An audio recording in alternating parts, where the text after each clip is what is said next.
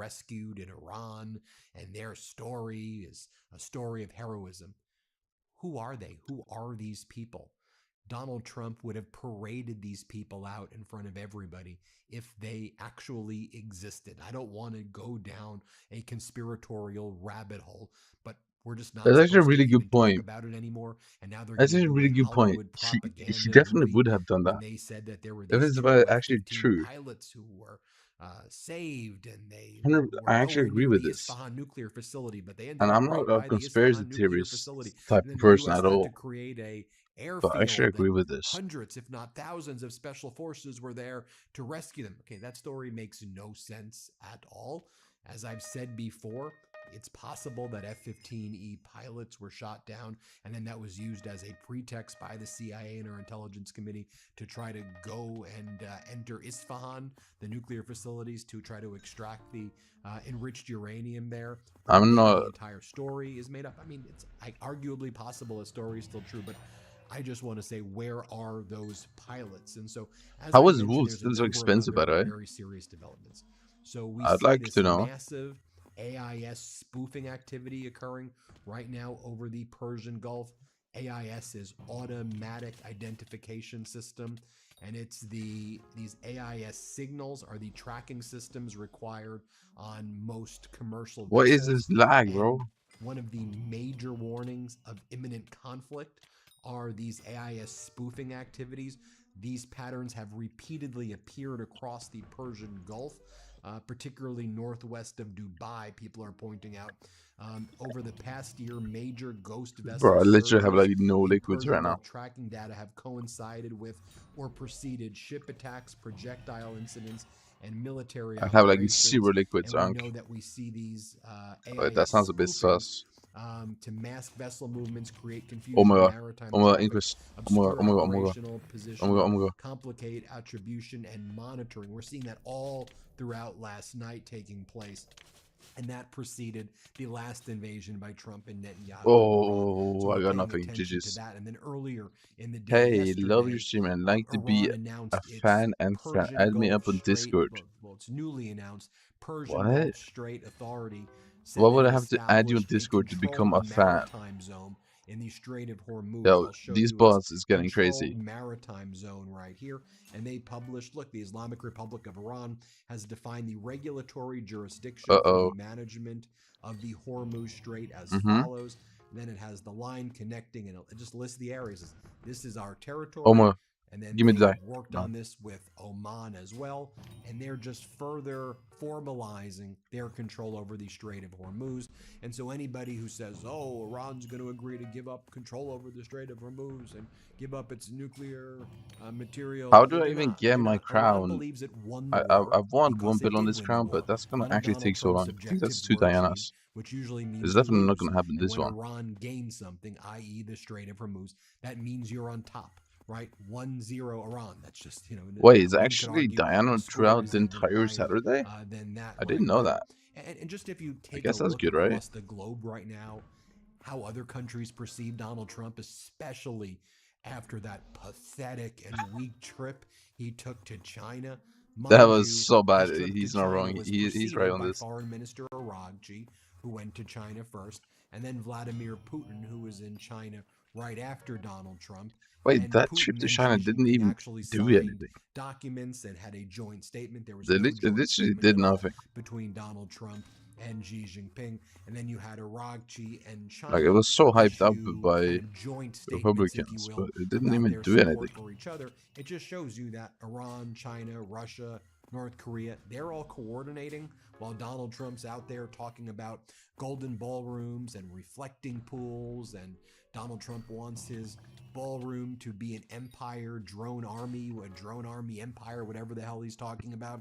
Donald Trump is What? claiming regarding his triumphal arch that there was congressional authority from 100 years ago that allows him to build a triumphal arch. I mean, the most ridiculous and heinous things that are just out of control. And then you have countries like South Korea. The local South Korean paper says Donald Trump is the taco. Trump ordered military not to carry out Iran's scheduled attacks tomorrow as planned. And they just call him Taco there. You've got Donald Trump sending Witkoff once again to Russia. His 7th visit to Russia. He's visited Ukraine 0 times. And then you have the Trump regime begging Ukraine Wait, why is he to wait, help Russia ease 7 times and restrictions Ukraine 0 on times. Belarus's So how is it potash. gonna work It's for peace fertilizer. deal? Doesn't make any sense. Very rich in minerals. This potash. If nobody's talking so to Ukraine, Trump's like, hey, Zelensky, you know, man, how you helped with the that ceasefire. this good doesn't reciprocated bro. just I for the believe. Russian I parade think it's on real. that May 9th or 10th, May 9th, whenever that was, they call it Victory Day. Error Can you help us with rendering we're event lifting the Twitch sanctions against Russian watch oil, streak? and we've extended The it fuck 3 does that times? mean? Yeah. We also want to help I Belarus. just got an error on my chat. The fuck is a banks. Twitch Can you watch help us stream? with their A potash streak. because we think that's going to help everybody. That's literally what the U.S. Fuck is that? right now. Pathetic. So no wonder when we look at the latest polling data, Donald Trump is polling at his worst ever. Take a look at this new poll from Fox. This is state regime media, folks. Wait, Trump did you? hits his lowest approval in either term on this state regime. So there's a streak on his Twitch? Overall approval in this Fox poll is at What? 39%. What is this? Is this Snapchat, bro? Non-MAGA Republicans, still Republicans, 54% approval. His approval among Also, something is really wrong with my space. His approval among rural voters, 43%. On the inflation, Trump is net negative 52%. Next mayor is just trash, but have you seen? 42%. It's a useless mayor. Useless, Unless I was normal Donald profile, Trump's which I'm not, approval is so. only 33%. His disapproval is 64%. No, overall approval is 34%. On the economy, it's You low-key cooked, bro. What do you mean? And overall approval, 58% disapprove. I know, I'm not looked in at all. I know. And every day. And here's what state regime media even says about him. They're like, Look, inflation's do you not see? really bad right now. People are like, I'm paying $5.30 to fill up my car. That's cheap compared to what we're paying out here in California. Here, play this clip right here. Authorization of the use of military force coming up again and again, and these votes, he's starting to lose Republicans as they're heads here. In theory, I could probably do. I used to do like 5:30 per hour. I don't know. It's just not fun, though, is it? June of 25 to now, it's still 56-44. But I mean, nothing makes Diana like super fun. It's like okay. It's not boring necessarily, but it's not like, oh my god, yes, Diana. It's like, okay. Yeah, those numbers are sort of eye-popping, right? Over a third think it's going to last months. Biden numbers, American opinion, over a year. And this is US. the problem. President Trump was finding out it's easy to get into wars, hard to get out of wars. And they also push yourself always to get better. You know, they started this Why? Thing, well, we're just that seems so boring. Tour, and it's going to be 4 to 6 weeks. They sort of set expectations there. And now you can see the president, his argument is, well, look at all these other wars. Vietnam lasted 19 years, and we've only been at this, 3 months. But the clock is ticking, and that argument is, according to all the data, including the latest Fox poll, is failing among the American people, particularly on Isn't Burris slower now, though, than before because of the math? I paid $5.30 to fill up. Or did they speed it up? They're feeling it every single day, and his numbers on inflation are as low as I've ever seen for any president. That was a Chicago gas station, right? Yes, it was. Okay, just checking. What? Britt, the gas price is the lowest of all exactly. time. I mean, Okay, bro. Big SUV. Just take a look at this poll one more time. When you look at Donald Trump on foreign policy, No, but the hub change. I'm talking about the change of hub. Net -9. Because that actually did change stuff a lot, in my opinion. Like, you don't have museum warp anymore, but it is a smaller hub, I guess. So I guess it's like the same, basically. It's this $1.8 billion settlement with himself using our taxpayer dollars to pay for the January 6th insurrectionists, and also to waive all claims against Donald Trump, Trump Organization, and his kids for any tax liability that they may have incurred, saying that the government is prohibited from auditing Donald Trump, his companies, or his family, and that any past he sued himself and he settled with himself for 1.8 billion. And his children gets waived. He gets full immunity, and he enters into a settlement agreement with himself and his personal attorney acting Wait, Attorney this General doesn't Todd even Blanche sound was his real. How is that personal humanly criminal possible? defense lawyer in a case where Trump I want to lost do and was that. I want to convicted sue of myself dozens of felony counts. and settle for He's an the one who agreement. signed the deal with himself, like with his client.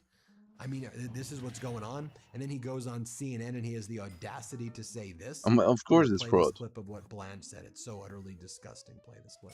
But wouldn't the average taxpayer respond and say, okay, but why is that now my problem? Why do my tax dollars now need to go to people who are upset about their involvement in investigations? I just don't understand. If you're just upset, you're not getting it done. On the other hand, I think if you said to the American taxpayer that there is a horrible wrong committed by your government, and now you can apply and you can have your lawyer's fees back. What? You can be compensated for what you lost financially. What American would say, oh my gosh, that's terrible? I mean, I very much disagree with the idea that the American taxpayer is indignant about the fact that a victim of weaponization, okay, a victim who suffered, whether it was legal fees, We don't care. had their life turned upside down in a way We don't that was not care. appropriate. If it was appropriate, there should be no compensation. And that's why we have 5 commissioners who will take a look at it. But I do not think the American people have issues with that. To the contrary, I think they do want their tax dollars spent on things like that. And now I want to bring you insight from So he thinks, but does he actually say that with a straight face? He thinks, you know, let me share this with you. well, This I'm not is, an American Professor taxpayer, but I Morandi. highly doubt Professor that the people who Morandi pay taxes in is, America professor at Tehran want University. 1.8 He billion to go travels with the directly to Iran Trump for negotiating suing team. He's himself. as close to the Iranian regime as possible.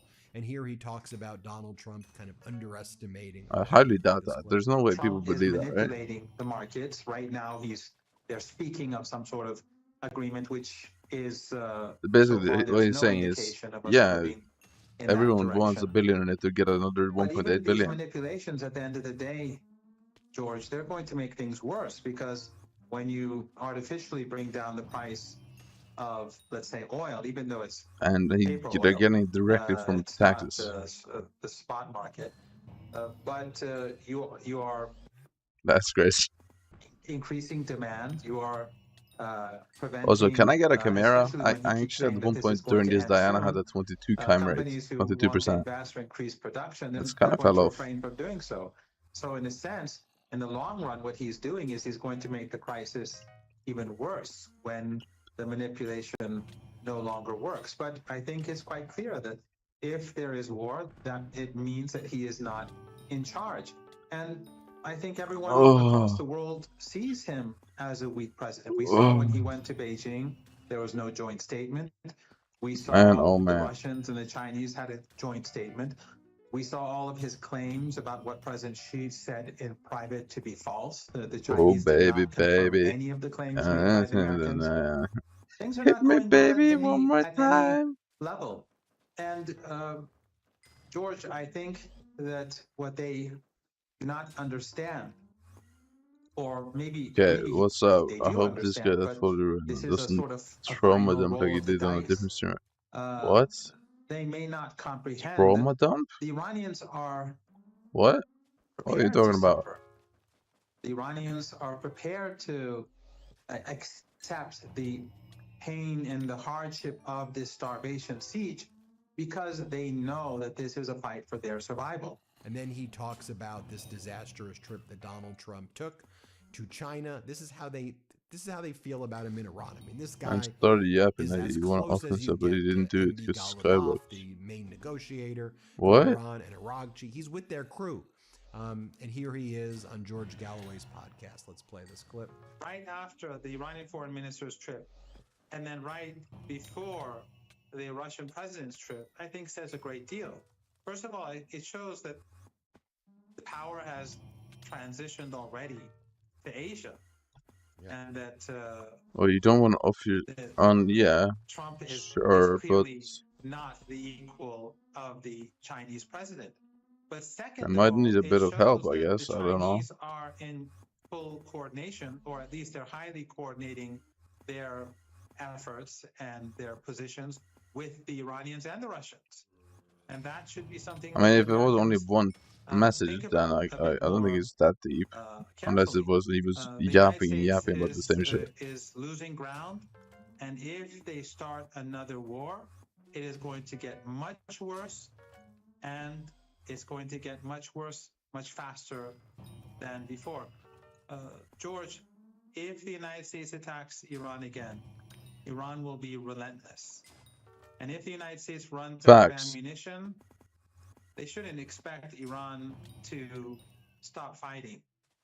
The Iranians will stop fighting only when all of their objectives are achieved. The same is true with Yemen. The same is true with Iraq. Facts, and though. the same is true with the resistance in Lebanon. And then you had that's actually a good point. Colonel I mean, Douglas McGregor, and he was just on Daniel Davis. I think Iran kind of wants, for some reason. I think talking here. that wants him to attack for some reason. I don't know why. He was a former Fox guy. He's a former. They keep taunting him to attack. Him to be like the ambassador to Germany, but his application was withdrawn. Like, this guy was super close to Trump, and you'll see how critical they are of just how bad Trump has handled everything, but specifically, this war. And they make it clear that the U.S. presence right now, Donald Trump has demonstrated that U.S. presence in your country. Why does it feel like I need to pee, but I don't need to pee? Whereas it used to demonstrate Can you relate or not? Offensive capability that most of these other countries actually want us gone. And this guy's I'm just showing you this because this guy was a Trumper. You don't really get, I mean, not anymore, but he was. Here, play this clip. A Trumper. Iran is de facto winning the war, whether we like it or not. Right. Now, there's something else, though, and this is very, very important, and your audience needs to understand that. Bases like this. What do you mean? I don't think so. So have you had that feeling before? You need to pee, but you don't need to pee. I don't think so. You're not him, buddy. Naval, air, and ground forces far from the United States has always been part of. Also, I need. There's gonna be 3 perk Aatrox right after this election, so I need coins for that. And making it possible for the enemy to rapidly overrun everything. Well, those days have been over for years. I do need coins for that. I and others have talked about this I think I need like 130 million, maybe. In range of all of these missile systems and overhead surveillance, you're going to lose them. I need to get 1 bill on this. If you lose all of this overhead and all this overseas. Wait, what? What do you mean? You also lose all the general officer and flag officer positions. What do you mean changed? Well, guess what? The Department of Defense doesn't want to give anything up. What do you mean? We're about to be thrown out of Germany. Once we get rid of this Chancellor Merz, and eventually the Alternative für Deutschland, the AfD, takes over, and they have a chancellor, we're going to throw us out of Germany. Oh, really? And by the way, the Koreans so it's the same as code. To throw us out of South Korea. They're being polite about it. That's effectively what they'd like. And the Japanese are not far behind, because instead of being a source of defensive capability, I don't know how to feel about that. Of being there, so you're telling me you get a 1 bill average, and it's the same as Crown of Grid? We're now seen as being a magnet for conflict, a catalyst for war. That seems a bit weird. I don't know. Because if I mean, 5x is definitely a bit excessive. I'm not gonna lie, but what's the point of having us on their soil? And boy, have we been what's the word I want? We've been exposed, I guess, is the best way to put it. Exactly. And what a shame. At least like a 2.5x in my opinion. Well, 3x is just fine as well. You're welcome anyway. But right now, it's matched by technological change that has fundamentally shifted the advantage in warfare. The advantage in warfare strategically, and I would argue operationally, is now defensive. But yeah, I don't have 1 bill Crown of Aries. We do on the basis of well, I do, but I'm leveling a different one right now. We had better start thinking about how we're going to defend the continental United States. And we better start thinking about it quickly. There you have it, folks. Let me know what you think. Hit subscribe. Let's get to 7 million subscribers. Okay, yep. I want to see.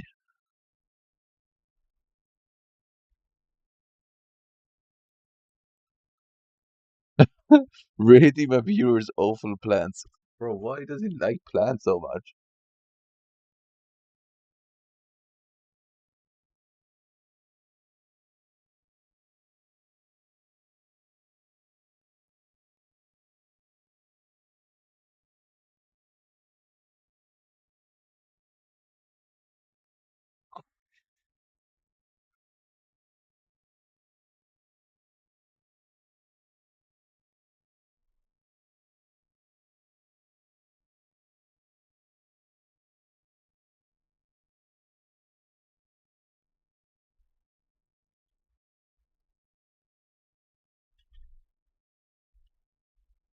Uh,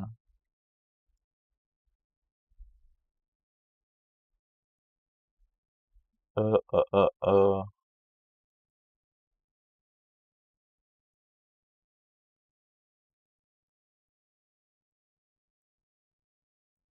Who is Shad the Builder? Shad the Builder? Who is that? What the fuck is that? What?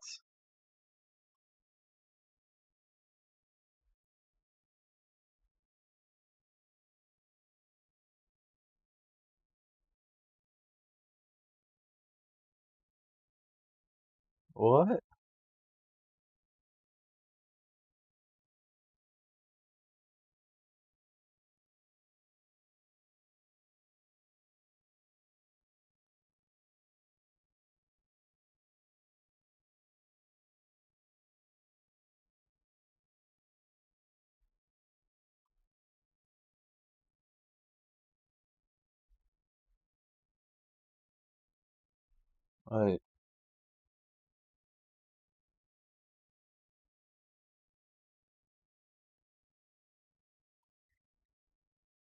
I see. Okay. Top criminal law exposed by Shad the Builder is fucked. I don't know who it even is. Supposed to use if he's being attacked, it has to be proportional, and you can't be the provocateur. I was always under the assumption if, let's say, somebody like runs up on you and is like trying to fist fight you, you would have like a. I don't even know who Shad the Builder is, but I want to watch this because I love Bruce. I love Bruce so much. Bruce is epic. And Gideon too, I guess. So it'll be combo. You guys know about this whole Chud the Builder case and everything. It's taken over the internet. Everybody got an opinion on this. Some people think it was self-defense. Some people think it was unjustified. F what everybody else is taking. Everybody's pretending to Wait, be is it like filmed? lawyer. We have a real lawyer that's going to be talking about the case. Y'all, welcome to the stream. Bruce Rivers, criminal lawyer. Thank you so much for coming on my stream today, man. Let's go, We have Bruce. a big topic that I want to talk to you about. What would that be? So, I think our favorite streamer, Chud the Builder, he has been charged with attempted murder. Crazy thing about Oh, this, it's like that. Did you hear about that? There's more charges? What are the more charges? First degree asshole. Dang, wait, what's the penalty Wait, for that? I actually want to see his verdict first. And let's be clear as to what the First Amendment really is. It's a check on the government. And it's a check on the government to prohibit time, place, and manner of speech, right? Okay, but actually, I'll just watch this video instead because he's still gonna regulating the content talk. of speech. The First Amendment is designed to protect us from the government. It doesn't. Okay, I want to see this Shad the Builder video. I'm confused. Who even is this guy? Here are his charges: attempted criminal homicide, employing a firearm during a dangerous felony. Attempted homicide is insane, though. Reckless like, endangerment with a deadly how? weapon. And he's facing up to 54 years in prison. No, I don't think he's going to get that. But in his only defense is self-defense. And proportion is the key. It has to be reasonable under the circumstances where another person, a reasonable, prudent person would act the same way. And the amount of force used has to be proportional. Yeah, self-defense is really difficult in America, I think. But he's going to be convicted on one of these. Well, sometimes it's basic. Because I don't think he was trying to kill the guy. But employing a firearm during the commission of an aggravated felony or dangerous felony, I think that could pose a little bit of an issue for him. So I hope your bologna sandwich is to your liking, because you'll get plenty of those while you're sitting there and eating your veggie loaf. So is Shad the Builder like your TikToker? Like I don't know, man. I'm so confused. I want to see this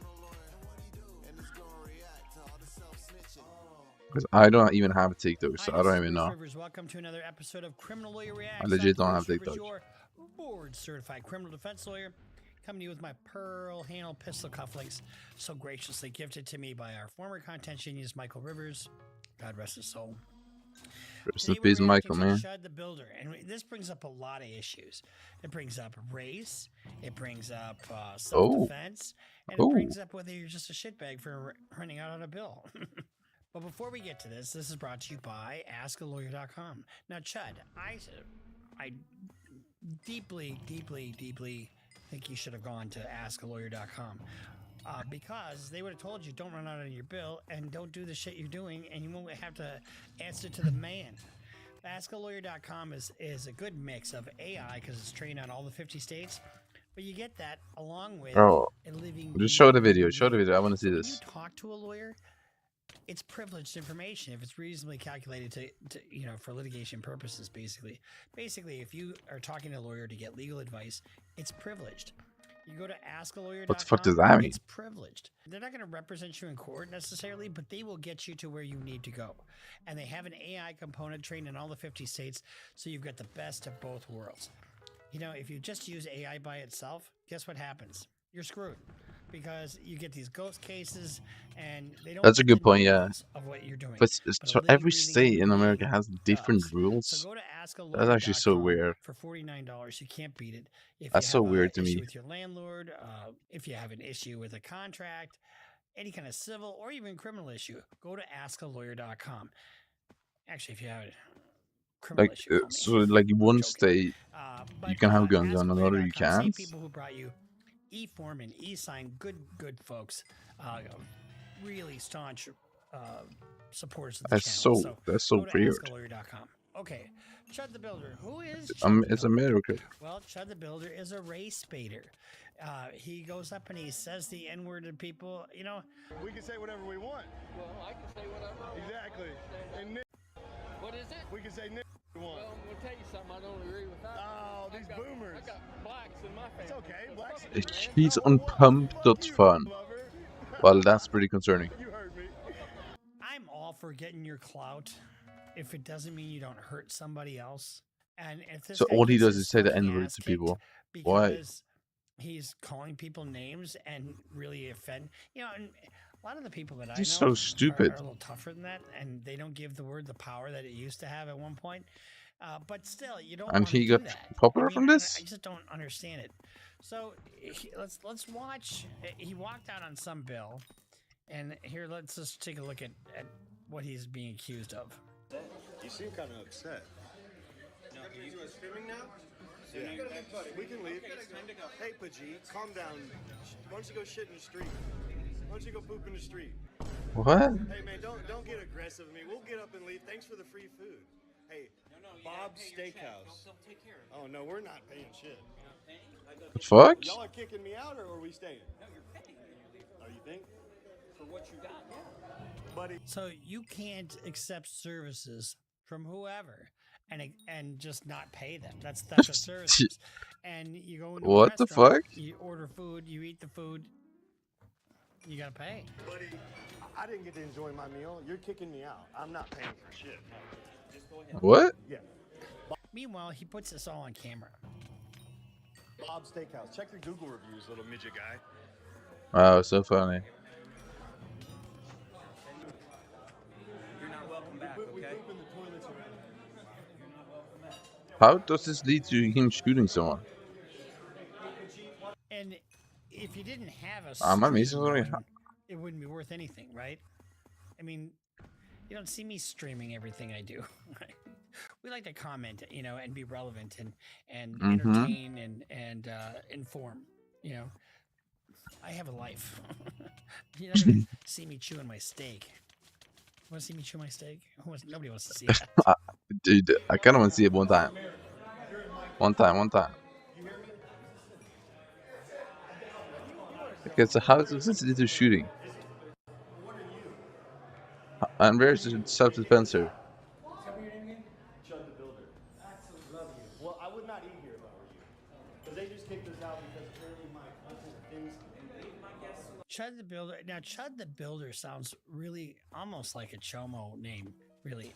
And with that porn mustache, tell me there's not a lot more going on there that we don't know about. I'm joking, of course. I wouldn't eat there if I were you. Leave my guest. This guy knows me and just wanted to shake my hand. Because he respects America, unlike you, midget fuck. Wow. Who speaks like that? Unlike you, you midget fuck. I mean, It's so weird and cringe and boring. Literally. well, that's where I'm going for my next meal. I'm going to Bob's Steakhouse. Bob's Steak and Chop House. W shout out. They don't like freedom. Make sure you get it one more time. We don't care. Let's go to the hotel. I got a badass Airbnb. You got a what? I got a nice Airbnb. Oh, really? I can't believe that fucking midget fuck thought I was gonna pay for the meal after they kicked me out. They don't like America over there. They hate freedom of speech. Okay. How does this lead to shooting? Well, you're not America. You know, what does it take to be decent to folks? Honestly, I can't tell you the last It's time so I easy. swore at somebody. And if I did, probably was last Saturday night actually. But it was fun, in good fun. We did a throw roast for my buddy for his 70th birthday. That was so much fun actually. So that's him walking out on his bill. Roast. Now let's watch him getting arrested. Right here. Yeah, they normally park right here, man. This same one? Hey, sir, you're under arrest. What did I do? Okay. Can you lock it?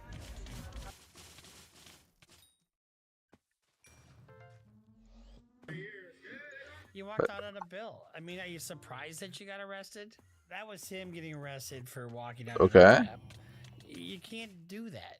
Yeah, and if you had a dispute with somebody, That's so stupid. I get into court all the time, and the other side can just be a stinker. I'm not gonna pay my bail. Rotten, oh, you rotten Guys, stinker. You know, I'm gonna keep that but out. guess what? What did Michelle Obama say? You know, when they go low, we go high. You know, it may sound corny, but I'm telling you, you fucking gain a lot of credibility with the court or with whoever you can Fair enough. dispatch somebody very easily or get rid of them. How do I get mythological value though? I really want it, but like, dude, it's bad. It's bad. I don't think you should. So he walks out on the bill. He gets arrested. Then he gets. Okay, so I guess we can only hope for no die tomorrow. I can't imagine how much Good dice tomorrow, because then I can actually play I'm not sure if walking out of that normal was a profile felony where he or my was. alt account. But and But then I need to grind that. Now keep in mind who this guy is. He's Mr. Confrontation, right? That's his channel. That's his shtick, and it's all about America. America first, whites only. Yeah, hey man, you're the N-word. I mean, give me a break. Man who instigated racist disputes. This is from, what is this from? This is from the Clarksville now.com. Man who instigated racist disputes charged with attempted murder outside the county courthouse. So he's there trying to defend himself against this bill. 2 people were hurt in a shooting next to Montgomery County Courthouse in Clarksville. Is it Clarksville, Tennessee? But he shot there for what? Involving Dalton Etherly, aka Chud the Builder. I don't know how we got that name, Chud the Builder. It seems so odd. Etherly, 28, has been charged with attempted murder, employing a firearm during a dangerous felony, aggravated assault, and reckless endangerment with a deadly weapon, according to Montgomery County Sheriff's Office. He has been booked into so he booked again into the Montgomery County Jail.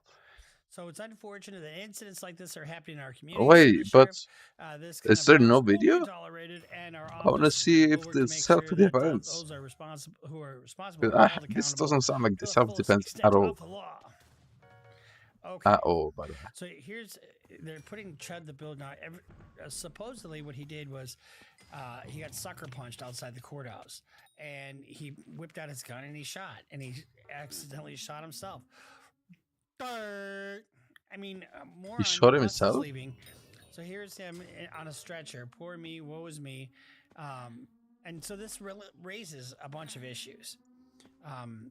Wait, he shot himself? Controversial Clarksville online video streamer is now facing an attempted murder charge. It's the result of a fight outside the Montgomery County Courthouse that ended in gunfire. Good evening and welcome to News 2 at 6. What is this? And I'm Haley Wilgus. Authorities say Dalton Etherly, also known as Chud the Chud the Builder. How do you get that name? Also known as Pornstash the Builder. Is that a porn stash? Were both shot during this exchange. News 2's Caitlin Quisenberry has more on the investigation.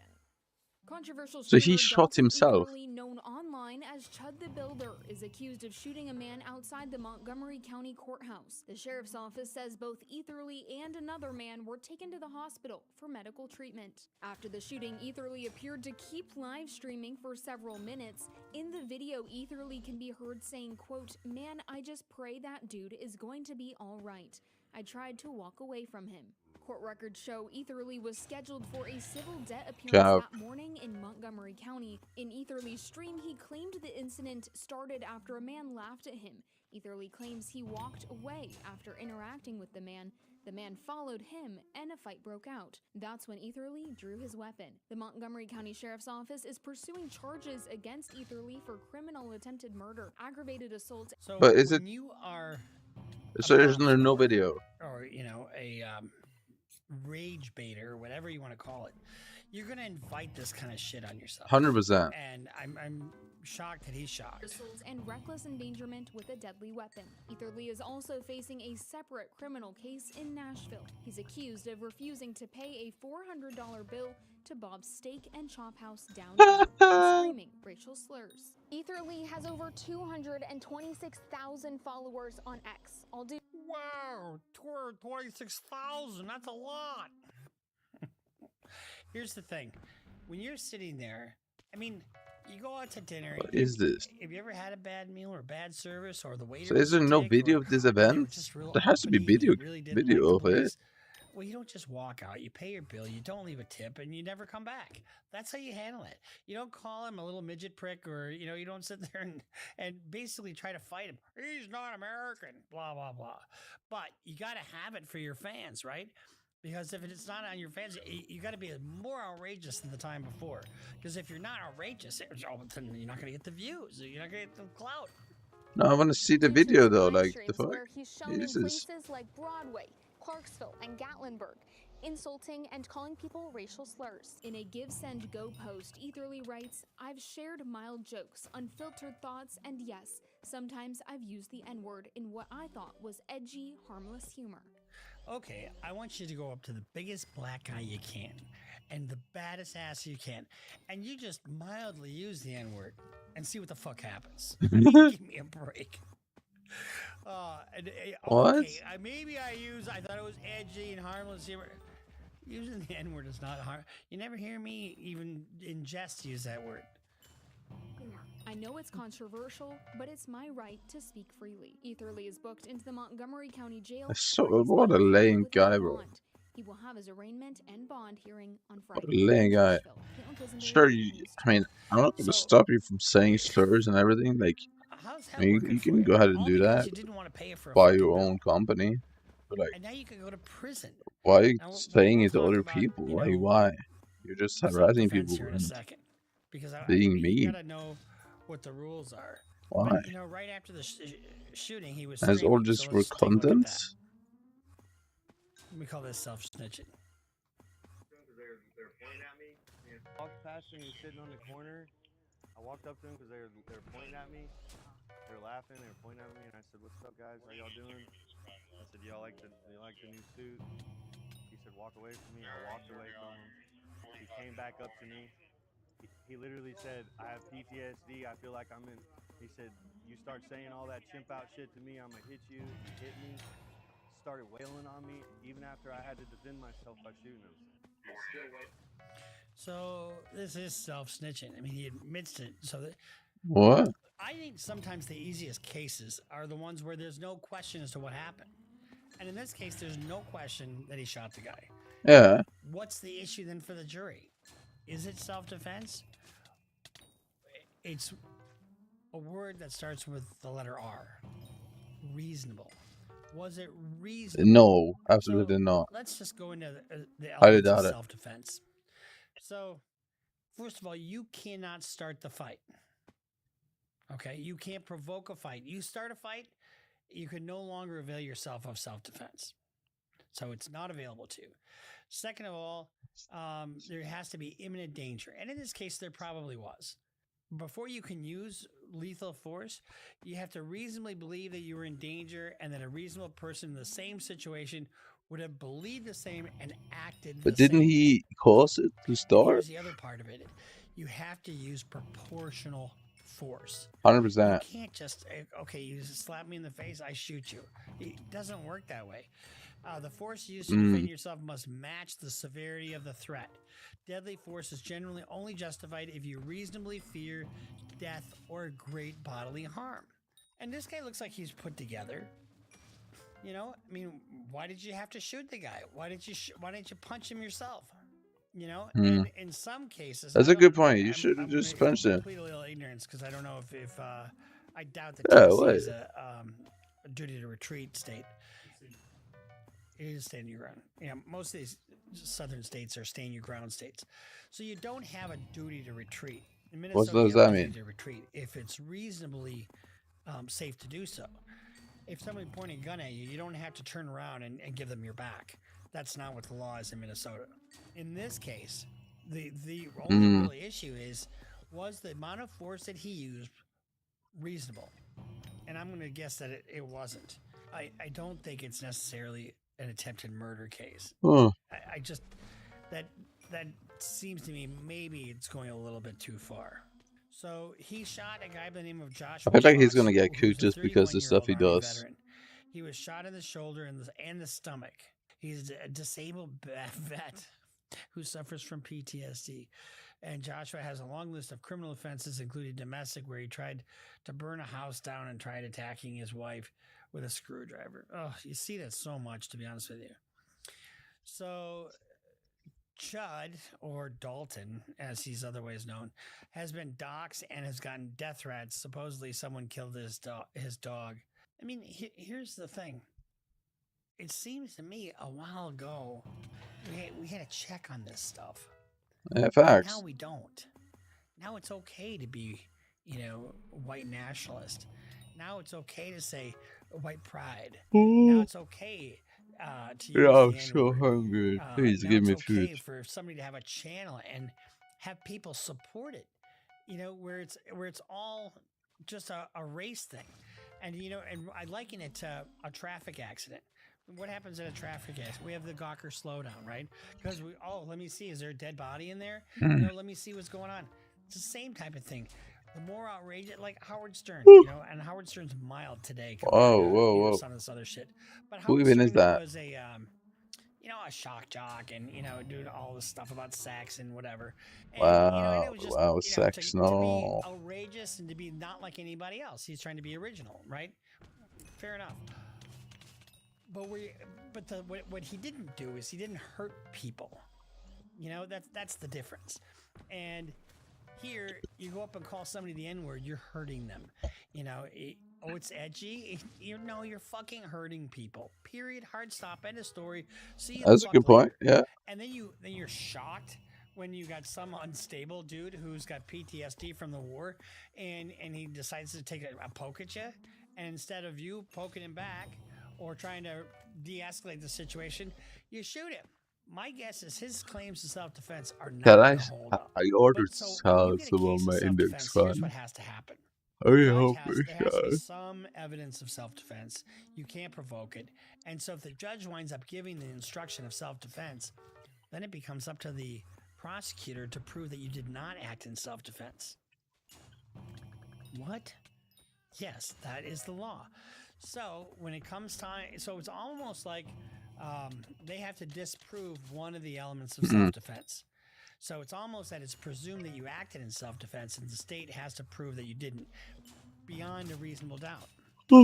So when did stocks and stuff even start? This guy. I can't tell you how glad I am that I don't have any friends like this. I don't have anybody in my life like this. So let's take a little bit of a look at his content. Oh, by the way, he shot himself too. I mean, he shot himself.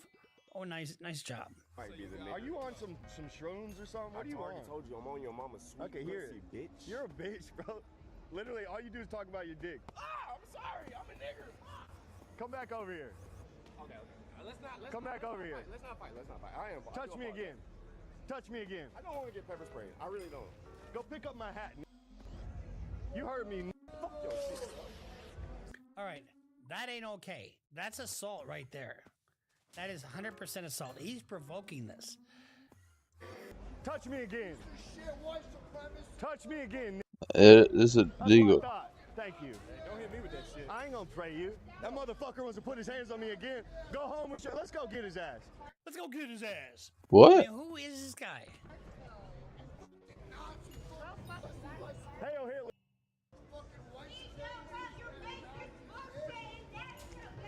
Hey, thanks for picking up my hat. Look at this. Get her. Get her. Let's go get that dude. Didn't we fight the Nazis? This is so weird. in World War What II? is I mean, wrong didn't with we it? try to eradicate that shit? How is it even loud anywhere? All right, that's enough of that shit. So his bond. So he was set. His bond is set at 1.25 million. Let's take a look at the bond hearing. So we're gonna have a bail. I'm gonna set just a bond right now after we have our bail hearing. Then I'll let you make all the arguments. We can go through all the factors in the statute and see if that gets amended up or down. Okay? Yes. Is it no video? I want to see the video. 1.25 million. 1.25 million. If the road you traveled led you to this, of what use was the road? Where's that from? Country for Old Men. Oh my, that guy's so creepy in that movie. But I mean, he ain't smiling now. Yeah, he's He ain't cooked. using the N-word now. Say the N-word right in front of that deputy right there. Why don't you do that and see what happens? Based upon the fact of how many people were in the courtyard, we're here at the courthouse, and the seriousness of all these felonies, and his bond status. Okay? Yes, sir. So, the 26th at 9 o'clock. Oh, he is cooked. He's not happy either, I think. For a bond hearing. Well, why would he be happy? Okay, my bad. Those are stupid things to say. Does that work for everybody's calendar? General, does that work for the state? Shut the builder. Yeah, I'm actually happy he's getting cooked. What a fucking idiot. What a fucking idiot.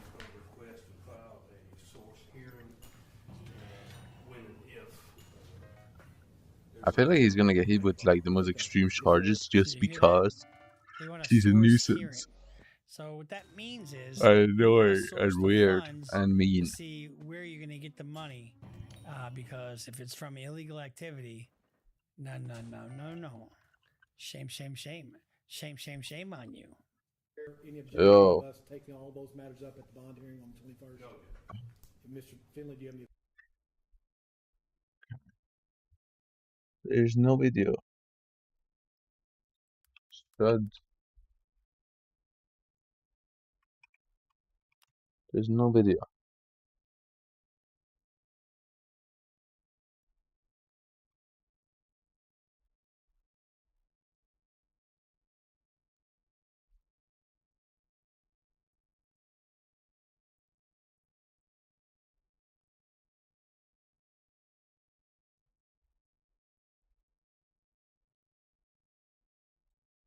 Chud the Builder is getting desperate, so much to the point he's begging.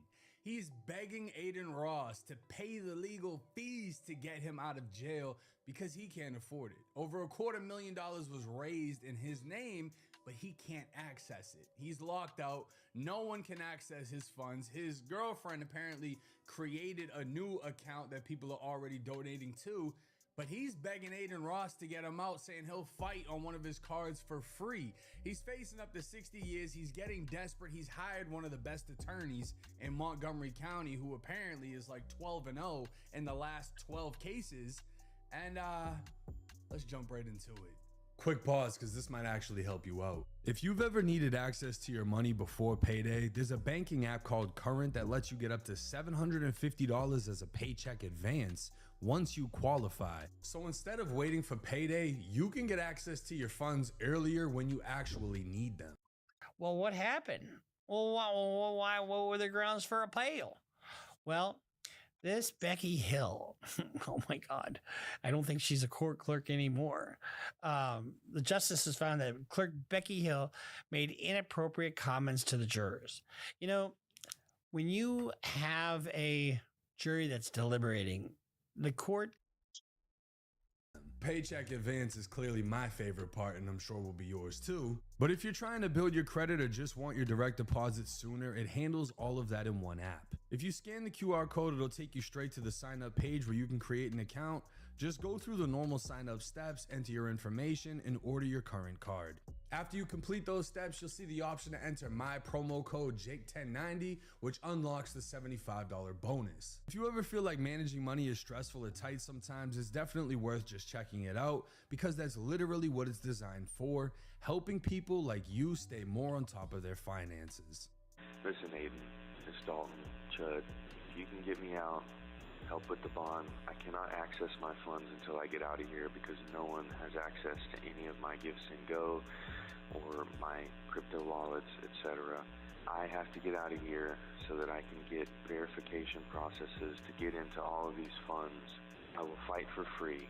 If you can help me out to post bail, I will fight for free. We'll do whatever it is you want to do, bro. I need somebody with big money who can throw down, who can support me. Now, that would be insane if this was to actually happen. Chud the Builder seems to be running out of options after reaching out to Aiden Ross in hopes that he will bond him out. Chud is in custody and charged with attempted murder of a black man.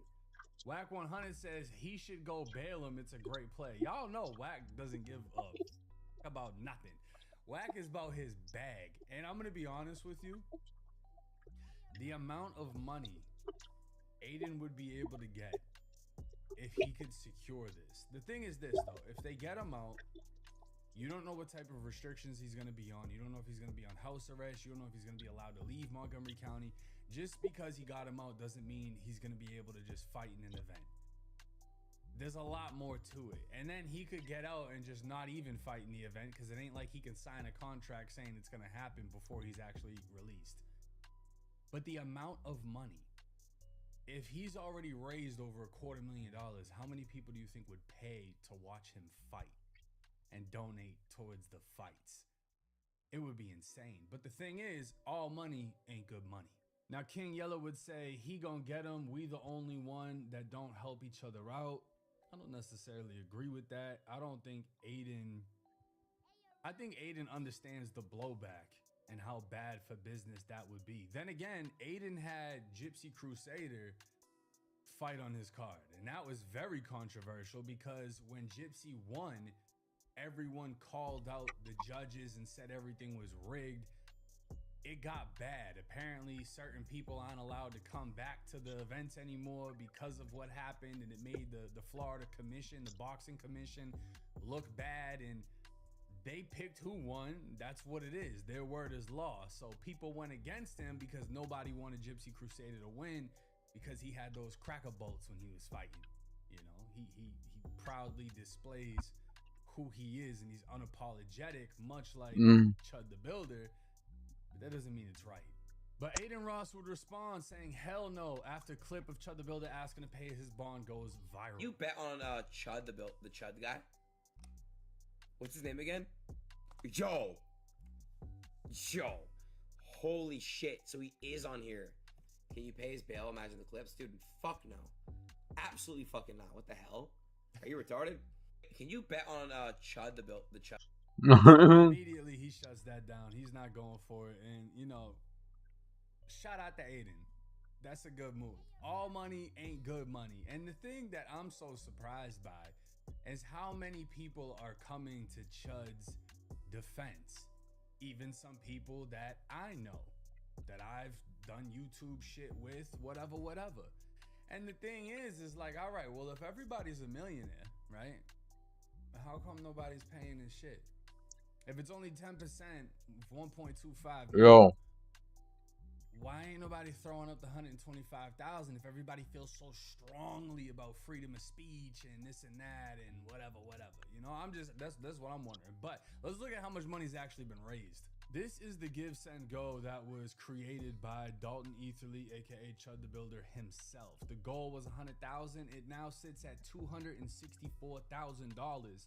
And he is locked out of this account. This is more than enough to get him out, pay the lawyer, get some food, a nice steak dinner. This is plenty right here, right? And he has a very good lawyer, but he can't access any of this. He's completely locked out of it. So what happened was, within the jail call that came out, he states there's a new give, send, go because he's locked out of the original, and his girlfriend Alexis apparently runs this one. So the goal for this is 20,000.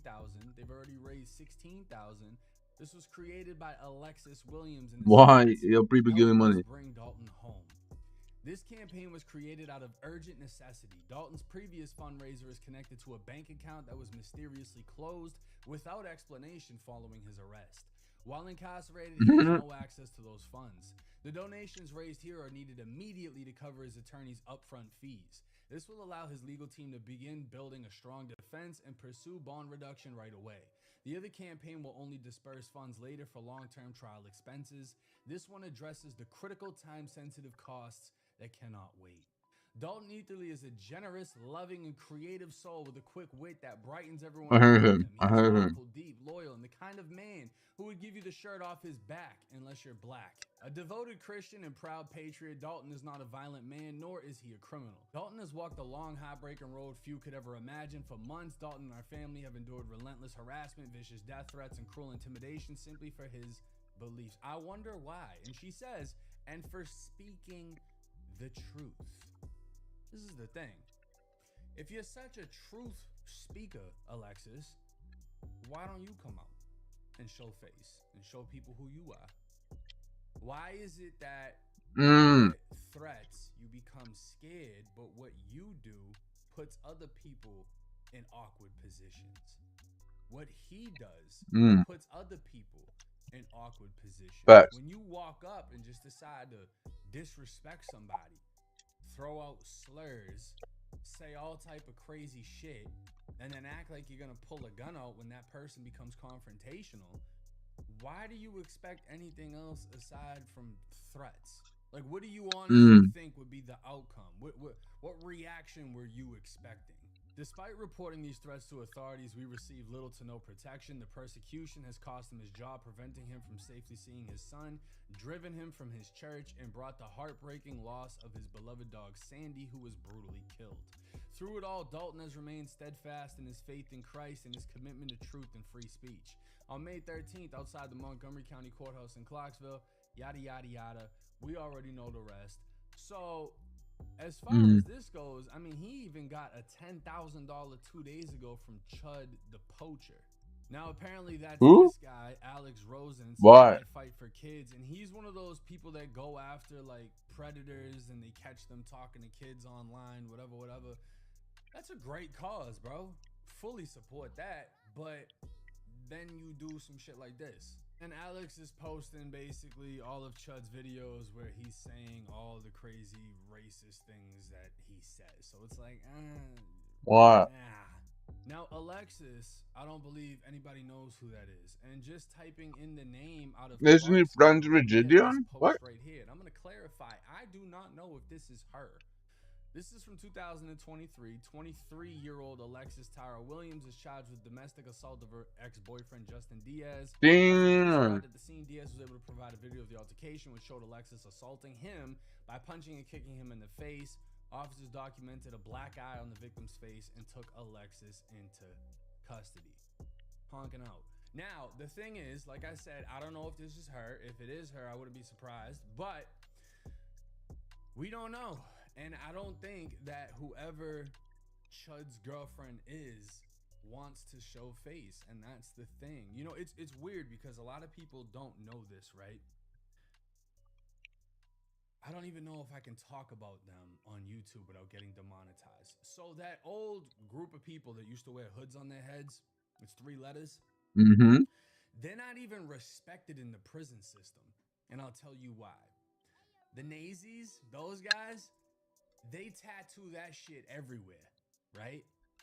They put it all over them. They'll put it on their face. I knew someone that had cracker bolts in between his eyes named TK.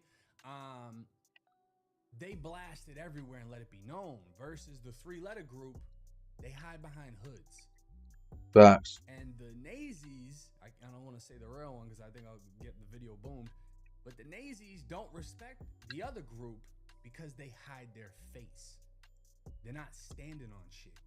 They're not showing everyone who they believe because they're hiding behind masks, right? So when it comes to situations like this, one of the main things that I don't agree with, right? Obviously, if you're trying to rage bait people and you're expecting a reaction, whatever, you're trying to get clips, whatever, right? It's like pranking somebody. But when you're throwing out slurs and you expect not to get hit. Now, one of the people I know that are defending Chud is Myron from Fresh and Fit. Me and Myron are cool. Shout out to Myron, shout out to Fresh. Fresh actually just hit me up asking if I want to do an interview, but y'all know I just had a baby, so it's kind of difficult to pull that off, right? But I respect other people's beliefs as long as they don't interfere with my way of life, right? Fair. So I don't care how you feel as long as you're not forcing some shit on me or coming up to me and saying the craziest shit. Then you're gonna get a reaction. But let's listen to his take, and then I'm gonna give y'all my opinion on it, because respectfully we disagree. Look, man, all these hate you. They're looking for something to go after you with. So you just got to be on point, bro. You got to be on point. You know what I mean? And I'm not saying that on some hating shot. I actually want to see him win. I actually think he's hilarious. I think it's funny. And quite frankly, watching all these get so butthurt, right, over a word goes to show the problems in the black community. Like, they'll sit there and be willing to risk it all, lose their life over somebody saying, like, really, bro? Really? And they prove all the stereotypes right with their stupidity. So the point that he's making in this situation is people are willing to crash out over a word, right? Where I disagree is this. If we're going by those fundamentals, right, that you shouldn't do anything because someone is saying something and you just come off as low IQ, you have no self-control, whatever. What we're doing is we are building a society of keyboard warriors, because that is no different, right? 100%. You want the ability to talk shit and not get hit, no different than a fucking troll online who trolls you on a fake account, hides face, or you just don't know where they're at, or they live like 10 states away, whatever. You're creating a society in which no one is held accountable because you can just hide behind whatever and saying, oh, you're willing to lose your life and risk it all, Well, that could be said for Chud. That's why he has to walk around with a gun and grip that gun every time he says something disrespectful to somebody. He has to threaten them with his gun to pull off what he's doing. Otherwise, they would have been put hands on him in multiple situations. So I don't agree with that, because you're baiting. You're trying to get these negative reactions. You're going for it. You're going out of your way to get it. And then when you're actually met with someone who's not going to deal with your shit and will put hands on you, you're going to try to hide behind your gun, hide behind the law, hide behind whatever you can, and tell them that they're wrong for their reaction to your That's a really good point. Wow. Disagree. And Myron isn't the only fan of Chud the Builder. You also have Charleston White. You said that I'm too non-racist, so I'm assuming that you must racist white boy. I love them. But you must really like Chud the Builder. I love him.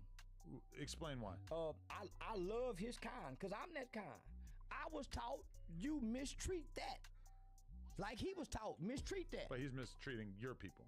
What's wrong with that? He ain't mistreating my people. My people go to jail for hurting him. Well, he goes around calling random black people the N-word. Them ain't my people. Why not? Just because you're black, you're not my people. Everybody in Africa is black. Sudan, Congo, Nigeria, Morocco, and they're all Africans. But he's doing it with like random black people hanging out Those at aren't gas my people. stations down south. My people is I know a crack his ass no matter he got a gun or not. Right. I know some white boys, if I go up to a crack ass. What's the difference between the people he's been tormenting and the people that you are hanging out with?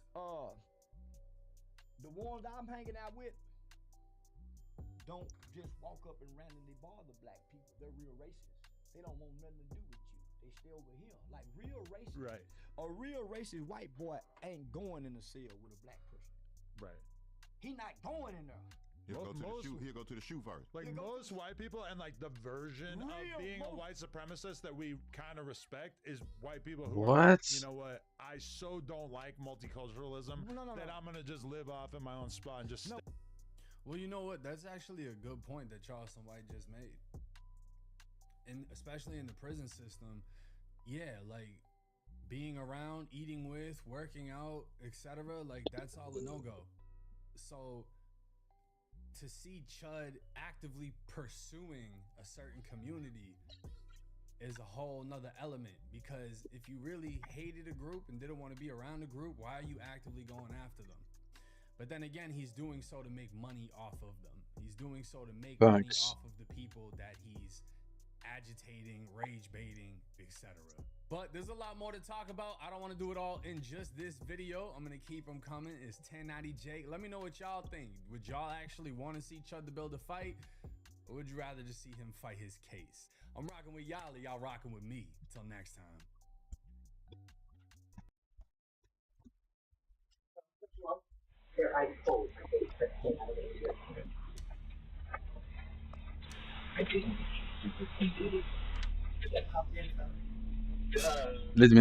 This is Marshall and his mother, Alicia. Just feet away, inside the trunk, lies the dead body of Marshall's girlfriend. He has cut her body up and plans to discard it in the remote mountains of the Sierra foothills.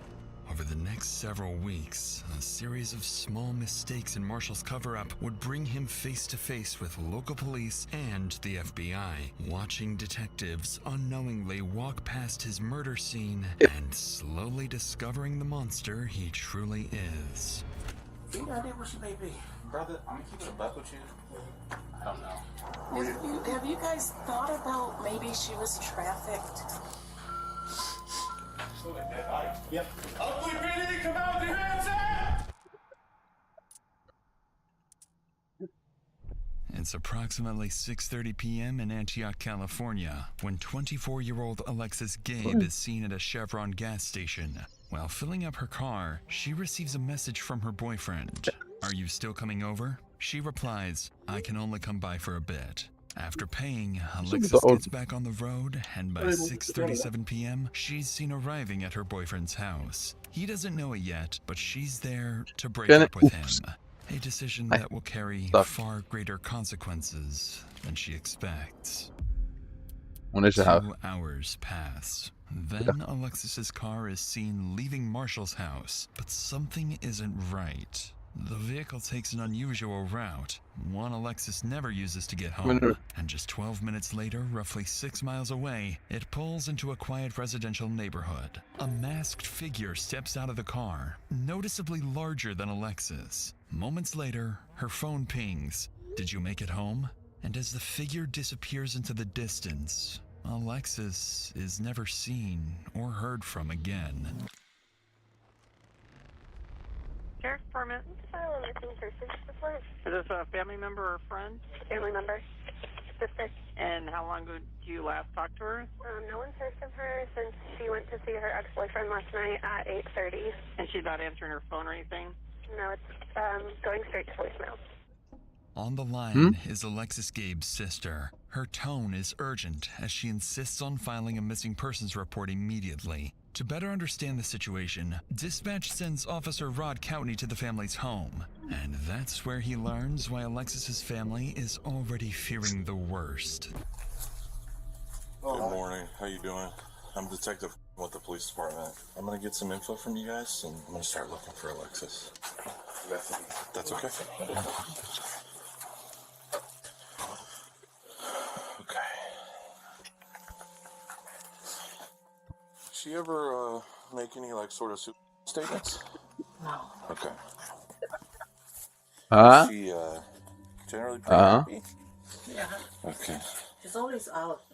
Not every day. She's always out? Do you know where she goes a lot of the time? With her friend, E and Ria. She's with us yesterday too. Does she have any mental health issues? It's generally an antidepressant. Yeah, I know. That's why she said. That's why she's looking out for the doctor.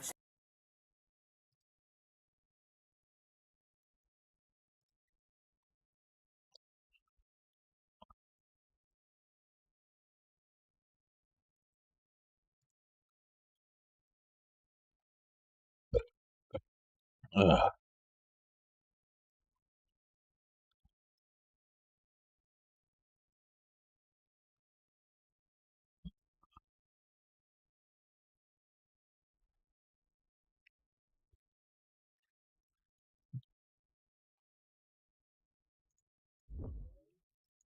I love rare.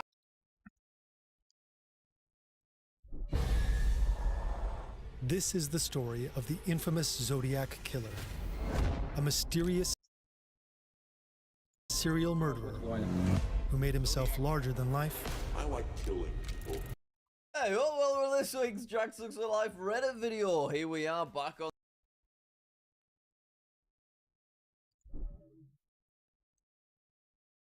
Climbing the world's tallest mountain used to be the most respected achievement in mountaineering. Rare skins. When it comes to Counter-Strike, I love the rare shit.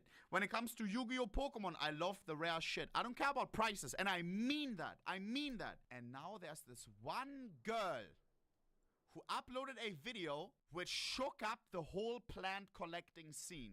She found a way to fucking duplicate the most expensive plants easily. You have a plant mafia that is trying to hold seeds of rare What? shit, and she is mixing that scene up. I accidentally crashed the rare plant market.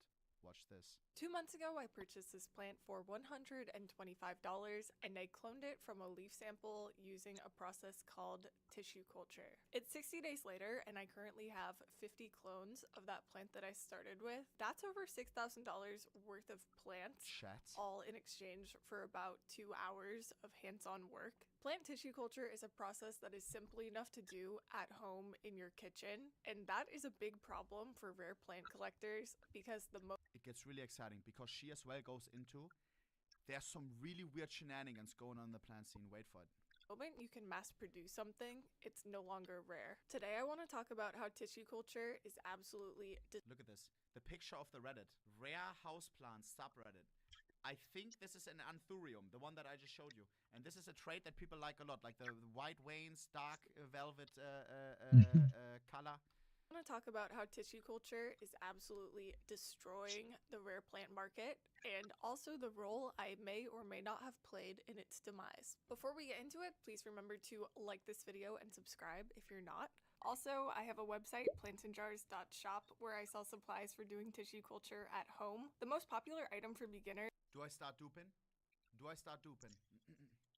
is the Plants and Jars starter kit, which includes the 5 products that you would use to make tissue culture media, or that gel that the plants multiply on. The starter kit comes with digital access to my protocol library, which I'm not gonna skip her ad because I want the rarest plants at fucking cheap price.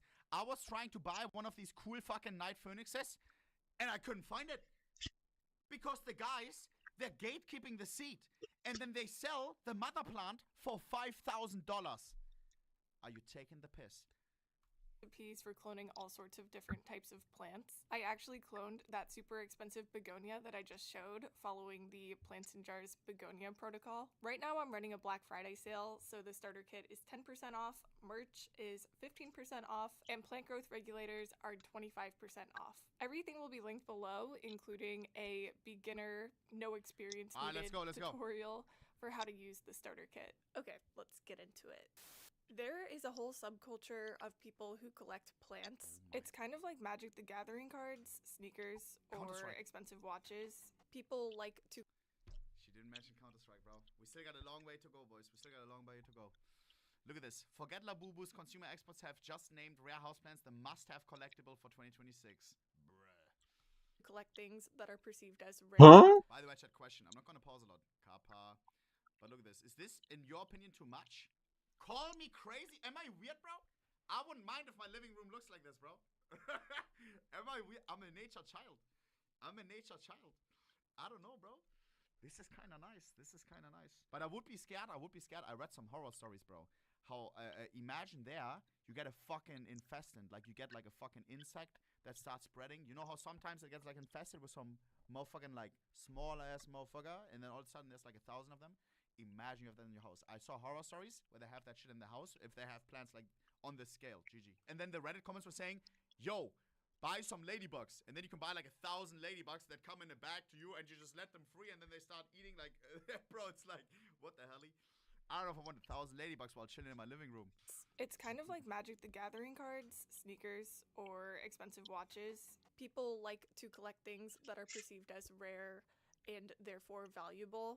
But unlike Magic cards, which Wizards of the Coast can agree not to reprint in order to protect their value, plants are living things. That means if you have one plant, you can pretty much always use that plant to make another plant, and then another one, and then 50 more, and all of a sudden your $300 one-of-a-kind plant is being sold on Facebook Marketplace for 20 bucks. The ability to propagate plants is what makes the rare plant market so unstable. Prices can skyrocket when something new and cool appears, but then collapse once people start multiplying it. From 6K to 150. Especially with methods like tissue culture that are very effective for creating a lot of plants in a short amount of time. If plants can multiply so easily, why did I still pay over $100 for the one that I just showed? The main reason that plants like this one, which is a begonia pink urchin, can be so expensive is because they just aren't available on a commercial level. You can't just walk into Home Depot and get one. You have to go to some random lady's Etsy store and riz her up before she'll sell it to you. Because only... Same shit with me, bro. I was trying to res up 2 dudes on Instagram, like, hey, one of these, and I felt like a guy like asking for drugs. You got a night dragon? You got an Ethereum night dragon? He was like, yeah, I just sold one 1 week ago. Sadly it's gone. I still have a Dark Phoenix though, if you want. I have it paired with a, I don't know, it's called like some rare fucking ass thing. And I was like, yeah, let me get that, bro. I'm telling you, bro. But I didn't buy it yet. Or maybe I buy it and I start duping the shit out of. Oh, wait. Let me buy it first. Small hobby growers are cultivating these plants. There's a very limited supply, and that allows the growers to pretty much... In search of true pink Capricorn, preferably under 1K. Chat, I feel like I'm looking at Counter-Strike Reddit. Like, looking for Fire and Ice Karambit. Looking for Max Pink Gamma Doppler. Like, bro, like, what am I reading? And then it's some like... Then it's some angst, like this is CS for angst, kinda. Like, I mean, yeah, actually, like, bro, chat. Can I turn into plant streamer, bro? Please, bro, please. Like, here, Zack, boom. Like, we yap about plants all day. Please, bro, please. We start like duping plants on stream. We search for new rare shit. Ooh, we manipulate the market a little bit. How we have done it in CS before. Come on, G. Much charge whatever they want. In my opinion, there are 2 types of scarcity in the plant economy. Plant economy sounds crazy, but I swear it's a real thing. It is real. The first type is natural scarcity. When How many plants in the world is there? Look at her background. These are all these duping stations. She's like duping all this rare shit in the back. Like, no. She doesn't give a shit. The first type is natural scarcity. When plants have natural scarcity, it's generally because nature has made them really annoying to deal with. I like to think of these as plants that you would see at a botanical garden, but not at your local plant store. Wow. These plants are difficult to grow, they grow really slow, and they sometimes have a very small native range where they come from. An example of a naturally scarce plant would be the Titan arum, or the corpse flower. It's hard to find seedlings of this plant because they only flower every 10 years.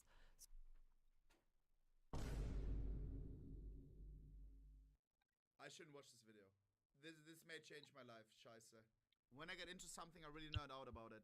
You need a camera, no? Every 10 years? That is so sick. So you can only get seeds. You need cameras, no? Years. Another example would be the elephantippes. It can take decades for this plant to form the cracked codex that it's known for. Plants with natural scarcity tend to be difficult to mass produce because they're difficult to grow in cultivation. Tissue culture is powerful, but it doesn't overcome every This is so crazy. Plants Hey, look at this shit, bro. slow also tend to grow slow in vitro. Hear me out. Look at this shit, bro. Trade-ups. I mean, there is a thing. Look at this shit, bro. It is like a trade up, no? Oh yeah, I forgot you got to get camera. This one plant you pair it with the Wait, yellow, so no? have you gotten legendary pet? Wait, Chad, I have a question. This may sound really, really stupid, but I actually like. I'm a little bit like. It has to be the same, the type of plant that has to be paired, right? Like you can't take a Monstera and pair it with like a random ass, right? Well, it needs to be. Or are there some as well? Because as well, like this is gonna sound crazy, but I've heard that donkey and horse can as well, and then that's something different as well. Is that the same with plants? That some can and some can't. It doesn't have to be the same exact type. Guys, I'm asking the real questions, bro. Like, I paid attention to biology. Not enough. Oh man, this is so good. I know a little bit. Is this guy okay? Clearly not. You asking the wrong guy, bro. What? Has to be the same genus. Lapa, are you plants guy? Same genus. Dude, I love how he went from Astralis to same genus, bro. What is this, bro? Bro. Wow. Oh my god, that is some wild looks. It's good. Some have really low multiplication rates, and they often require years of growth after coming out of TC before they can be large enough to sell. Let me see. The second type of scarcity is Yeah, I should get back into Diana, but this category so you're at the covers most of epic the pet. plants that You can still get day sticks, right? With epic pets. I think I once used epic pets, and I am still able to get day sticks. It's not common, but like this is not steezy, or what is this? Blowing up on Instagram and TikTok and YouTube. Social media can create demand really fast, and then supply will just take longer. Never mind. oh yeah, oof. Yeah, it is more rare. 4.2k. That's what 2.5k. Oh, we won in. A lot of these plants are very easy What to even is that grow, rare? and they could easily be mass-produced with tissue culture, but they just aren't yet. Sometimes artificial scarcity is intentional, and a very small group of people will control I almost look all of the access 0.04, to a certain plant. 0.06, Taruno World 0.08. is a Japanese pothos grower. They have one authorized U.S. distributor who is allowed to sell their plants in the United States, and she is very selective about who she will sell to. Oh, she's going to get it. I did bid on it before she showed it, so hopefully it looks good. Wow. Okay, nobody outbid me. Love song. When I tried to order a Taruno love song on Palm Street during a live stream, I guess she knew who I was because she immediately canceled my order and also preemptively blocked me on Instagram. I'm all in. I'm all in. Bidding on rare plants? And then you need to go through KYC? She just says, no, I'm not selling to you. Because she probably knows that she's going to dupe it. But she wants to keep selling at high prices. Nah. Flum, my wife has bid on plants. No way you're tapped in, Flum. No way. Show your wife this video. Show your wife this video. She needs to be tapped in on the duping. Chat, and there's no trade reversal when it comes to plants. Also, do you have any of these? An order has been created. Any of the equipment? What? Tell me that was you. If not, I hope I won. What was that? I can't believe it. One US distributor for all these Japanese rare plants, and then they're being dicks about it. Like, whoa. And then they're being like clever about it. What's the Instagram? I may want to buy something. I have rep. I've done hundreds of thousands in Counter-Strike. I'm not going to dupe nothing. I'm going to treat the plant well. Am I a good plant owner? Yes or no, chat? And be honest, bro. These plants happen in the back of my stream for decades. 4 decades. This one right here, it's a yucca, I think. And this one right here, I don't know what this little shit is called, but what this one is called. Yes, you're good, Ankh. They are fake. No, they're not, bro. How do I reach out to her? And pants is only okay. Yeah, I didn't know the equipment was actually this much. Okay, nobody outbid me. But the equipment is actually really good. You make more money. It's 5% more coins. Street during a live stream. I guess she knew who. Wait, one thing I'm forgetting, Chad. If I buy one of these plants, it's not like a knife in my inventory. Like it's just chilling there, right? Don't plants need water and light? Scheiße. was what, bro? When I was in high school, I'm not gonna lie. My cacti were dying. Like cactuses. I don't know the English, like the plural. But they, I probably went through a bunch of cacti in high school, primary school. I loved them, but I always forgot to water them. How do you forget to water your plants? You're such a bad parent. Plants that probably need hella care. Are there like plant nannies? Because I wouldn't want like one of these like 500 € plants to die on me. Like I would cry. Oh hell no. Actively blocked me on Instagram. So anyways, I bought one on the black market instead. Crazy. Artificial scarcity. Wait! Bro, she is the goat. So anyways, I bought one on the black market instead. The black market? There's a black market for because the supply flowers? chain is slow to catch plants? up to demand. Even when a plant is a perfect candidate for tissue culture, there's typically a 1 to 2 year delay between the plant getting really popular on social media and the clones of that plant hitting the market. Laboratories have to acquire the plant, clean it, successfully get it into tissue culture, successfully multiply it, and then get them ready to sell. It usually starts overseas. Small TC labs in Thailand and China are very fast to react to things getting popular online and getting them into TC. A plant that will eventually become common can still feel rare during this ramp-up period. W China, W Thailand. Else only like a few individuals could have these like cool-ass plants, right? They just dupe the fuck out of it. Simply because laboratories aren't magic plant. Someone says, isn't this illegal? What are you waffling about, bro? What do you mean? Bro, what? Why would it be illegal? Bro bought a 50 € Monstera and he's like worrying about it. Bro, chill, bro, chill. Like, chill, bro. It's not illegal, bro. Like, and you're fine, bro. You're fine. Vending machines. Back in July of this year, I purchased a Monstera electrolyte from a laboratory in Thailand for $500. That same plant, just like 4 or 5 months later, is now available for $250. There's a chance that this Monstera cultivar will never get popular enough to become commercially available, but I would bet that you can probably get one for under $50 in the next 12 to 24 months. Okay, so this is crazy, by the way. $500 on a plant is crazy, but the P in Pidge. You don't care about more coins from Diana? Are you serious? Once a rare plant becomes widely Are you crazy? Current bid 11,000.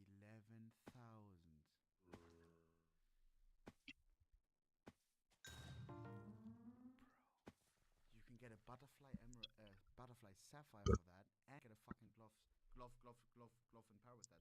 Superconductors maybe. 11K. Guys, that's not the buy now. That's the bid. Wait, so why do people actually buy plants then? Or mass production. Some sellers will still try to keep Why do they buy plants for like thousands of dollars if they're just gonna get duped? Philodendron Spiritio Sancti, are you taking the piss?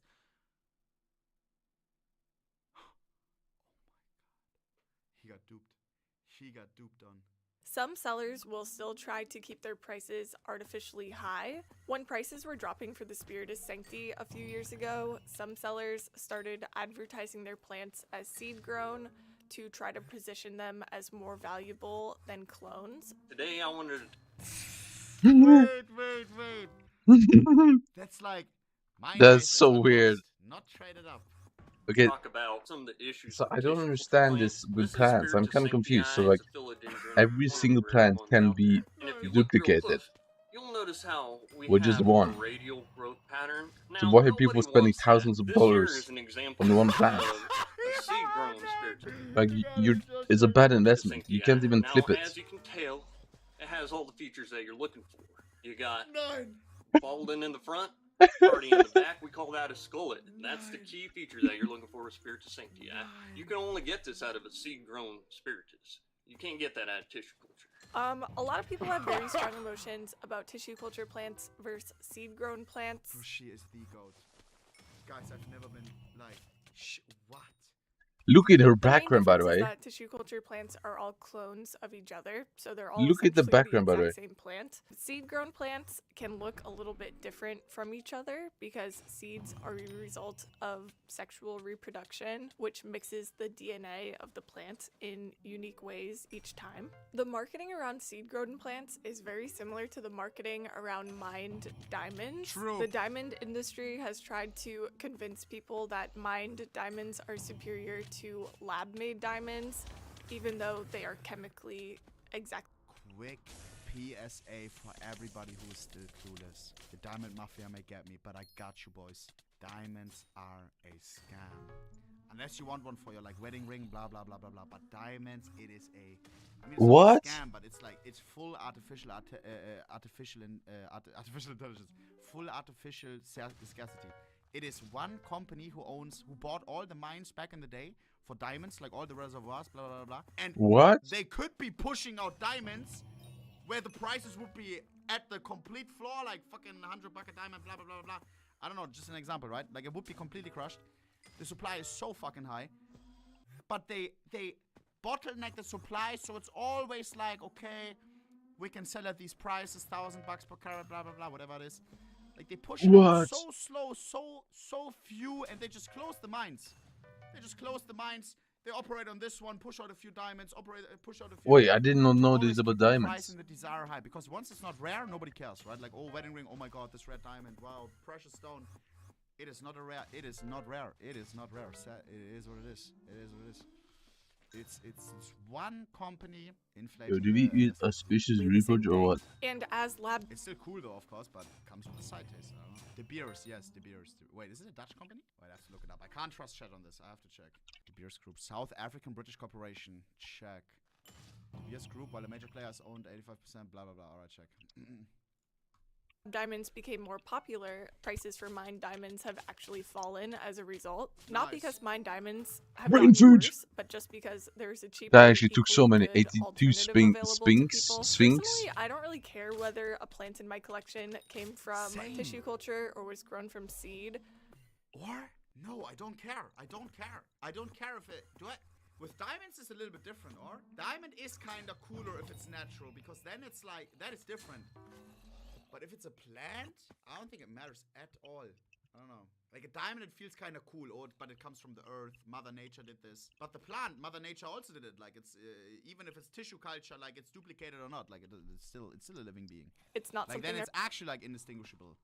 Apart from what the guy was yapping about. I don't know if that's true though. Really think about. When a seller claims that their plants are more valuable because they were seed grown, all I really hear is, please keep paying 2019 prices. Yeah. I don't want to lower my prices. But while the Redditors were arguing the semantics of lab-grown versus seed-grown plants, a whole army of people started doing tissue culture in their basements. Tissue culture is what collapses artificial scarcity the fastest, not just because it's a very effective method for cloning lots and lots of plants and more people are doing it, which is true, but also because more people just know about it and understand it in the first place. Once collectors know which— Shit, I'm gonna show you after this a short ass video. It's like 40 seconds on how to do this, and it's like Breaking Bad type vibes. Like she made a shot on it, like that got it starting. What? In the first place. plants could easily be mass-produced with TC, they stopped paying rare plant prices for those particular plants. Micropropagation used to kind of have this Yeah, but so veil like, of how many mystery plants is there around in the it, world? and I Because think like, a lot of that has lifted over the past few years. Not just because of me alone, obviously, but I do think that the tutorials I've made and the community that we've built around tissue culture has played a role in this shift. Just in my Discord server alone, we have over 6,000 people doing tissue culture on tons of different types of plants all over the world. I'm constantly Wait, okay, why you need all this shit? I thought, okay, wait, hold up. Maybe I don't want to do it. why does he not have Hell, when you tutorials? actually have like, you actually need like a laboratory. Like, what is all of this? Way by what people are doing and the home setups that they put together. It's really cool. I think that the era of gatekeeping rare plants is over, and if you want to see why you should never pay rare plant prices again, I want to show you what really happened with my begonia experiment. Now, in full transparency, this experiment was such a hot mess. I should have ended up with thousands of plants. I told you at the beginning, I ended up with 50. Out of the 15 jars, which each contained... What? I purchased this plant for $187, and I turned it into $10,000 worth of plants in 3 months by using a process called tissue culture. The first step was to take a tissue sample. For begonias, we usually use the leaves. Then clean and wash them under the sink to remove any surface dirt. Before any sort of plant tissue can be used to clone the plant, it has to be thoroughly disinfected. I do that by washing the leaves in a solution. Well, what of is 10% this? bleach. It's so Adding weird. a drop of dish soap also helps clean the leaves better. It's a surfactant, so basically it makes the water more wet.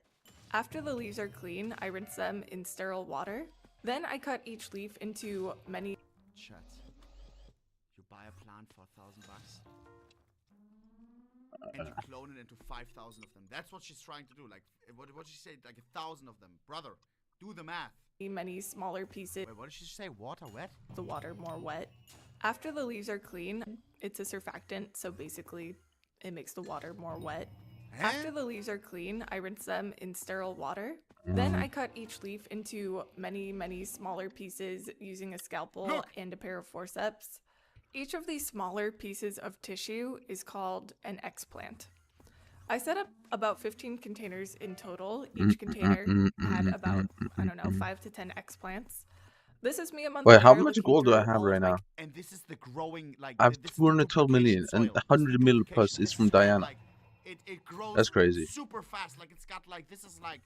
It's got like anabolica and like everything. Containers, and realizing that this experiment was a huge failure and that all my explants were completely dead from over-sterilization in the bleach solution. Fuck my Chungus explants. All was not lost because one tiny explant did survive, and it had turned into a tiny blob of plants. This is the blob. I transferred that blob onto fresh tissue culture media, which is the gel that plants basically clone themselves on. Scheiße! This is the one that clones. Oh man, Alter. See, I would have already fucked up. If you want to make this tissue culture media at home, check my bio because I sell the products to do it. Within a month, our little blob had turned into this, a larger blob that It's now going to resembles better than a plant. 555 though. Which plant? The plant we started with. These are clones. I transferred the clones into multiple containers of media, and that's where we're at now. Some are larger, some of them are smaller. She is literally cheating. In total, I count about 50. If my experiment had been a success, we would 50 from one.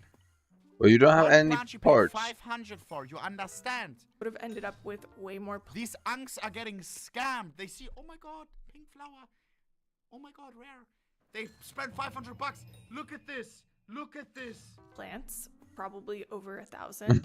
But 50 plants times $187 per plant is still almost $10,000 worth of plants. So I can't really Good luck selling it though. I purchased this plant for 180. Chat, am I the only one that finds this hella interesting? One jar survived. What is this so but insane? From that one little blob of surviving tissue, I ended up with those 50 plants. And those 50 plants could easily be turned into dozens of more plants each if I keep multiplying them in TC. My point Please is keep that even multiplying when it. you do tissue culture very badly, you can still end up with a lot of plants. It's a very powerful propagation tool. The last thing I want to say is that I've seen people talking online about how they feel about tissue culture, and a lot of people have some negative things to say about it and how it's affected the hobby.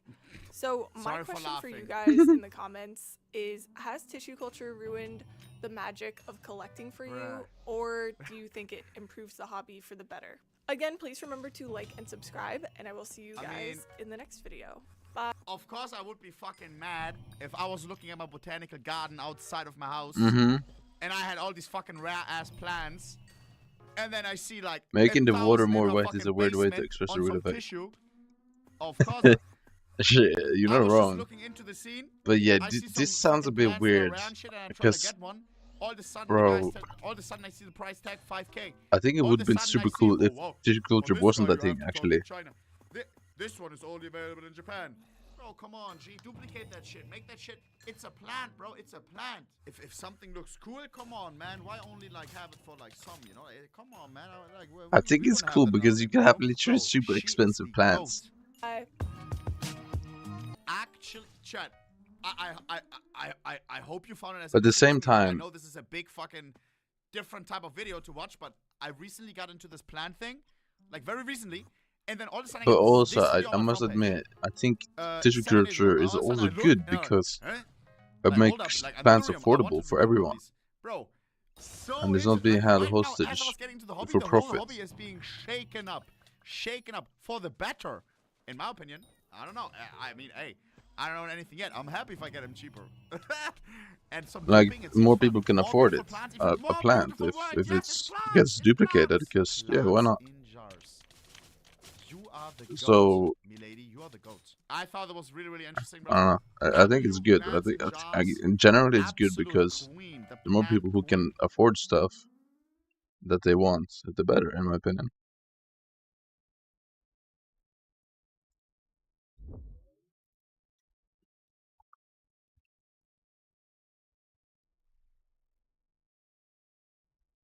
Kill again.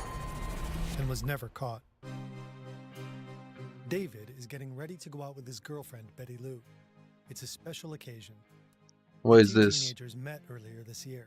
Since then, they've seen each other almost every day. But tonight is their first real date, and they want to make it special. Here we go. David picks Short out a video. light blue Let's see shirt, this. a beige sport coat, and brown corduroy pants. Okay. He has butterflies in his stomach. Going to escape it right He now. pockets some change, a white handkerchief, and a bottle of breath mints, just in case. He slips on his rough leather boots, grabs the keys to his mother's Rambler station wagon, and is on his way. It's only a short drive to Betty Lou's house. When do I escape it, David he pulls up says. outside and pauses to take a breath. Tonight is supposed to be special, a night to remember for the rest of his life. And who knows, maybe it'll even be the start of their life together.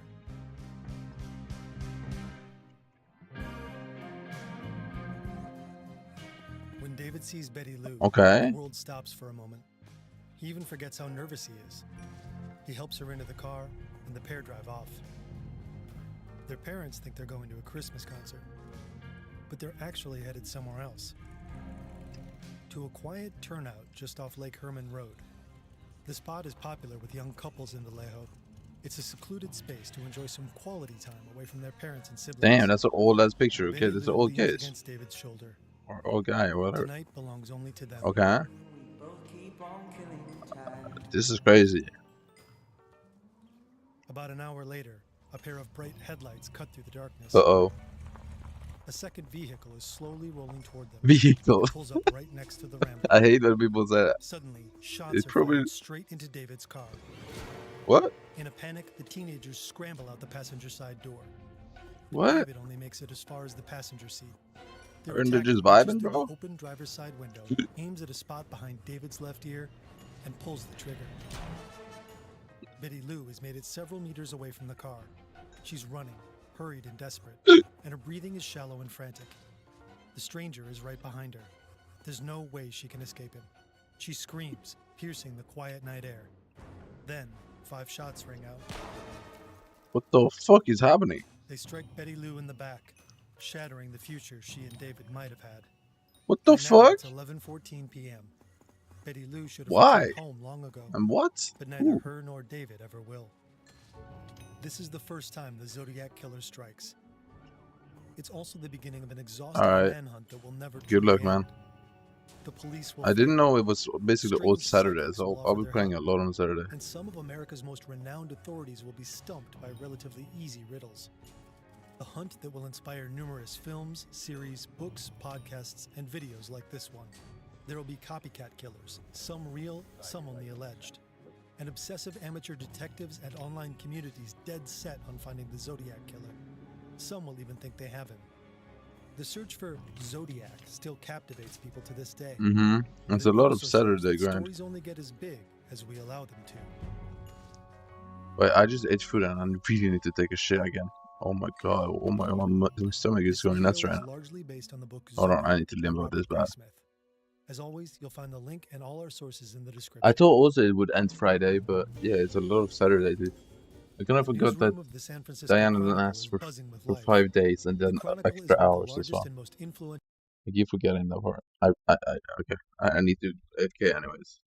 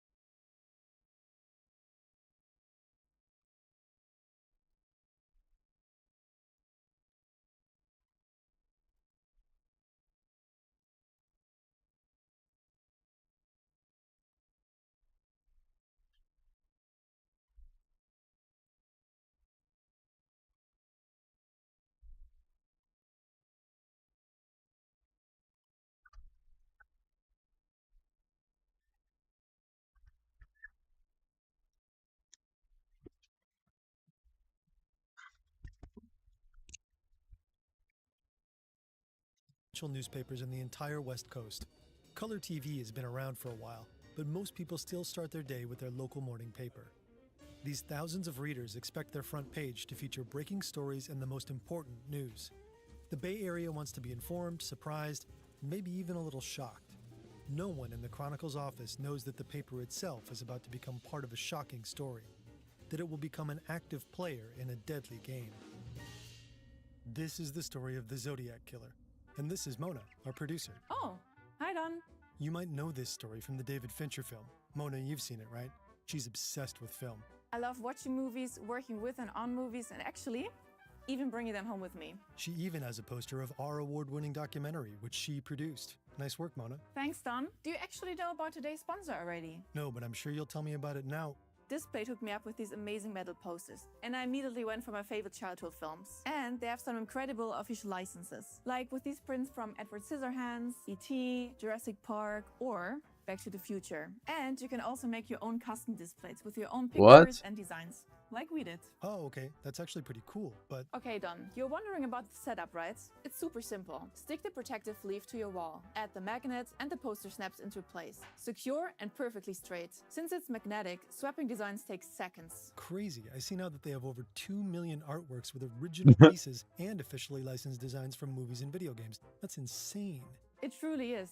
And right now they're running a huge birthday sale with their biggest discounts yet. Get 1 or 2 displays for 31% off, 3 for 36% off, or 4 or more for 41% off. Use code FERN or check the link below now. And I'm actually gonna give this one to my dad. He's a true film buff as well. Cartoonist Robert Graysmith, 2 of his colleagues, and the Chronicle's publisher have gathered for their daily editorial conference. Every morning they come together to plan the next day's edition. They discuss what's happening in San Francisco and the rest of the world, and they decide which topics their columnist Temp and Al should cover in their editorials. Meanwhile, Robert is drawing. He'll do 6 sketches now. Later on, he'll ink one of them, and that'll be tomorrow's editorial cartoon. Suddenly, their routine is interrupted by another employee who delivers a mysterious envelope. The front reads, "Please rush to editor." Inside is a letter and a sheet of paper filled with cryptic symbols. The letter begins with the words, Dear editor, this is the murderer of the 2 teenagers last Christmas at Lake Herman and the girl on the 4th of July near the golf course in Vallejo. The message contains detailed information about the murders committed in the Bay Area in the previous months, things only the killer could know. And there's a threat. If you do not print this cipher by afternoon of Friday, the 1st of August, I will go on a kill rampage Friday night. The 4 men don't know what to do. Publishing the cipher in the letter might produce more than just a front page headline. It could send the city into a panic, maybe even the entire region. The murders mentioned in the mysterious letter have already put the Bay Area on edge for months. First, David and Betty Lou were murdered. Then, just a few weeks ago, there was another attack. Darlene Farron is a waitress at Terry's restaurant. It's a classic diner, serving waffles, fried chicken, and pie. Every Friday, Saturday, and Sunday, Darlene works the late shift until 3 in the morning. She's friendly, talkative, and extremely popular with customers. People even line up to have her wait on them. Darlene just gave birth to her daughter, Dina. Okay. She and her husband purchased a small house in Virginia Street. Okay, so I disabled my bazaar orders because I think I can actually wait for someone else to raise the price. You know what I'm saying? Friends will later recall that she seems exhausted, nervous, and scared. She thinks she's being watched. In her own home, just steps away from the sheriff's office. And it's actually working. Chips has gone up. She says she's seen a white car with old California plates outside the restaurant. In recent Because weeks, her sister here's the and thing, friends I have will noticed a sell similar ships at the break even because I didn't expect this update to come, the one with pests giving the new crops. So people do the crop right, because people weren't doing sunflower that much, but now they do, so the ship drops way more during Feast, but outside of Feast, like nobody does sunflower still, so that's when it goes up, then it goes down, and then it goes up. Then it goes down, then it goes up. It's the 4th of July.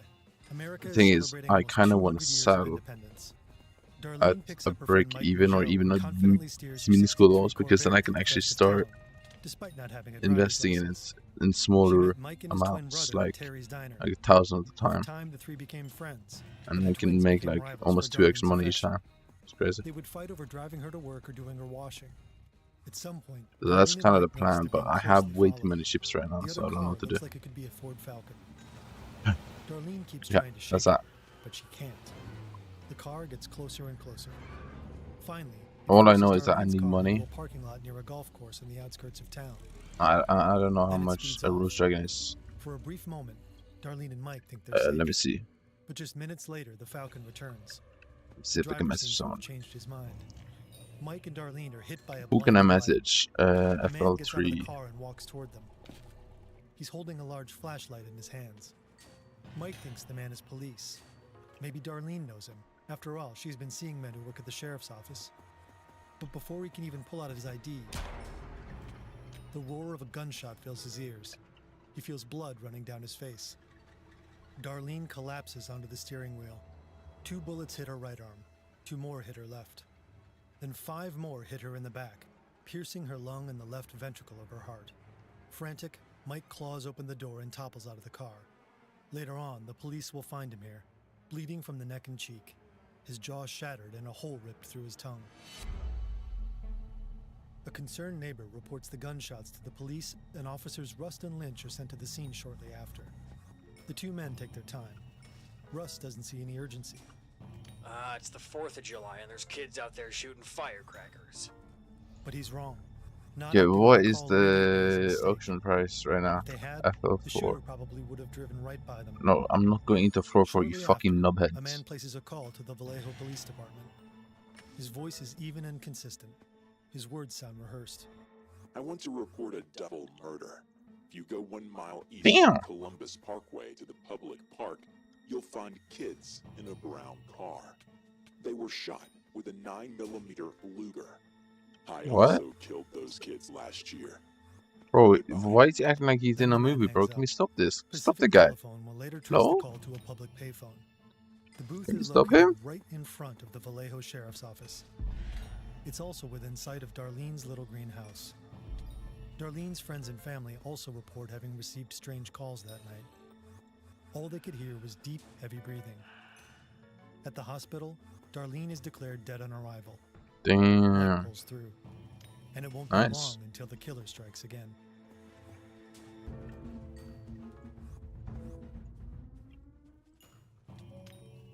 A man sits alone in a room writing letters. He uses a blue felt tip pen to compose 3 nearly identical texts. Mhm. One of them reads, First, girl was wearing patterned slacks. 2, the boy was also shot in the knee. 3, brand name of ammo was Western.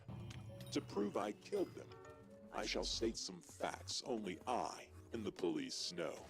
The paper measures 18 What? by 25 centimeters, or 7 by 10 inches. It's a unique format the man will return to again and again. It'll become unmistakably associated with his letters. Christmas. Oh, there we go. I'm by accident. I Brand did a name of little ammo, oopsie there. Super X. 2, 10 shots were fired. 3, the boy was on his back with his feet to the car. 4, the girl was on her right side, feet to the What west. is wrong with this guy? The handwriting drifts downward as it crosses I the hate this page, guy. and it's quite I distinct. actually hate the The AI letter N is voice small and edgy. The R resembles a check the mark. most. Actually, He not ends the his most. letters with a symbol resembling the crosshairs of a gun. What? In years to come, it'll become his signature. He's given some thought to making his message even more impactful, and he's decided to pair each letter with a separate message, a cipher. Now he just needs to find an encryption method. He could simply shift the letters, turn the A's into C's and the D's into F's. That system would be basic and easy to use. But he needs something more sophisticated. He decides to replace the letters with a range of different symbols. Greek characters, Morse code, and weather symbols. Letters from the Latin alphabet, naval symbols, and astrological signs.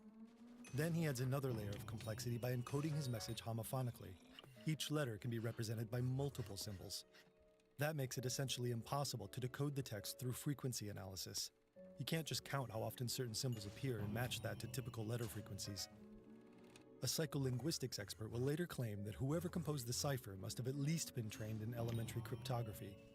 But today, we know this first cipher wasn't actually that sophisticated. The Alright. Codebreakers by David Kahn and Codes and Ciphers by John Laffin describe similar encryption methods. It's very likely the author of these letters simply used these two books as guides. While he had to track them down, neither was that hard to come by. The Phantom Writer carefully arranges symbol after symbol. Finally, each of his 3 ciphers consists of 8 rows with 17 symbols each. He pairs each one with a normal letter. Then he mails them to 3 newspapers in the Bay Area: the San Francisco Chronicle, the San Francisco Examiner, and the Vallejo Times-Herald. Who Like is Jack the are these Ripper people? before him, this man will use the media to taunt the police with cryptic clues to his identity. Hi, Ank. The editorial team at the Chronicle eventually decides to print their cipher. Their colleagues at the Vallejo Times-Herald follow their lead. The Examiner waits until Sunday, publishing its cipher 2 days later. The killing spree threatened in the letter doesn't happen. But publishing it has another effect. Now the public knows about the mysterious killer. The entire Bay Area grows increasingly frightened. Before long, parents are telling their children not to leave the house. Are you doing Diana? Jack E. Or what? Stiltz has been running the Vallejo Police Department for 21 years. When he took over as chief back in 1948, the city was struggling with gambling, drugs, and prostitution. His reforms and cleanup efforts have produced some good results. But now his town, of all places, is haunted by a ruthless serial killer. A man who Stiltz thinks is killing just for the thrill of it. Who he describes as the most Okay, dangerous what's up? individual What's he's up, ever Ank? encountered in his 30 years in law enforcement. A few days ago, Stiltz publicly called on David, Betty Lou, and Darlene's killer to send another letter. One with more details, proving it was really him who did it. The response comes quickly in the form of a 3-page letter. Dear editor, this is the Zodiac speaking. In answer to your asking for more details about the good times I have had in Vallejo, I shall be very happy to supply even more material. By the way, are the police having a good time with the code? If not, tell them to cheer up. When they do crack it, they will have me. This is the letter where the killer names himself Zodiac. The word refers to the Zodiac circle of astrological signs. On the 4th of July, I did not open the car door. The window was rolled down already. The boy was originally sitting in the front seat when I began firing. When I fired the first shot at his head, he leapt backwards at the same time, thus spoiling my aim.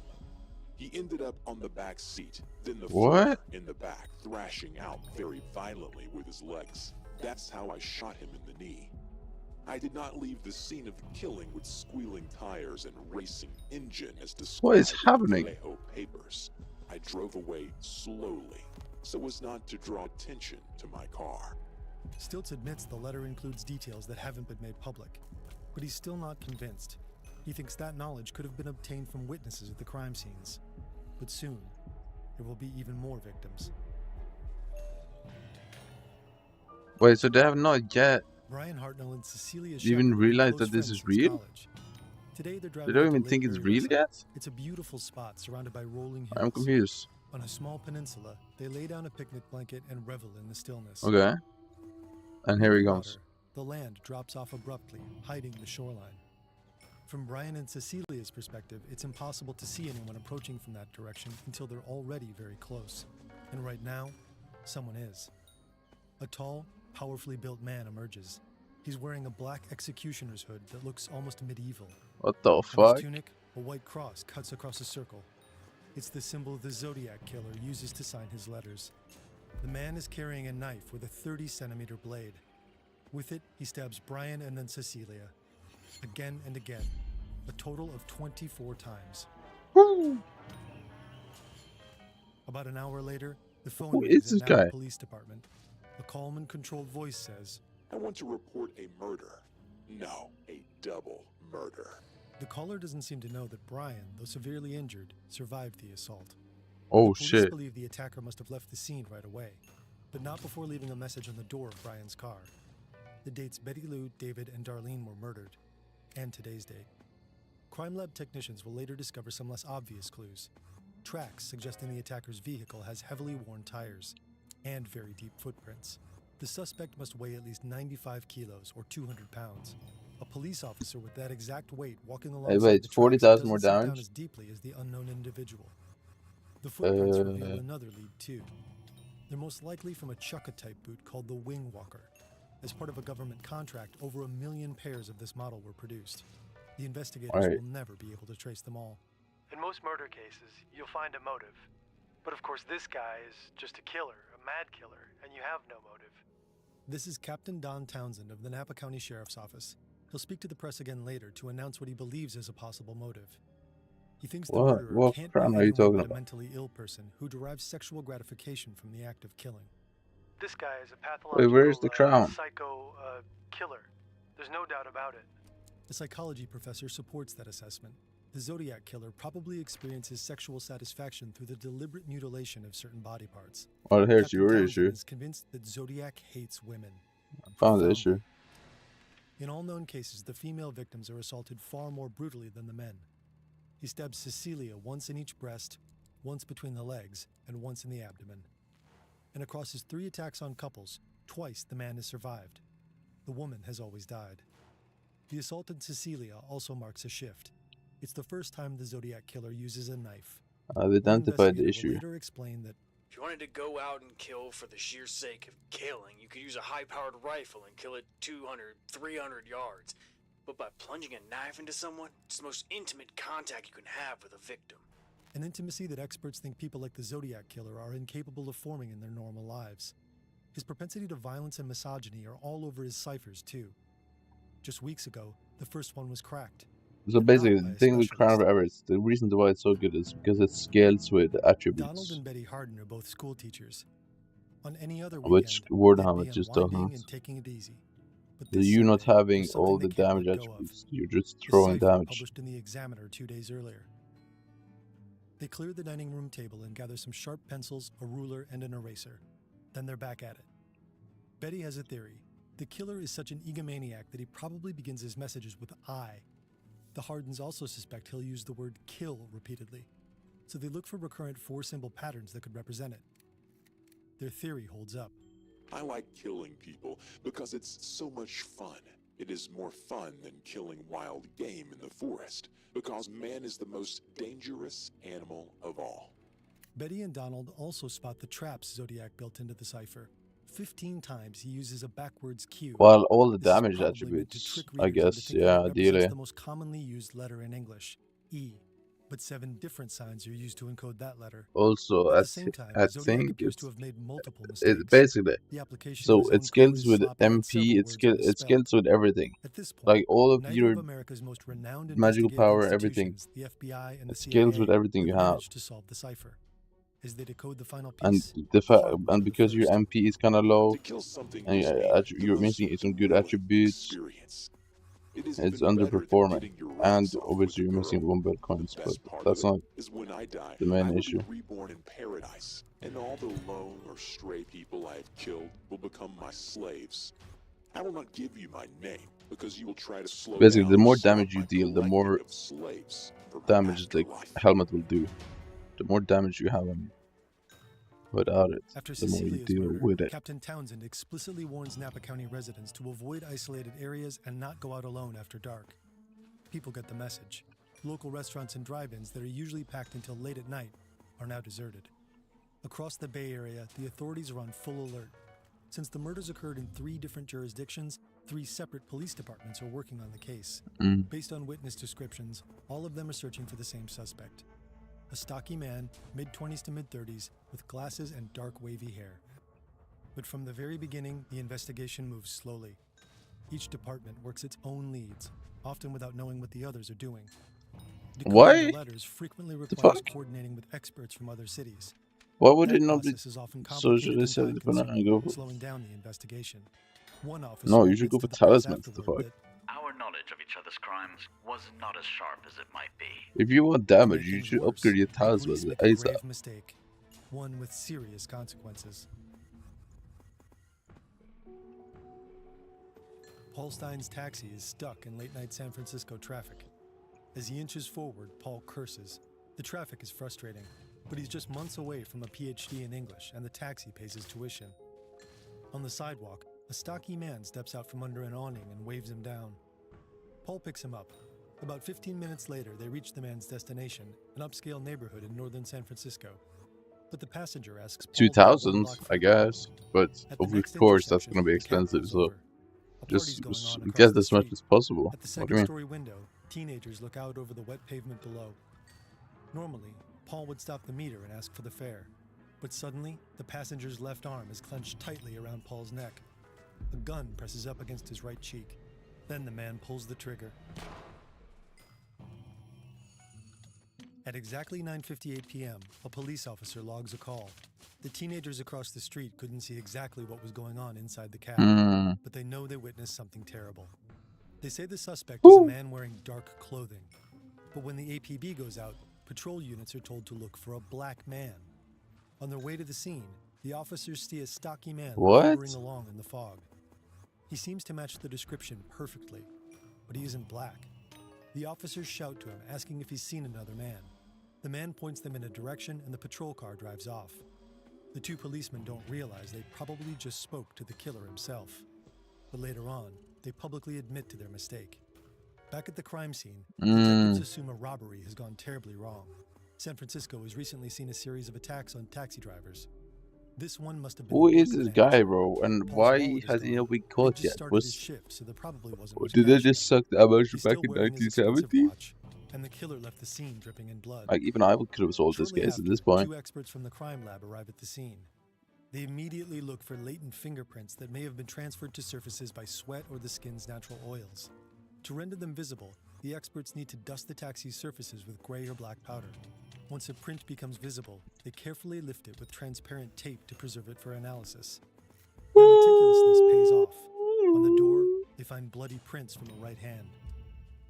Now they just need to compare these prints against those of the day's passengers and against police records. But the process is painstakingly slow. This is the 1960s, so there are no digital databases. Fingerprints are stored on paper cards. Every comparison requires hours of concentrated manual labor. Man, oh man, oh man. Specialists known as dactyloscopists first look at general patterns like arches, loops, and whorls. But what really matters are the tiny details that make every print unique. Ridge endings, how you doing? How you doing? No. In the end, there's no match. Why is it not working this shit? There are now 5 victims, and still no trace of the killer. Wait, but it went past him. I swear to God, if he kills another person, that goes with us. Of the taxi driver over by Washington Street and Maple Street. To prove this, here is a blood-stained piece of his shirt. Before this, investigators hadn't considered the Zodiac killer a suspect in Paul Stine's murder. The crime just didn't fit his known pattern. Paul was alone. The attack happened in the middle of a residential area, not a remote lover's lane on the outskirts of town. And the killer only fired a single shot. But the bloody piece of Paul's shirt seems to prove it. In case the Chronicle considers not printing it in its entirety, the letter also contains a terrible threat. School children make a nice target. I think I shall wipe out a school bus some morning. Just shoot at the front tire and then pick up the kiddies as they come bouncing out. What the fuck? When the paper publishes the letter, the Bay Area is hit by another wave of panic, the biggest one yet. People were already living in fearful, uncertain times. The 1960s are tumultuous, marked by political assassinations, the Manson murders, and the Vietnam War. And for the first time, the public can watch most of it unfold on color TV. Thousands frequently take to the streets in the Bay Area's major cities. There are anti-war demonstrations, sit-ins, and protest marches. Many wear the now famous peace sign buttons. In one of his later letters, the Zodiac killer will sarcastically demand protesters start wearing his symbol instead. What? At a moment when many people desperately hope for peace, the Zodiac killer attacks society from within by threatening the most vulnerable target of all. Yeah, that's so weird. Children. In Napa County alone, 65 school buses take thousands of children to school every day. The vehicles cover a daily total of 7,000 kilometers. Some stretches of road are quite dangerous, with isolated sections, sharp turns, and blind intersections. Following Zodiac's threat, bus drivers are instructed on handling potentially violent attacks. Keep driving the bus, even on a flat tire. Tell the children to lie on the floor. Don't stop until you've reached a well-populated area. Protection is ramped up too. 70 units of heavily armed policemen guard the Napa County buses. Rangers in pickup trucks escort them, while air patrol planes fly overhead. What? Police protection is increased in almost every community in Northern California. Plainclothes officers are deployed. Every threat, no matter how small. Why don't they just not have A few days later, a man calls the Oakland school Police when this is happening? He claims to be the Zodiac Killer, and he demands to speak with one of the two most famous defense attorneys in the country. This is the Zodiac speaking. I want you to get in touch with F. Lee Bailey. If you can't come up with Bailey, I'll settle for Mel Belly. I want one or the other to appear on the Channel 7 talk show. I'll make contact by telephone. Melvin Belly agrees right away. Just hours later, he's in the studio. Half of America is glued to their TVs. In a normal edition of the show, what viewers is can this? call in to participate. But tonight, the lines are kept clear so the Zodiac Killer can get in touch. And he does. He even gives Belly his real name, Sam. Tell us what's going on inside you right now, Sam, please. I have headaches. All right. How long have you had those headaches, Sam? Been a long time. What? Sam hangs up and calls back. Eventually, he loses control and simply screams over and over, and he repeats his terrible threat. I want to kill those kids. Sam calls the show 35 times. Only 12 of the calls are heard on air. The longest of them is 9 minutes. That's long enough to trace the call, and long enough to find out that Sam is not the Zodiac Killer. He's a hospital patient, suffering from a mental disorder.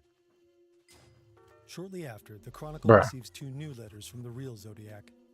Inside the first envelope is a greeting card. On the front, it says, "Sorry, I haven't written, but I just washed my pen." The message inside What?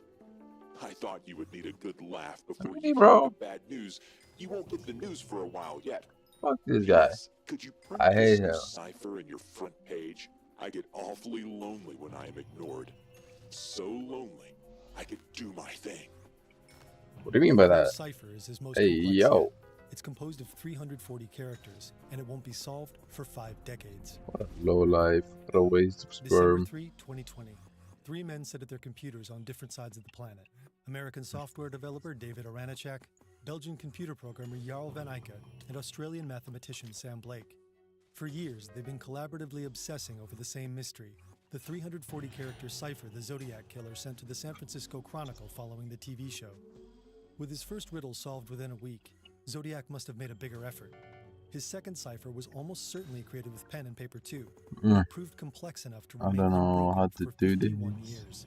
This isn't for lack of trying. What is all these US experts noises? have reportedly taken a crack at what has become known as Z340. The FBI, What are these the noises, American bro? Cryptogram Association, Navy cryptographers, countless amateur codebreakers, and the NSA. David, Jarl, and Sam alone have already spent years trying to break it. They know it's homophonic. Z340 consists of 63 different symbols, so every plain text letter is represented by several. But they have another theory. The Zodiac Killer must have done something else to his message before encrypting it. They start experimenting. Sam sends David a total of 650,000 variations of the cipher. David runs them all through a code-breaking program developed by Jarl called AZ Decrypt. For months, thousands of these results look like gibberish. But today, December 3rd, David suddenly stumbles on some real words in one of the solutions. Hope you are, trying to catch me, and the gas chamber. He almost overlooks them, but these words will be the key to finally solving Z340. The Zodiac Killer's first cipher was delivered in 3 separate letters, so Jarl proposes splitting the 340 cipher into 3. The first 2 sections comprise 2 paragraphs, each has 9 lines. The third is just 2 lines. They rearrange the cipher using a diagonal reading rule. They start by writing out the symbol in the upper left-hand corner. Then they move 1 symbol down and 2 to the right and write out the symbol there. This continues until they reach the edge of the cipher. Then they repeat the scheme starting with the top row's second letter. Then comes the final tweak. As it searches for the rest of the key, David tells Jarl's decrypting software to retain the words he found before. Hope you were trying to catch me, and gas chamber. He clicks a button, and boom, a phrase pops out. That wasn't me on the TV show. David leaps out of his chair yelling, "Holy shit!" He knows the Zodiac sent this cipher about 2 weeks after Sam called into the TV show. They're on the right track. Apart from being a homophonic substitution cipher, Z340 is also a transposition cipher. The plaintext characters have been shifted according to a more or less regular system. The international team has to make some final adjustments. Some words are misspelled, spelled backwards, or exempted from the diagonal reading rule. But eventually they come up with a coherent message. 2 days later, the FBI confirms it. In his message, Zodiac clarifies that he isn't afraid of death. He believes dying will bring him to paradise. Whoa. His victims will serve him as slaves. So he's going out on his own terms, huh? That wasn't me on the TV show. Which brings up a point about me. I am not afraid of the gas chamber, because it will send me to paradise all the sooner. I now have enough slaves to work for me, where everyone else has nothing when they reach paradise. That is why they are afraid of death.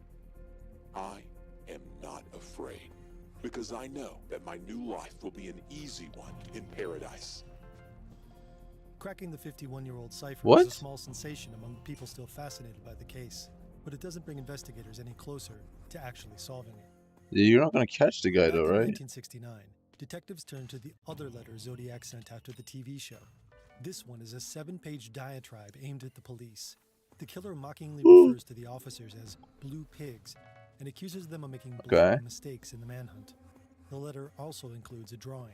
Wait, so he It's a never sketch got of a bomb caught? Zodiac The Zodiac killer? on a school bus.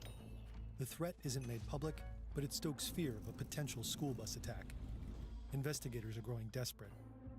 About 2 months after the murder of taxi driver Paul Stein, a self-proclaimed seer named Joseph DeLuise comes forward. Okay. A few years ago, he accurately predicted that the Kennedy family would be hit by a horrible tragedy. Now he claims to have been receiving mental transmissions from the Zodiac killer.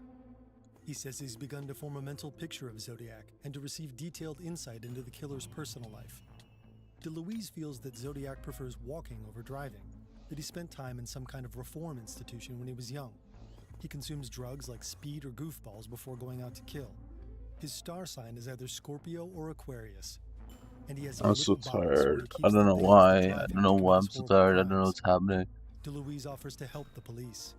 Accompanied by officers from 2 police departments, Okay, I he visits know the why. crime scenes to Because pick up more I've been vibrations. working so hard. The psychic develops intuitions about the killer's deep loneliness, love for flowers, and intense hatred of the police. Aside from that, his visits produce nothing of value.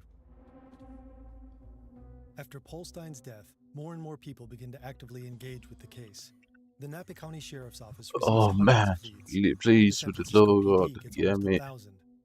Side Concerned of citizens start suspecting their neighbors, ex-husbands, and co-workers. Oh. Between 1969 and 1983, over 2,500 suspects are considered in San Francisco alone. Yeah. But most of it leads nowhere. Throughout the 1970s, police investigators keep coming back to one man in particular, Arthur Lee Allen. He's the only suspect ever publicly named by the police. In 1971, a former friend of Allen's contacts the authorities. He tells them Allen repeatedly expressed disturbing fantasies about killing couples and school children, and sending cryptic letters about his murders to the police. The friend claims he even considered calling himself Zodiac. So police begin investigating Arthur Lee Allen. He matches the killer's general description. He's said to have known Darlene casually and to have lived in Vallejo at the time of his murders. He also owned a typewriter of the same model allegedly used to type some of the Zodiac letters.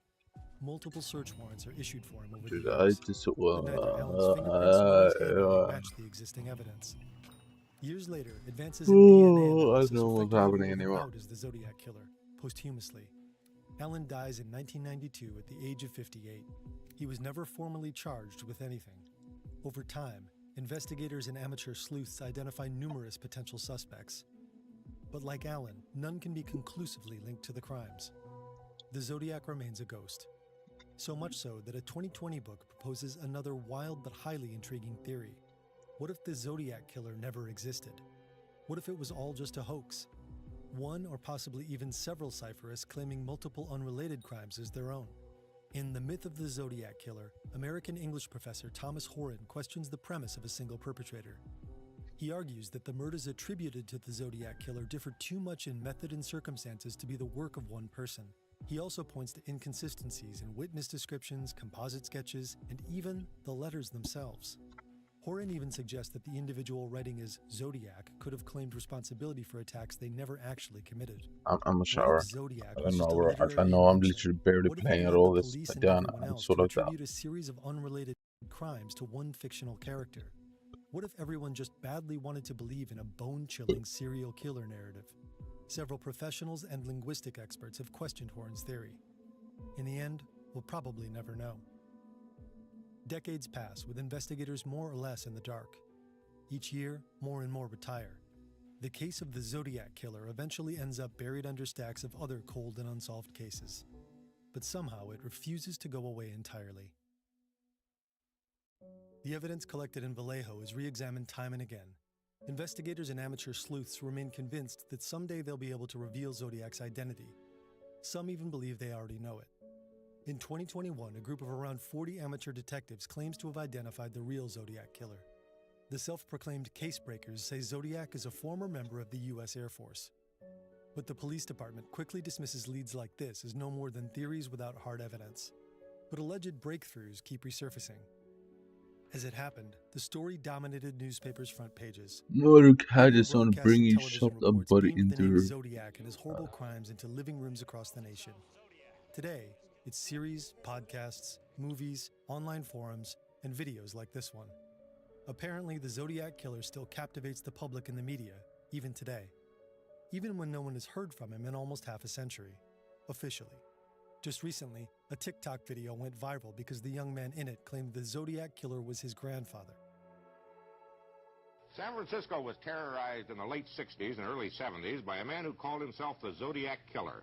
He claimed 37 murders. Police confirmed at least 6. 4 years ago, the killing stopped, and so did Zodiac's letter. Now there's another letter.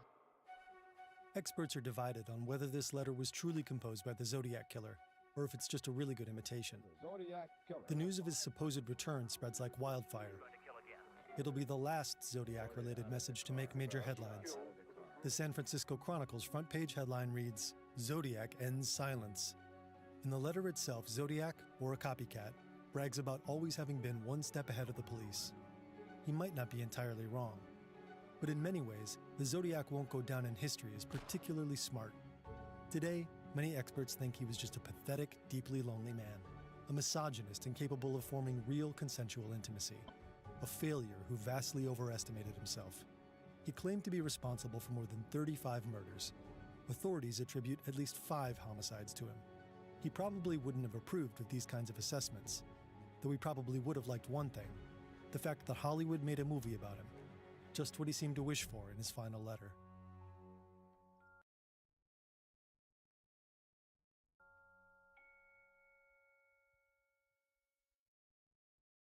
Damn.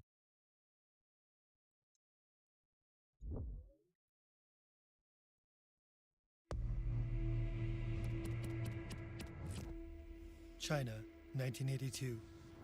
The economy is in shambles. After years of communist upheaval under Mao Zedong, most people live on less than $1 a day. Now a new leader is trying to modernize one of the country's most important industries. His government founds a company that becomes known as CNTC STMA. You've probably never heard of it, but their product kills up to 2.4 million people every year. A number that will likely soar in the next few decades, unless something changes, which seems unlikely. There's far too much money at stake. Selling cigarettes. CNTC STMA is likely one of the most profitable companies in the world, by far, but you won't find it on any Fortune 500 list. Why is that? Where is all this profit flowing? This is the story of a broken system, a look into a core part of Chinese state economics, and at the devastating effects of a state-sponsored public health crisis. Tobacco-related deaths in China, and anything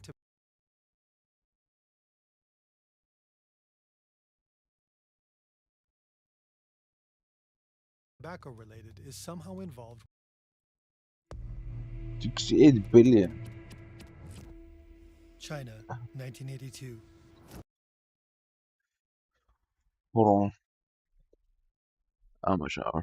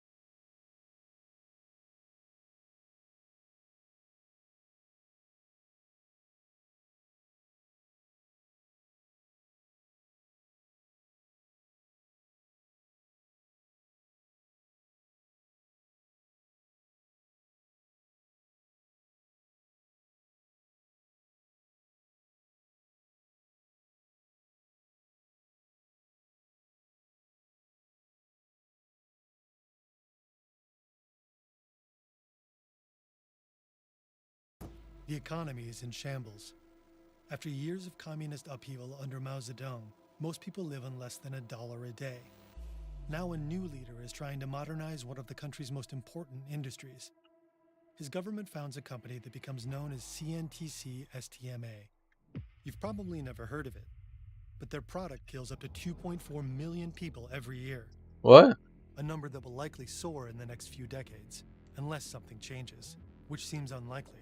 There's far too much money at stake. Selling cigarettes.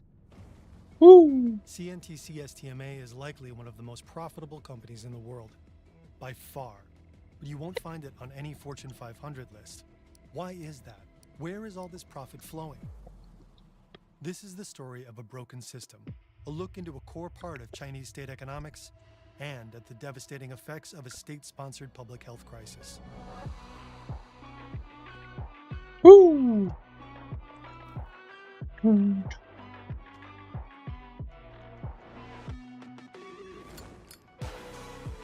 Hey.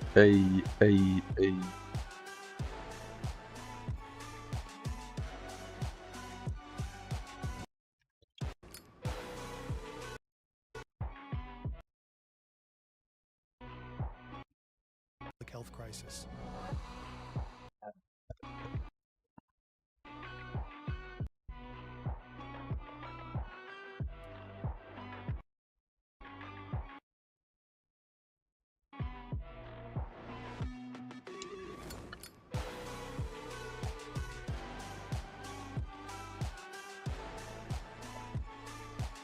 Who is the voiceover?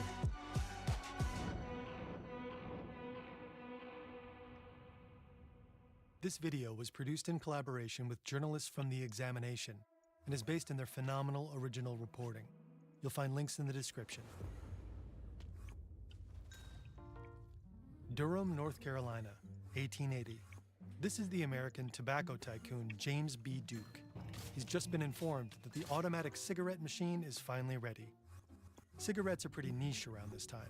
Tobacco is usually smoked with a pipe or just chewed. Automatic. Companies still have workers roll Bro, cigarettes by hand. if you still choose tobacco, something is extremely wrong with you and you need mental help. But this long-awaited machine can roll 210 cigarettes per minute.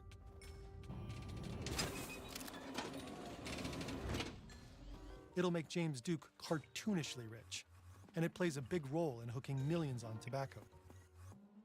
When Duke hears the good news, the first thing he says is, "Bring me the atlas."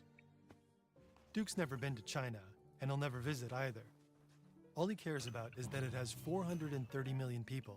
At the time, it's the most populated country on Earth. That Yes, is sir. where we're going to sell cigarettes, he says. Let's He's told go. that Chinese people don't smoke cigarettes, but he isn't worried. They can learn. And he's right. Oh my god. His company, British American Tobacco, will become enormously successful in China. At the time, not many American businesses make money on Chinese soil, but British American cigarettes catch on like wildfire. Within a few short years, China is buying billions per year. Chinese tobacco companies can't keep up. British American Tobacco squeezes out more than 20 Chinese cigarette companies and goes on to dominate the market for 50 years. Then the communists take power in 1949. By then, China's love of tobacco runs deep. Smoking has become a big part of Chinese culture. Chairman Mao is a notorious chain smoker. He famously favors British American Tobacco's State Express 555s. He'll later switch to a domestic brand packaged in patriotic red, embossed with the gate of the Heavenly Palace. Mao's doctor once advised him to quit, but he waved it off and said, "Smoking is also a form of deep breathing exercise."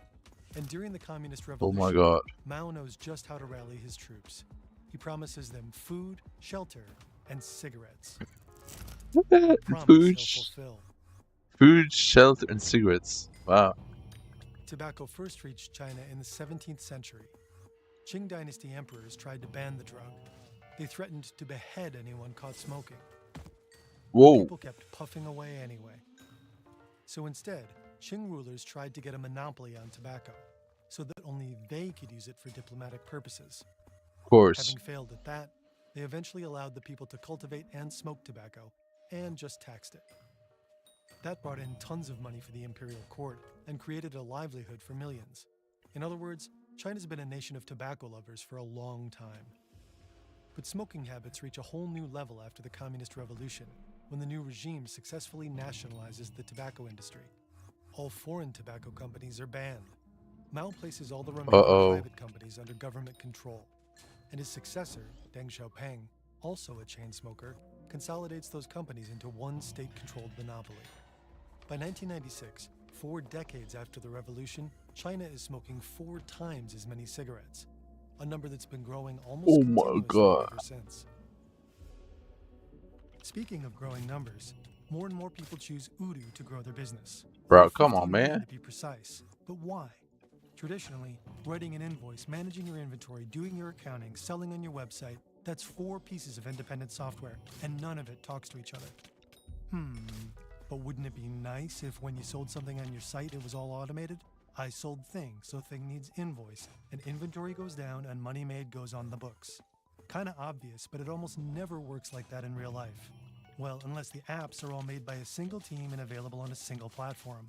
Udu can save unbelievable amounts of time because so many aspects of business can be integrated this way. It's all-in-one management software that offers entrepreneurs over 45 intuitive applications.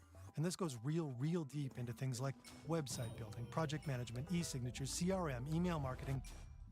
But even if you're just starting out and you only need like 5 out of the 45 apps, it's just nice that the others are waiting there patiently, ready to be plugged in once you scale up. Try Udu today. The first application is free for life with unlimited support and hosting included. And starting at just €19.90 a month, you gain access to everything else. Scan this QR code or visit the link in the description to get going.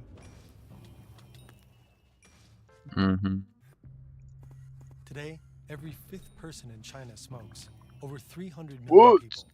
And tobacco is the country's most socially sanctioned addiction.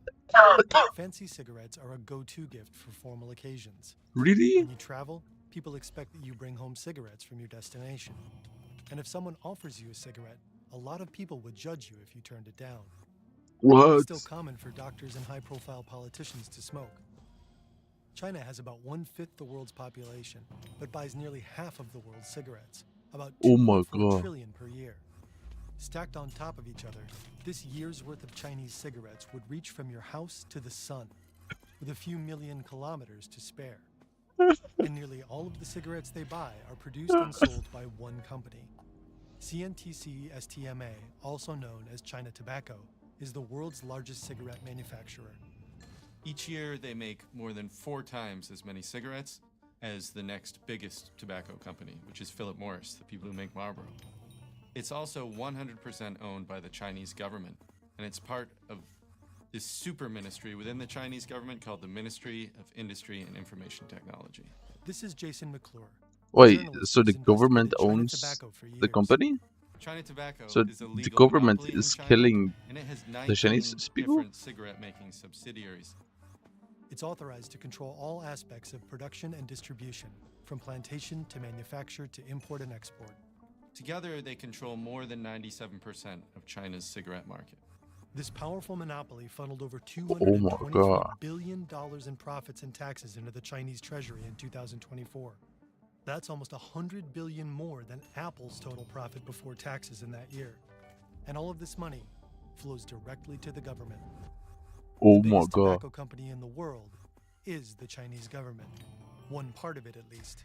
Which means What that the the more the fuck? Chinese population smokes, the richer the state becomes. In fact, China receives more money from tobacco than Saudi Arabia does from oil. So in 2023, it was somewhere between 6 and the 7% of the central government of China's revenue came from China Tobacco's profits or taxes Holy paid shit. by China Tobacco. Now, to put that in context, that's about the equivalent of China's entire defense budget in 2023. In other words, China Whoa. can finance their vast military With cigarettes. Inside Oh the my country, god. This isn't exactly a secret. Chinese smokers often joke about it. When they light up, they'll say they're helping the country build warships. Every puff is patriotic. But China Tobacco isn't just the producer of cigarettes. But don't It's Chinese also the people still country's live tobacco regulator. long ass lives? I Officially, don't it's know. also supposed to get the country's smoking habit under control. The tobacco executives are literally inside the room where the decisions are being made about tobacco control and about public health policy. When it comes to the size and you know, the display of cigarette warning labels when it comes to whether or not cities should ban smoking in restaurants or public places. China Tobacco is able to be in the room where the decisions are made. And the money, the $200 billion a year that the government receives in revenue from the company explains their influence. Tobacco makes so much money, the government has fewer reasons to crack down on it the way it might other dangerous consumer products. Oh my god, this is so disgusting. Kind of like if your meth dealer were also your doctor and a DEA agent. And here's where things get mind-boggling. Not only is China Tobacco one of the biggest and most profitable companies in the world, there's also a good case it's the deadliest. The World Health Organization and other researchers try to measure how much sickness and death each year is caused by economic activity, often by legal companies doing business in ways that happen to sicken or kill people over time.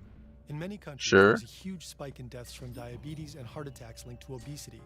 This is a direct result of people consuming more sugary drinks and eating more ultra-processed food, often marketed and sold by large corporations. Drinking alcohol is linked to 2.6 million early deaths around the world each year from things like cancer, liver disease, and traffic accidents. The WHO calls these that's insane. commercial determinants of health. Why do people still drink Tobacco poison? is one of the biggest of these, and it kills 7 million people every year. In most cases, trying to figure out how much responsibility an individual company bears for these early deaths is super complicated, if not impossible. Think of the pollution from burning coal. You can't just point your finger at one company. Some pollution in your hometown might come from a power plant down the road, but some might come from steel factories hundreds of kilometers away. Assessing China Tobacco's responsibility in causing deaths is much simpler. The company is vertically integrated, meaning it controls most of the steps involved in turning a tobacco leaf into a cigarette. Alright, I don't have particles, so I'm Since it's a stupid. legal monopoly in China, it's made and sold almost every cigarette consumed in the country, and has for decades. The WHO uses data from a study called The Global Burden of Disease to help estimate the causes of illness and death all over the world. Their work estimates that between 1990 and 2023, there were 68 million tobacco-related deaths in China, and anything tobacco-related is somehow involved with China Tobacco and its predecessors. Oh my Even god. the study's most conservative estimate, 59 million deaths, is so high that there's no way to conjure up another single fossil fuel, food, or alcohol company remotely responsible for that much death. Every year, 2.5 million Chinese citizens die from tobacco, and the number is only expected to increase, not least because of China Tobacco's sales tactics. Wait, are they selling more? Like other tobacco companies, it seeks to convert young people into lifetime customers. One of the more significant tobacco control measures that has been undertaken by China in the last 10 years was that Xi Jinping did decree that government officials should no longer smoke in public or smoke on television. Now, among young people, especially in this more cosmopolitan cities like Beijing or Shenzhen, Shanghai, vaping, e-cigarettes, other types of nicotine products are becoming more popular.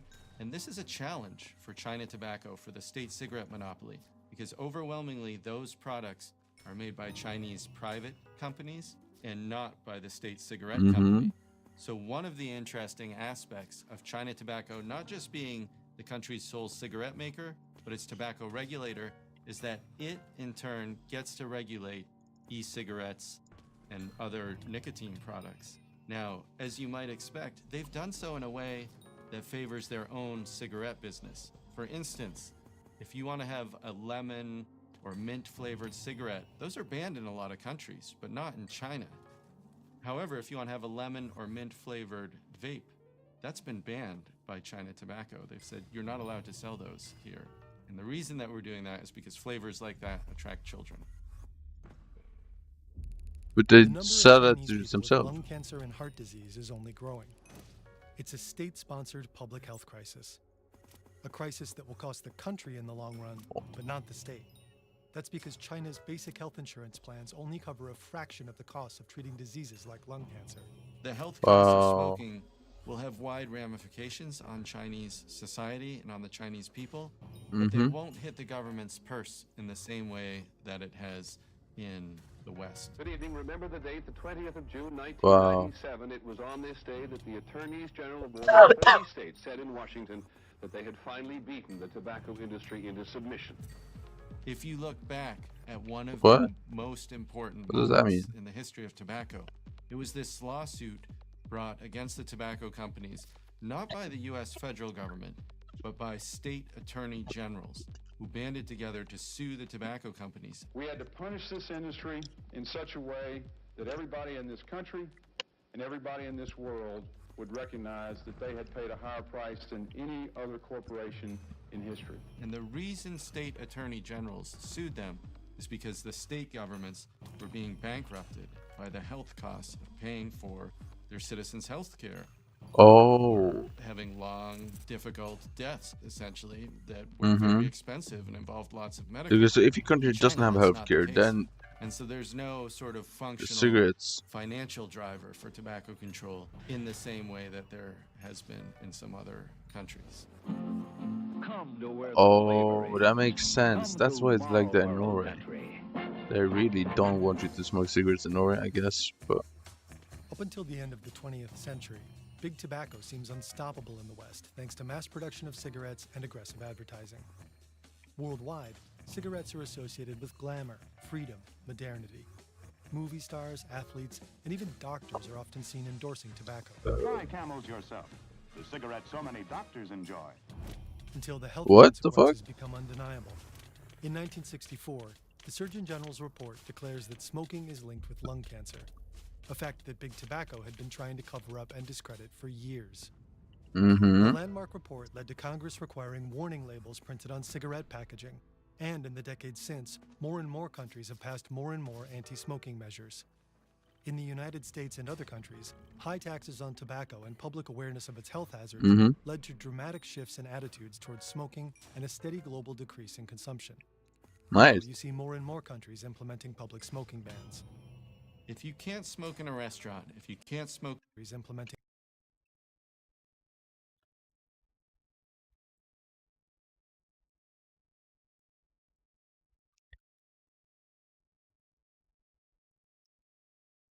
good ban, good ban, good ban.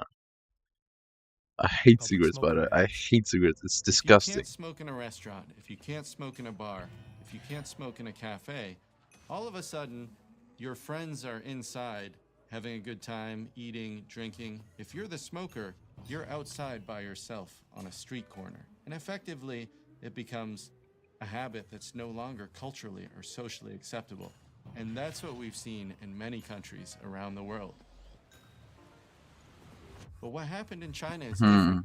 China did not fulfill that commitment to pass a smoking ban in public places. In 2016 and 2017, Xi Jinping tried, and effectively, it was stopped by China Tobacco. What we saw in the years after that was a number of Chinese cities passing their own smoking bans. But we saw that China Tobacco, by 2022, 2023, had swung into action to stop smoking bans at a municipal level. For the What? last 20 years, the rest of the world has managed to reduce the adult smoking rate from 34% to 23%. If China Oh my followed God. the global downward trend, there'd be about 80 million fewer people addicted to tobacco now. And China did pledge to adopt the same anti-smoking measures that successfully led other countries to Why reduce so consumption so Xi dramatically, Jinping actually along with tried, but 167 it was other stopped countries. because In the 2005, government. China signed the Wait, same what? major WHO treaty aimed at controlling tobacco internationally. It vowed to protect its citizens from the vested interests of the tobacco industry. This is really treaty interesting to was me. significant globally. So, And since it was signed, the tobacco president use rates actually around the tried world to have declined change it, but significantly. he In couldn't? India, in Brazil, in the United States, in Western Europe, and Latin America, rates have just plunged. In China, they've barely budged. Most efforts have systematically been bulldozed by China Tobacco. China Tobacco found sneaky ways to get past the commitments of the WHO treaty. For instance, they were involved in the translation of the treaty into Chinese and made sure the language was weaker than in the original. Another way they undermined the treaty is through warning labels on cigarette packages. This was one of the key points that China agreed to when signing the treaty. The warning labels were supposed to be large and hard-hitting, but China Tobacco managed to overturn these decisions. In China, the labels are much softer and easier to miss. These are Bruh. Zhongnanhai cigarettes, produced by Shanghai Tobacco, a major Okay. subsidiary of China Tobacco. So if you look at the Chinese cigarette warning labels today, you'll notice it's just a text warning label and it blends in very nicely with the rest of the packaging. The content of the warning label says smoking is harmful to health, which is a very generic way of warning people about the health consequences of smoking. It's just, yeah. People usually know it's like smoking causes cancer. Zhongnanhai cigarettes were smoked by the characters on a popular TV show called Struggle, kind of like a Chinese version of Friends. Around 2007, it became the go-to cigarette for young people living in big cities. Now that Struggle's original audience is no longer so young, Shanghai Tobacco has launched a new line of Zhongnanhai. The rebrand is meant to entice the next generation of smokers. Oh, bro, this is so disgusting. All of this, by the way. Some Chinese cigarette brands are especially This is so beautiful. disgusting. There's the Changhua brand favored by Mao, still considered a premium cigarette. Apparently, the smoke tastes a bit like preserved plums. Other brands also use elegant packaging with patriotic imagery. China Super Slims look like Chinese porcelain. Shengmao China has the giant panda as a mascot. And Double Happiness is associated with Chinese weddings. All these brands are owned by China Tobacco. Now, if we're to contrast that with these cigarettes that I bought in Vietnam, Vietnam also signed on to the same WHO treaty, but when they designed their cigarette packages, half the space on the front of the package is a graphic warning label showing a diseased body part. The warning label itself specifically warns you that smoking causes heart disease. And we know from research that when you warn people about a specific health problem, they're much more likely to pay attention than if you just tell them something 100%. generic, like smoking is harmful to health. Some countries go even further. This is plain tobacco packaging, a tobacco control strategy implemented by more and more countries, including the UK, France, Canada, and Australia. Cigarettes packaged without logos, just graphic health warnings and the official ugliest color in the world. The goal is to prevent teenagers from picking up smoking. Young people are particularly susceptible to flashy, attractive tobacco packaging. Plenty of research suggests that plain tobacco packaging helps prevent smoking. Really? Australia credits the ugly packages with getting 100,000 smokers to quit within just 1 year. In contrast, China doesn't require pictorial health warnings. Not only that, but Chinese cigarette packages often feature a deceptive marketing strategy, an advertising technique based on pseudoscience that other countries banned long ago. The packages will often display the precise tar content of a certain line of cigarettes. The idea is to highlight if a cigarette is low tar, to seem like it's a healthier choice than higher tar cigarettes. What? But low tar cigarettes aren't actually less harmful. When Western tobacco companies pushed low tar cigarettes in the 20th century, lung cancer rates rose. Now this is one of the most interesting and deadly marketing frauds in all of human history. Latest U.S. government figures show silver pins lowest in tar and nicotine of all 100 tested. I did not know this. The supposed benefits of low tar cigarettes have been debunked. But for those who don't know it's junk science, low tar branding sounds pretty good. Smokers concerned about their health but not quite ready to quit will often assume low tar cigarettes are a safer choice. Especially perhaps in China, where cigarettes are still allowed to be advertised with safe-sounding words like light, low, smooth, or mild, words that other countries have either banned or heavily regulated. In China, 20% of all cigarettes sold are low tar, and that number is on the rise.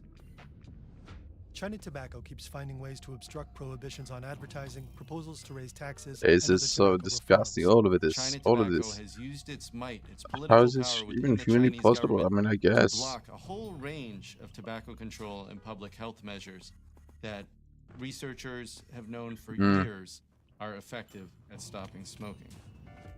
But how does the company exercise so much power? This is a vast company with offices in every city and town of any significance all across the country. So literally they have built-in lobbyists there. The head of China Tobacco is one of the 50 most important officials in the Chinese Communist Party. So the political power, the breadth and depth of the company's political power was used to effectively not just stop smoking bans on the national government level, gets the money, right? even in little cities and For towns him. around the country. You see this failure to regulate smoking play out on a cultural level. There's packs of cigarettes laying at the gym. There's a guy smoking in the elevator. The warning labels were written in English, which is as bizarre in China as it would be for the warning labels in Canada to be written in Chinese. 50-year-old Chinese man runs marathons smoking 42 cigarettes. Many Chinese people consider it a lost cause to even try. This guy is smoking inside. This is against the law. This is China. Over the last 60 years, global smoking rates have mostly fallen. Taxes, warnings, and bans worked. And the 2005 WHO treaty is credited with being crucial in curbing big tobacco's power. Not in China.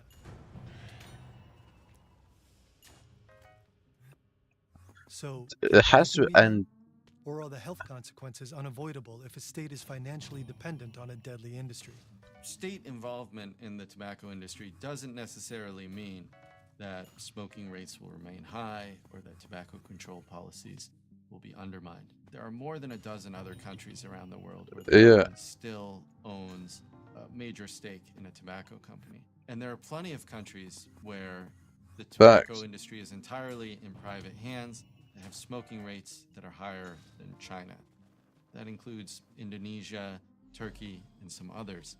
So there's nothing inherently wrong with the government having a role in the tobacco industry. Yeah. It's just that in China, the government hasn't managed the conflicts of interest that come with being in the tobacco But business. bro, China, Also, whatever. Like, health as I well as hate they the could smell of have. In cigarettes. other I hate it. countries, I hate in it Thailand, so for much. example, I hate smoking it. rates have dropped dramatically over the last 20 years, even though the government is one of the largest cigarette makers there. So clearly there are ways that China's state ownership of a cigarette company could be accommodated, but China just hasn't done the work to implement this. And now, because the company is so large and so powerful and makes so much money, making those changes has become very, very difficult. And the company isn't done growing. China Tobacco would like to sell more cigarettes overseas, and its exports have been increasing. It has investments in tobacco companies or joint ventures in a number of other countries, primarily in Asia. China is investing more in Africa and other places. China Tobacco is looking to follow suit, to sell cigarettes in new places, develop markets, and also to buy tobacco leaf from other companies. So I think in the future, we'll see that it is becoming an increasingly global company. China Tobacco already exports their products to 125 countries on 5 continents. Really? Pushing its cigarettes onto other nations is part of China's Belt and Road Initiative, their global I did not know that. infrastructure expansion. And it isn't always legal.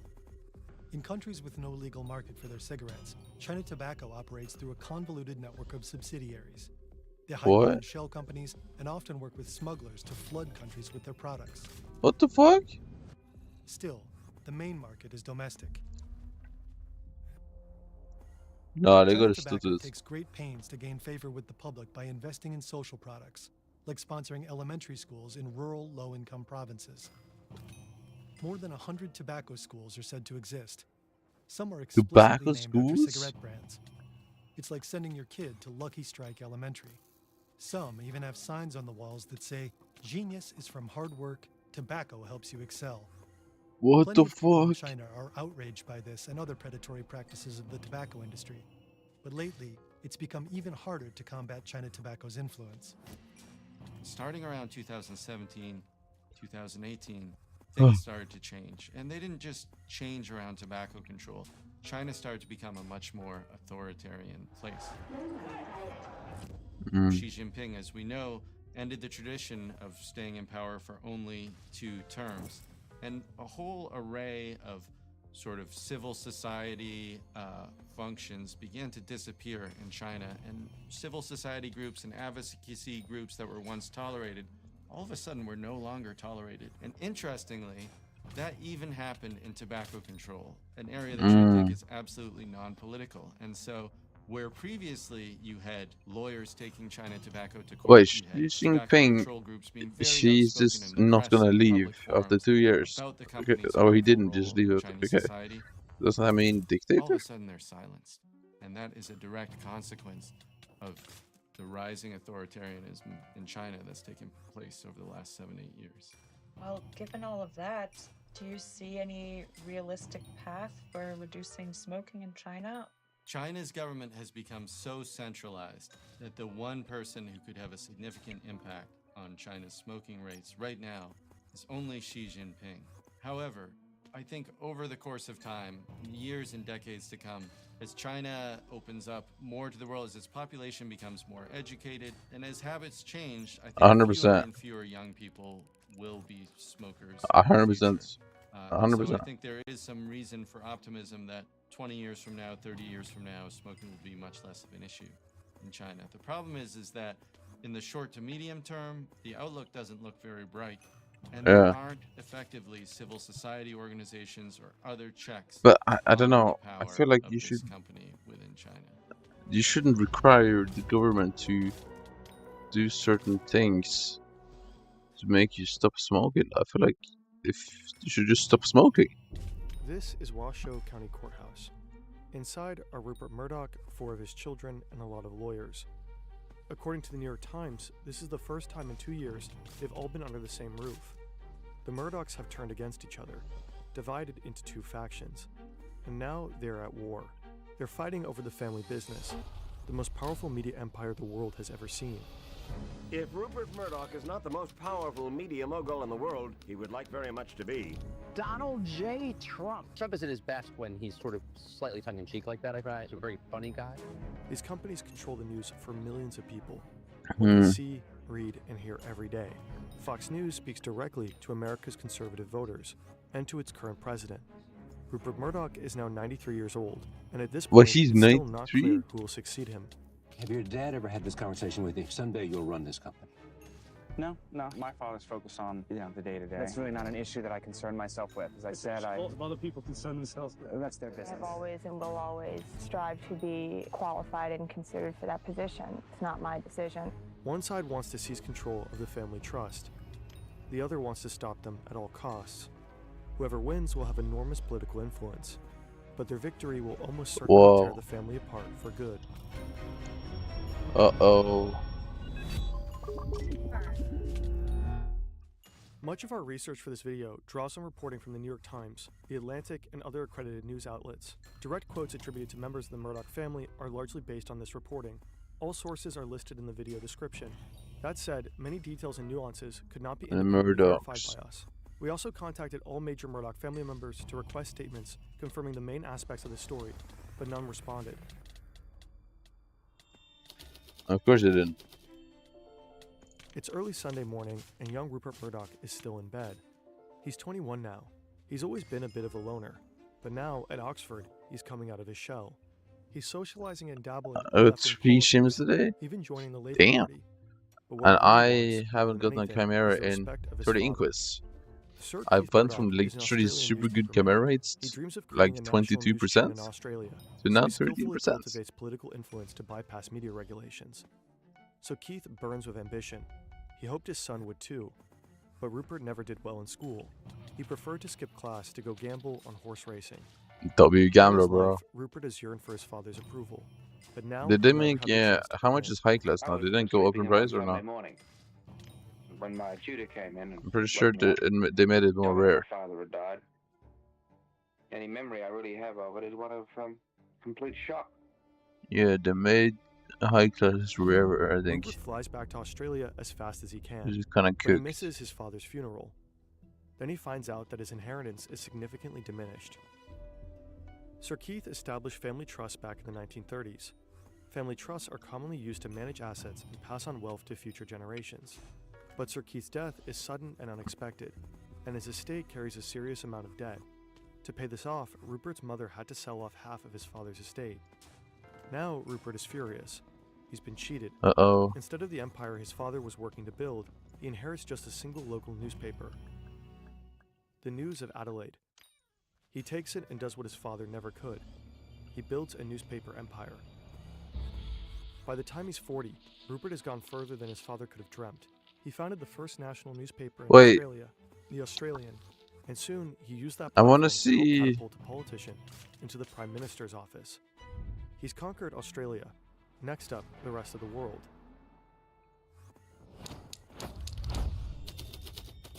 How can I...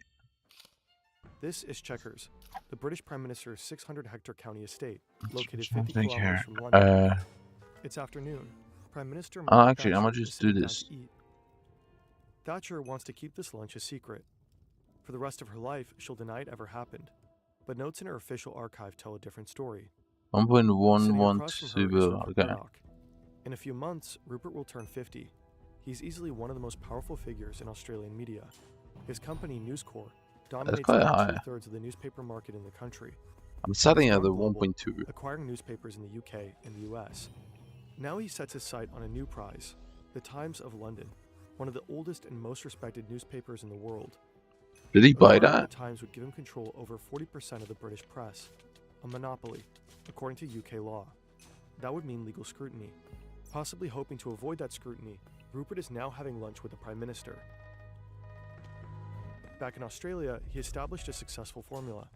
First, acquire a newspaper and make it successful through populist journalism, then leverage that success to obtain more properties. Next, gain control over a prestigious newspaper. Respected broadsheets tend to reach a different audience, powerful people, including politicians. Speaking directly to people like this means a chance to influence policy. Through endorsements and editorials, it can even mean having an impact on elections. For a newspaper mogul intent on growing an empire, that kind of influence could be worth its weight in gold. The family that In the broke the UK, news. Rupert applied He's his not formula wrong on a actually. bigger This is stage. kind of true. His toehold was News of the World, a weekly left-wing tabloid newspaper he acquired in 1969. A year later, he added a daily, The Sun. Both papers became known for headlines like these, and for a willingness to focus on sex, drugs, and scandal. The Sun even introduced a new daily feature, a topless page 3 girl. It broke with tradition on Fleet Street, home of the British press. We were tearing up the old ways and inventing a new form of journalism, a new way. We were the enfant terrible of Fleet Street and proud to be so. Sales began climbing. A decade later, The Sun was Britain's best-selling tabloid. The new approach also earned Rupert a nickname. Oh, Sphinx. Here we go, here we go, here we go, here we go. Oh, I got big dick. Now Rupert is making his case to Thatcher for why he should be allowed to take over the Times. Oh. He just wants to make improvements to the paper, he says. He'll be a hands-off owner. Why am I on, so he'll guarantee tired all the this with time? a Like, what's written happening? promise. Afterward, he thanks her for the lunch with this handwritten note. He calls her, "My dear Prime Minister." There's no evidence that Rupert and Thatcher made a deal. Thatcher carefully avoids any suggestion of this, even in her own documents. Her official record of the event states she did no more than wish him well in his bid. But this official record doesn't even cover the entire meeting, just the salient points. Dude, In I'm trying to accordance with think Thatcher's here wishes, now it was kept because confidential. if I get No the one outside of realistic the Prime Minister's later office today, was to know about her lunch with Rupert. I'm This has actually led gonna some be to eating speculate more that than I over should lunch, be, Rupert which is Murdoch not good. and Margaret Thatcher may have arrived at an understanding. Yeah, I don't What know. is certain No, is I that have to within eat it weeks, the though. Monopolies I have Commission to eat it. decides not to look into Rupert buying the Times. Surely Soon I he have owns to, the right? paper. Yeah, it's too good. At the same time, Britain is stuck in a recession. Thatcher is deeply unpopular. But in April 1982, Britain goes to war with Argentina over the Falkland Islands, and Rupert's tabloid, The Sun, goes all in on supporting it. As Britain's best-selling tabloid, The Sun reaches a huge portion of the British public, and many believe its aggressive support for the war Yeah, I'm gonna have to hugely eat the boosted rest again. Thatcher's popularity. Some I have don't even know it's suggested called in this might English. have saved her prime ministership. Rupert applies his formula on the other side of the Atlantic. Bro, too. really, man? His tabloid, New York Post, From Old helps Mob. deliver the long-shot candidate at Koch to the New York City's mayor's office. I wouldn't be in a position to say I was mayor of New York City if Rupert hadn't endorsed me. He gave me credibility. Then the Post gets behind Ronald Reagan's presidential candidacy. The endorsement of the New York Post of Ronald Reagan was crucial. Reagan carried New York State. In the Also, a new die is During the tomorrow. Reagan I'm administration, kinda Rupert's hoping drive for to no expand good die faces fewer barriers. At the time, because American I need to regulations log prohibited in on any my major alt account newspaper for and a like 5 television station days. that share the same market. Under the Reagan administration, the Do Federal I even care Communications anymore? Commission I don't temporarily know. waives these regulations for Rupert. Only American citizens can directly own more than 20% of a TV station. So Rupert applies for One citizenship. minute, because of his In September common mobs. 1986, he receives it. Damn. Quickly enough that some claim his application was fast-tracked. With these roadblocks Oh man, do I even he's freed by a care handful of television stations. to get max? Then he buys a movie Like I studio, want 20th to, but like I Century just Fox. don't have time, do I? I do though. Like if I do that, then I can do that. And I have Mom's so many Hungary things I city want was to do American in citizenship. this game, It but I don't know how combines I'm these new gonna do it assets and though. launches the first new major Especially when they broadcast keep television adding network since the updates. 1950s. Fox's It shows are a slows bright, it down edgy so alternative much. to straight-laced broadcast television, and Living Color presents sketch comedy with a black, hip-hop inflected perspective. The Simpsons and Married with Children reinvent the family sitcom as dysfunctional and even racy. And then Reagan eliminates the fairness doctrine, which had required broadcasters to give equal time to both sides of controversial issues. Many see this as paving the way for partisan media, and eventually a channel that will change the American media But landscape Ajax is gonna be forever. really good though. Not this Ajax that's coming, but the one after is gonna be so good. I'm gonna try to get at least like 12 million, or no, at least 10 million rev XP. At least. So I want to double mine, or On 12 January million I have 30th, now, or 13. 1996, I want to double Rupert it. Murdoch announces the Fox News Channel. His network TV station, also called Fox, has been on the air for a decade. Now he's finally making the leap to cable. Rupert's news station will be challenging the 400-pound gorilla of 24-hour news, CNN. To pull it off, he hires this man. I'd like to thank Mr. Murdoch for the kind words. Thank you all for coming this morning on short notice. I know that you're good journalists, therefore. His name is Roger Ailes. Rupert hired him to build Fox News from scratch. They have a lot in common: conservative politics, an instinctively anti-establishment point of view aimed at what they see as liberal elites. And it's a crystal clear vision for Fox News. The network will cater to an overlooked audience: older, white, less educated, church-going, rural, and most of all, conservative, so-called Middle America. The two men will reportedly joke that they've uncovered a whole new market: half the country. Ailes was media advisor to President Dude, Richard like, Nixon, how do Ronald people Reagan, and George unironically H.W. look Bush. and He watch knows the Fox target News? demographic well. He's also a controversial figure in the media landscape. Just weeks before the debut of the Fox News Channel, he left a job at NBC after reportedly hurling an anti-Semitic slur at a co-worker. And he's known as a magician of the divisive power of media. For Fox, he's later quoted as saying, "It's not enough that conservatives like us, but that liberals hate us." Fox News Channel, fair and balanced. Like, how can you unironically When spend Fox your time debuts, watching the Fox studio News? looks cheap, thrown Like, together, they but do it's undeniably literally different. anything, It's colorful anything, and deliberately anything, edgy. anything Over and over, to the try station and slogan is make repeated: Trump look good. fair and And like, balanced. they're really struggling It worked, lately. and ratings soared. There's multiple By times they've 2002, actually like Fox News had become the not most even been watched able cable to, news channel in America. because it's just For many impossible. conservatives, it became the only channel, and its base was always expanding. Sometimes In it 2007, slip up by a study accident. found that when Fox News entered a local media market, it pushed viewers to the right and made them more likely to vote Republican. This was called the Fox News effect. If a Republican politician wanted to reach their base on the national stage, it was said the only road went through Fox. Republicans originally thought that Fox worked for us, and now we're discovering we work for Fox. News Corp's power and influence now spans several continents, but Rupert himself was aging. He had always considered his empire a family business, and like his father, he had considered his legacy. My two sons are very interested in having major careers, and I'm doing what I can to train them, get them opportunities, see what mistakes they make, and what triumphs they have. But which of his children would one day take control? On that point, Rupert could be maddeningly hard to read. You have 3 adult children, Lachlan, James, and Elizabeth, each of whom is now a very accomplished media executive in his own right. At the same time, you have reportedly told your biggest outside shareholder, Prince Waleed, quote, "I'm going to stay on as CEO until I'm 130. So as I say, more realistic than that, really. Rupert Murdoch raised his children to be media moguls. He pushed them to be part of his empire. We knew that Dad loved the time he had with us, and he wanted us to be part of his world. I can And I respect think this that part. I as a respect this child, part. I don't really you had like to this be guy part at of that all. world in some ways if you were going But I to be respect engaged this. with him. One day, one of them would take over the family business. But which one? According to observers, the children were constantly trying to figure out where they stood with their father. Who did he favor at any given time? Family life revolved around succession. Each child grew up trying to prove themselves worthy.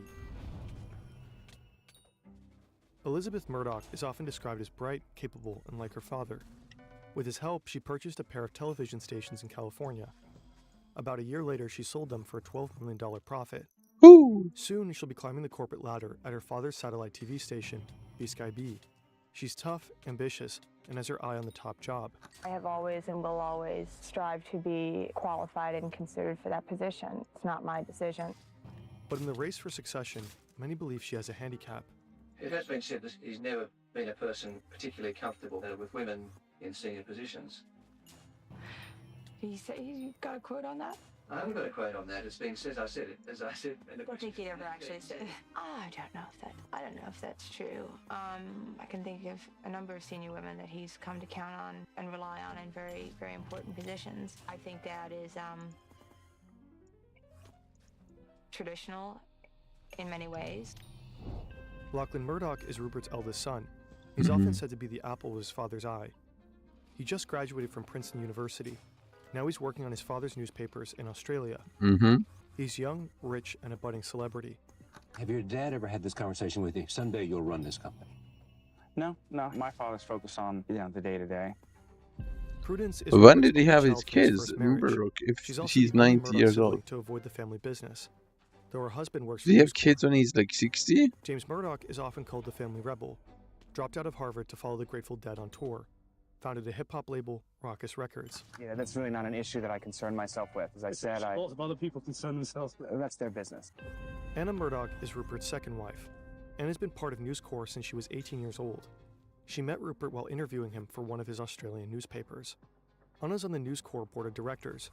She's mother to Elizabeth James and has been concern themselves with. That's their business.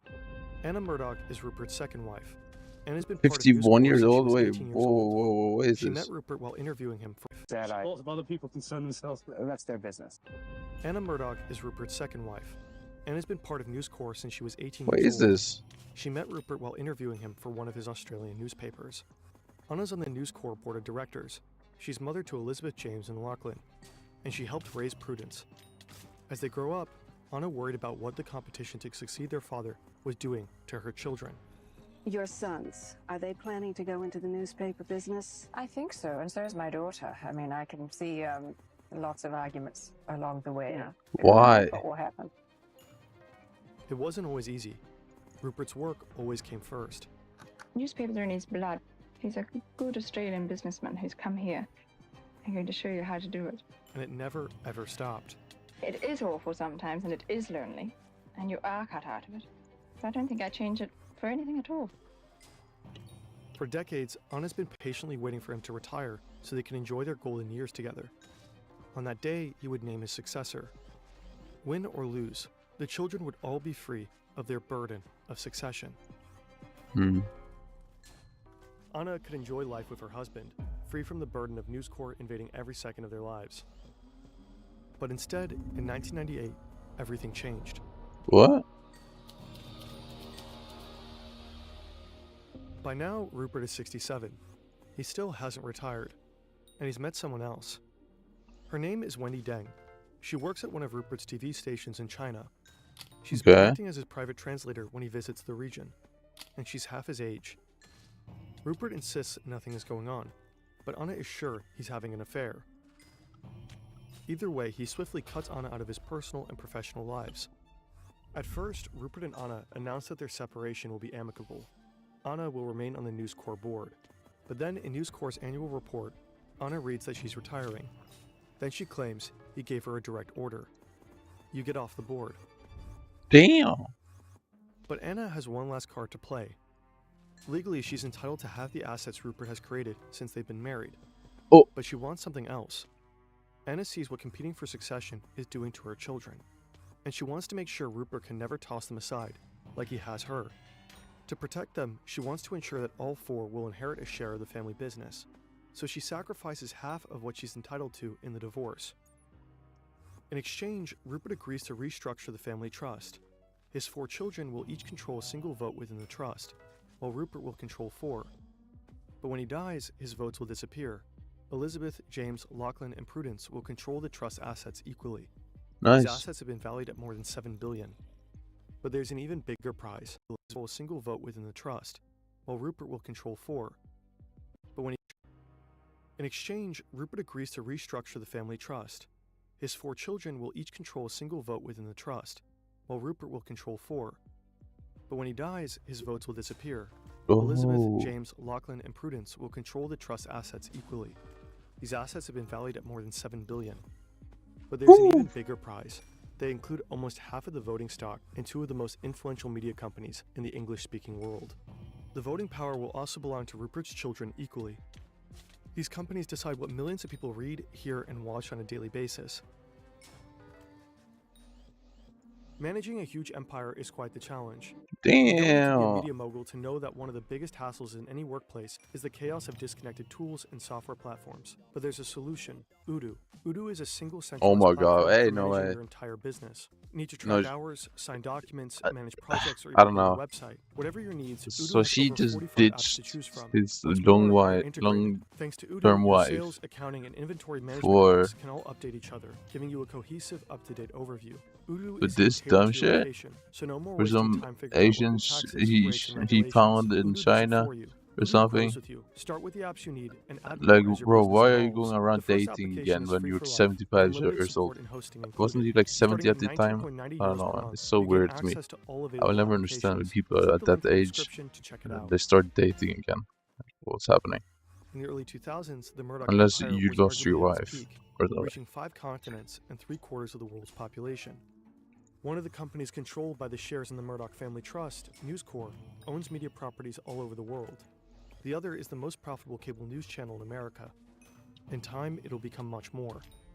James will later say News Corp owns media properties all at its peak, reaching 5 continents and 3 regions. Click the link in the description to check it out. In the early 2000s, the Murdoch empire was arguably at its peak, reaching 5 continents and 3/4 of the world's population. One of the companies controlled by the shares in the Murdoch Family Trust, News Corp, owns media properties all over the world. The other is the most profitable cable news channel in America. In time, it'll become much more. James will later say that with the It trust, is literally a the idea was that it political would thing. incentivize us to cooperate. What actually happens is very different. And at the heart of it is Fox News.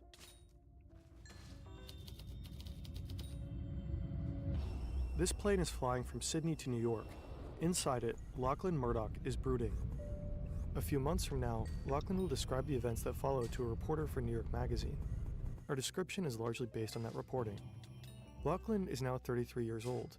5 years ago, his father promoted him to Deputy Chief Operating Officer of News Corp. As Deputy COO, Lachlan is responsible for running the New York Post, the publisher HarperCollins, and 35 TV stations. Rupert is still head of the company, and he shows no Look how signs old of he slowing is. down. But he's now 75 years old. One way or another, he'll have to step down soon. It's an open secret that Lachlan is winning the race for succession. At this point, his sisters are out of the running, and his brother James trails behind. Lachlan has long seemed to have an advantage. He's very much his father's son, sharing his conservative politics and deep love for Australia. In 1997, Rupert told an interviewer that of his children, Lachlan was first among equals. But something isn't right. Lately, he's in conflict with Roger Ailes, the father of Fox News. As one of Rupert's most trusted executives, Ailes is largely allowed to do what he likes. This includes pushing his ideas for the TV stations Lachlan is in charge of. Ailes' most recent idea is a show called Crime Line. For financial reasons, Lachlan turned it down. According to New York Magazine, Ailes went to Rupert and told him about Crime Line. Rupert told him, "Do the show, don't listen to Lachlan." Ooh. Lachlan feels undermined by Rupert, and it isn't the first time. Now he's heading back to America. He and his father are going to have a talk. In New York, Lachlan and Rupert discuss the situation over lunch. Rupert listens. He offers suggestions, maybe changing the organization chart. But Lachlan knows his father isn't going to change. He wouldn't ask him to. Still, if things stay as they are, their relationship can seriously deteriorate. Something begins to dawn on Lachlan. He's used to thinking about himself in relation to the company and to his father. It's just difficult to sort of uncouple your life and your identity from the company, he thinks. Then he makes a decision. I have to do my own thing, he says. I have to be my own man. And with that, he steps down as Deputy COO and moves back to Australia with his family. He remains on the News Corp board, but in the race for succession, he's no longer the leader. Suddenly, James is. Uh-oh. By this time, James is a long way from his years as a rebel. Back in 1995, he co-founded the hip-hop label Raucous Records. But then Rupert What's left the label, that? dragging his son into the family business. He's been busy proving What the fuck himself is ever Ruckus? since. In 2007, he receives a major promotion to running News Corp operations through Europe and Asia. Then What the something fuck strange is happens. Ruckus? James' personality reportedly seems to change. He'd always been energetic, analytical, offbeat. At work, he was known as technocratic and given to business jargon. But now he seems brash, cocky. Some think he's emulating his father, and he's reportedly assembled a loyal team in London. To many, it looks like a rival power center in the company. No one knows exactly how Rupert sees this, but to some observers, he seems proud, and maybe a bit threatened. In 2010, Rupert proposes something unusual. What? Family therapy. At a retreat What? at the Murdoch family in Cavan Station, Australia, a specialist will help him and his adult children work on how they treat each other. Months later, news of the retreat was leaked to Vanity Fair. The magazine describes how the siblings came together to help James become a better leader and improve his relationship with Rupert. James later described something very different to The Atlantic. According to him, the therapist first met with everyone individually. Then, at a session with the whole family, everything supposedly fell apart. According to James, there was gaslighting, accusations, strategic maneuvering. Even in family therapy, each of the Murdochs were advancing a personal agenda. James describes it as a car what crash is this that left the family? family in even worse shape. Afterward, Elizabeth supposedly offers to create a family constitution. According to The Atlantic, James helps her. Together, they create a draft, including principles like, "We commit to undertake active dialogue with each other at all times, and to relentlessly communicate openly with trust and humility. And we will be vigilant of and defend against divisiveness, either between us or that which could infiltrate from without." In February 2011, Elizabeth, James, Lachlan, and Prudence reportedly all signed the document. But their newfound resolve to stick together is about to be tested like never before.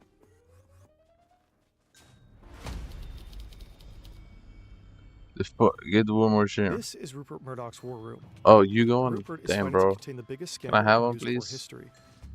Elizabeth is advising him and also providing emotional support. According to reporting, she thinks the best public relations move would be to let someone in the family take the fall. And her brother James is in charge of News Corp operations in Europe and Asia. It should be him. Rupert slept on the idea. He agrees. Then he sends Elizabeth down the hall to fire her brother. What's From happening? 1996 to 2001, Elizabeth was managing director of the British satellite TV network BSkyB, which later changed its name to Sky. She worked hard to position Sky herself as News? Rupert's successor. Then, in 2000, she abruptly quit. In one version of the story, she let Rupert know by sending him a fax. The exact reason is unknown, but many believe that within the family, Elizabeth had long been hitting the glass ceiling. Years later, James would reportedly say of Rupert, "He is a misogynist." After quitting the family business, Elizabeth was successful on her own terms, in a way none of her siblings had been. Her production company, Shine, produced hit TV shows like The Biggest Loser and Master Chef. Ooh. In early 2011, Rupert bought Master Shine Chef? for $673 million, bringing Elizabeth back into the fold. He also asked her to join the News Corp board. She said yes, but quickly changed her mind, perhaps to distance herself from the massive scandal erupting around News Corp. On July 4th, 2011, an article in The Guardian blew the lid off a long-simmering scandal. Reporters from Rupert's beloved tabloid, News of the World, had allegedly been hacking the phones of people they reported on. According to The Guardian, this included Millie Dowler, Hey, yo. a teenager who had been abducted and murdered back in What 2002. the fuck? The scandal snowballed. The victims of phone hacking were said to include deceased soldiers, people killed in the London bombing in 2005, and a huge parade of celebrities, even the royal family. This had all happened before James took over as CEO, but he was linked to the scandal nonetheless, and he scrambled to contain the damage. His efforts reportedly included firings, internal changes, and a PR campaign. Practices of certain individuals did not live up to the standards and quality of journalism that we believe in, that I believe in, and that this company Shut believes in. up. But then Rupert came to London, She needs to and shut things up. got worse. He spoke to reporters. He met with the parents of Millie Dowler, the murdered teenager. None of this was coordinated with James. Rupert seemed to be undermining his son and CEO at every turn. Testifying before a parliamentary committee, he continued to act on his own. Repeatedly, it even looked like he was throwing James under the bus. As for my comments, Mr. Chairman, and my statement, which I believe was around the closure of the News of the World newspaper. Before you get to that, I would just like to say one sentence. This is the most humble day of my life. Thank you. That is the first I've heard of that.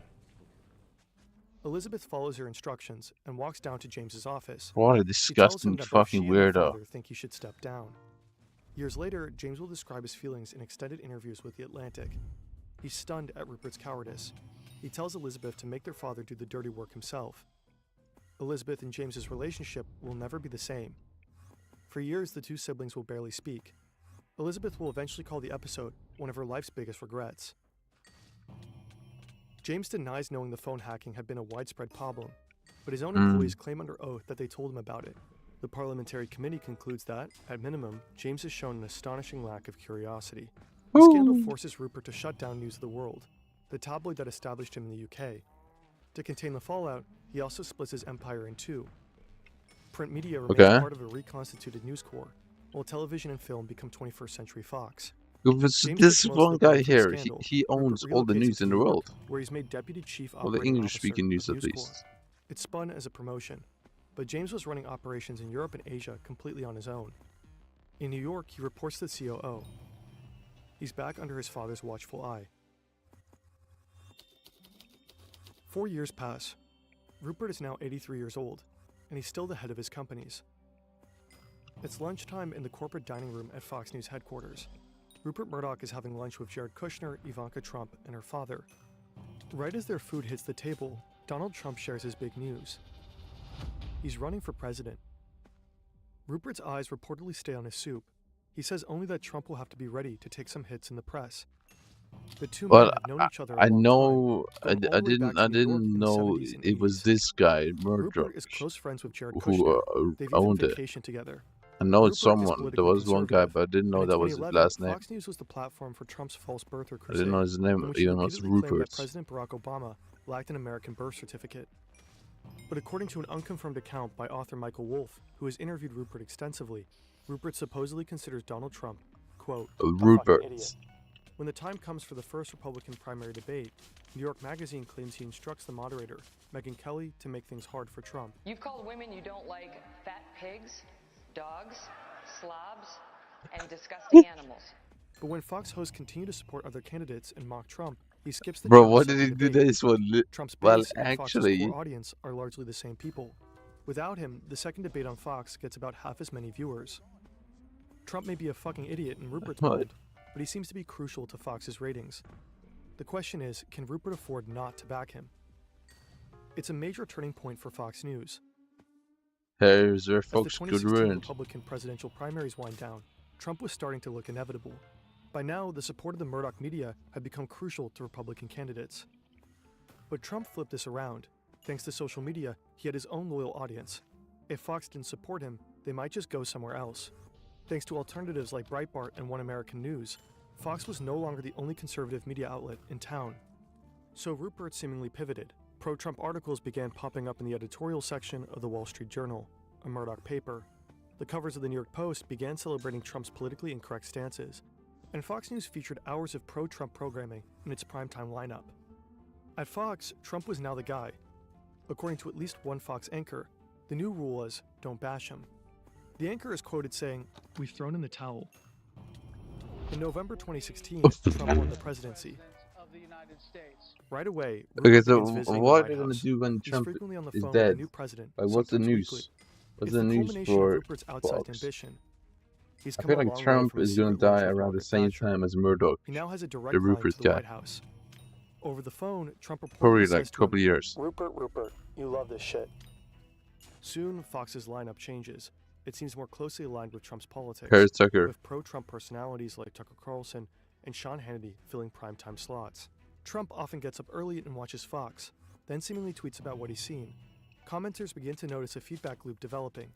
Some note that at times, it's hard to tell where policy positions come from, Trump or Fox. There was a time when Fox drove Republican politics. Now it's becoming something totally new. A TV network that, to many, looks inseparable from the White House. Fox is arguably more powerful than ever, and it's still unclear who will follow in Rupert's footsteps. More than a year earlier, Bro. This is the Lambs Club in Midtown Manhattan. James Murdoch is flying to Indonesia today, but he's made time for lunch with Lachlan and the COO of News Corp before he heads to the airport. Years from now, Come we'll on, bro. discuss Just the give me events that followed time, his man. I interview need with The this. Atlantic. My, James is 42. It's been 4 years since the كان Fox scandal, homeless. and its effects are still being felt. Still, the succession race may be coming to an end. When the time comes, reports say, James will be the CEO of 21st Century Fox. Lachlan will be given a ceremonial title. But then something unexpected happens. Yo, why is Groschen Ferry so Lachlan low breaks right the now? news. He's returning to the US to run 21st Century Fox. Lachlan, who quit years ago and hid in Australia while James toiled in the company and took the blame when things went wrong. Lachlan is going to be his boss. At this point, James has been in the family business for almost 20 years. He's paid his dues. But behind his back, his father has been making plans for his brother to return. In fact, he'd never fully given up on bringing his favorite son back. I hope, and I've said from the day he went back there, that he's going to come back here. James does not want to report to his brother. He gets up and heads to the airport. What? While he's gone, he ignores messages from Rupert and Lachlan. Rumors about him resigning whip through the company. By the time he returns, Rupert has changed his tune. James will still become CEO. Lachlan will be chairman. In reality, he sets his sons up as co-leaders.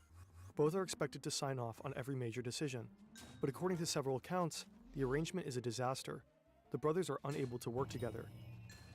In the fall of 2018, James spots a way out. A deal is beginning to take shape. Disney will buy nearly all of 21st Century Fox's assets, but not Fox News. James is enthusiastic. The deal could give him cover for exiting the company. Lachlan, on the other hand, is reportedly enraged.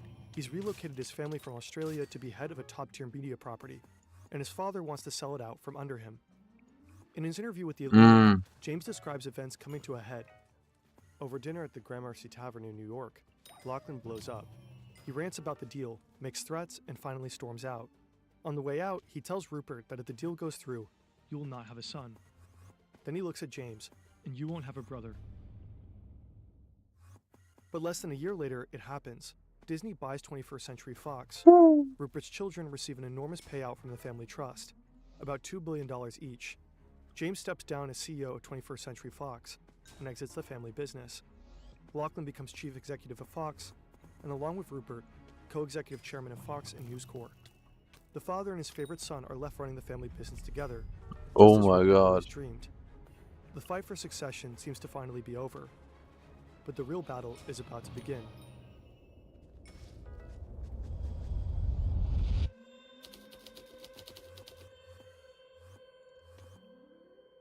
November 3rd, 2020, election night, Trump versus Biden. Americans are glued to their screens. One by one, voting ends in each state. Millions of ballots are counted, and projections begin to take shape for the winner in each of the 50 states. Those projections are influential. They can shape public perception of who's going to win. Facts. Just before 11:20 p.m. Eastern Time, Fox News makes a bold call. He's calling Arizona for Joe Biden. That is a big get. It's a risky move. Arizona is a hotly contested state in the presidential election. The data is still coming in. But being first to call the state could be a journalistic coup for Fox. It's only prudent for the election desk to get approval before taking such a risky move. Much later, a Murdoch biographer describes the decision this way. The Fox higher-ups sign up on a call one by one. The decision eventually reaches Lachlan, then Rupert. Will he approve announcing such a huge loss for Trump? Fuck him. Rupert reportedly says. Fox made the projection. The Trump team is furious. They barrage Fox with demands the call be reversed. Fox refuses. But it seems Fox's audience is also furious. In the days that follow, ratings plummet.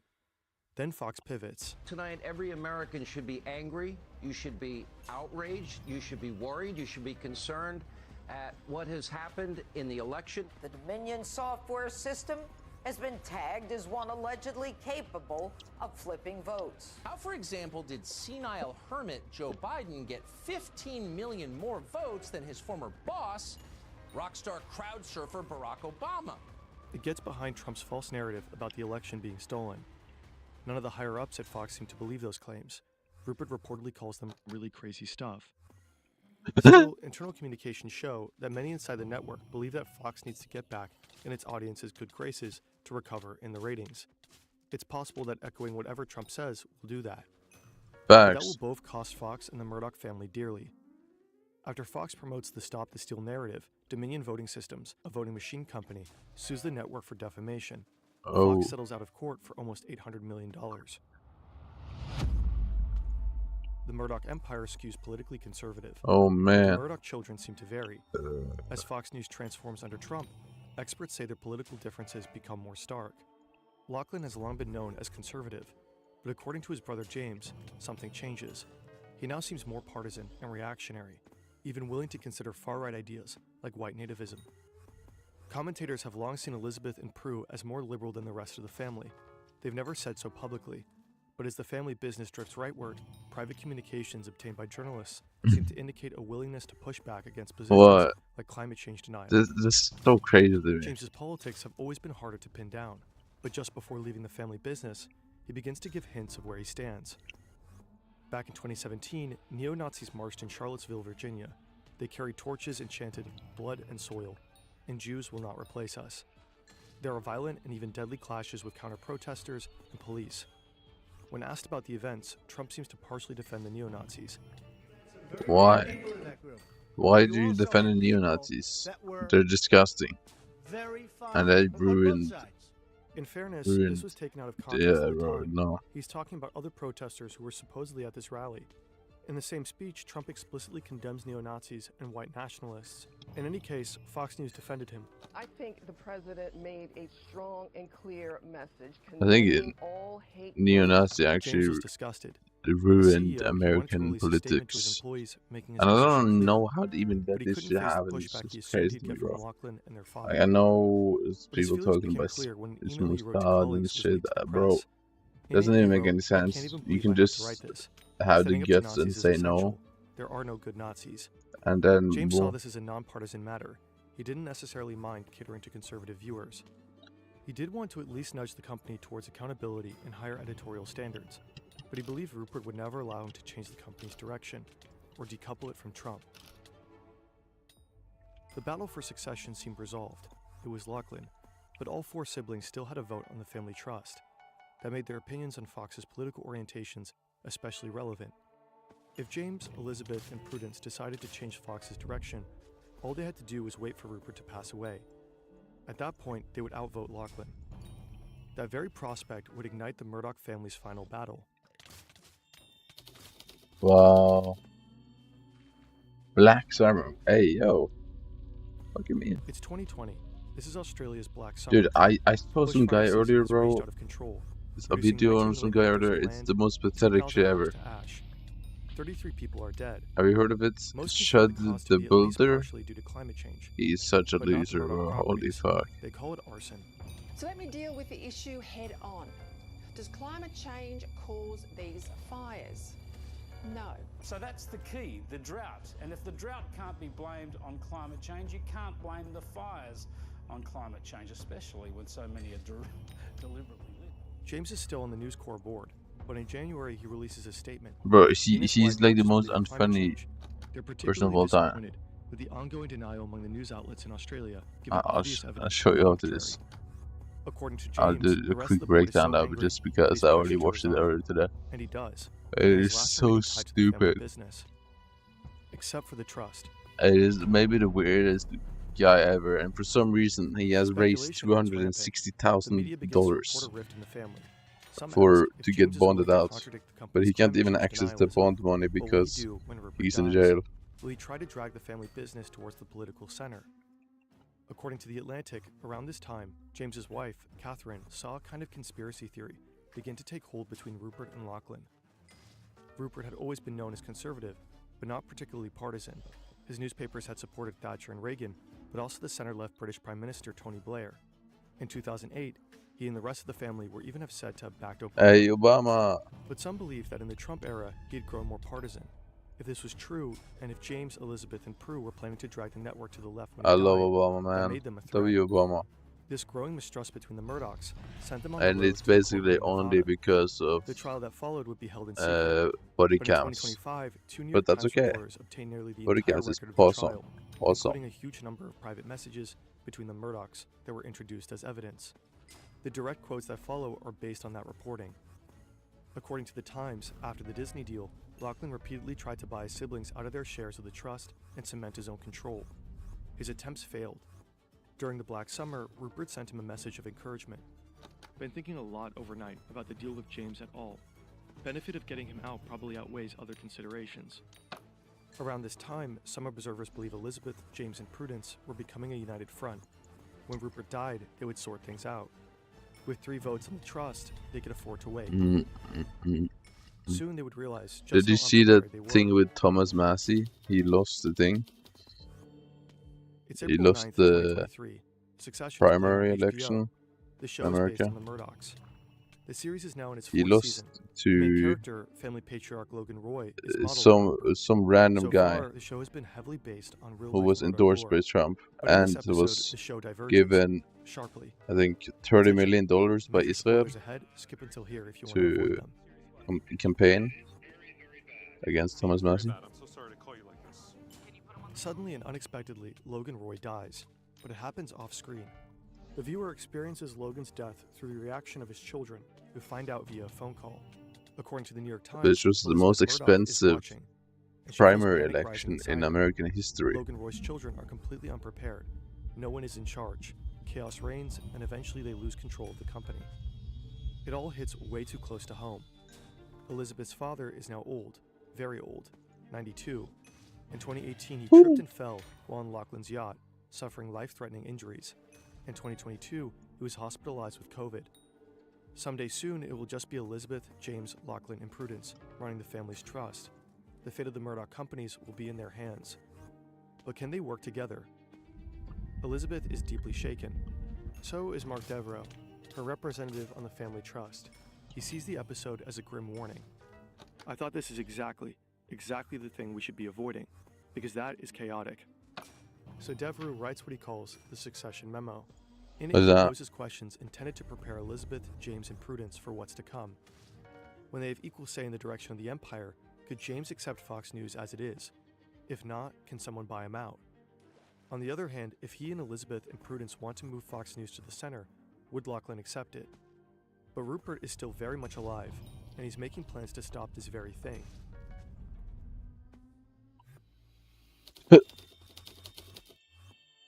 It's early The Rupert December is back? 2023. Rupert is here to speak to his daughters. Bruh. A few months ago, he finally retired. He retains only a ceremonial title, Emeritus Chairman of the Fox Board. But he still controls the trust, and he's about to make big changes. He's called a special meeting of the Trust Board. It's in 2 days. Before he pulls the trigger, he wants to see where Elizabeth and Prudence stand. At 4 p.m., he meets with Prudence. Rupert has talking points prepared. Who's These Prudence? companies are my legacy. I put everything into them over my life. The Murdoch companies are protector of the conservative voice in the English-speaking world. Then he comes out with it. I love each of my children, and my support of Lachlan is not intended to suggest otherwise, but these companies need a designated leader. And Lachlan is that leader. Gradually, Rupert reveals his plan. He, Lachlan, and a team of lawyers and executives have been working on it in secret for months. They call it Project Family Harmony. What? According to reporting by the New York Times, the Murdoch Family Trust is controlled by a single entity called Cruden Financial Services. Cruden is run by 6 managing directors, Elizabeth, James, Lachlan, and Prudence. Each one have a managing director with a single vote. Rupert has 2 directors with 2 votes. Rupert can never be outvoted, but when he dies, his votes will disappear. His 4 children will control the trust equally. So the plan is to create 2 new trustees, Cruden 2 and Cruden 3. Rupert would control one, Lachlan the other. When Rupert dies, control of both would pass to Lachlan. Lachlan would have more power over the trust than even Rupert ever had. Even working together, James, Elizabeth, and Prudence would be completely disenfranchised. But there is a catch. Legally, Rupert couldn't change the trust unless his changes were in good faith and in the best interest of the beneficiaries they affected. So the argument is this. James, Elizabeth, and Prudence are planning to change the political orientation of Fox News.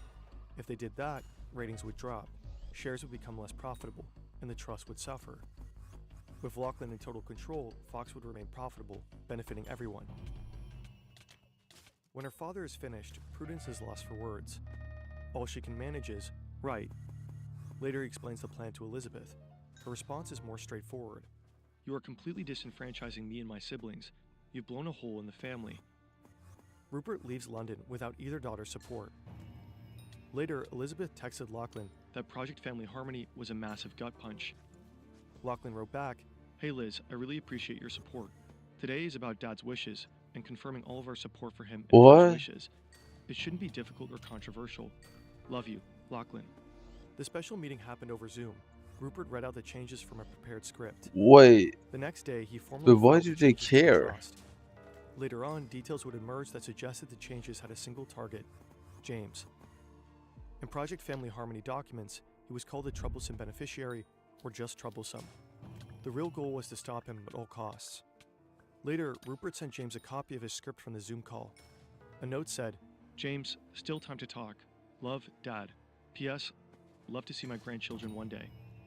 Ironically, with these changes, Rupert had started the very rebellion he was trying to avoid.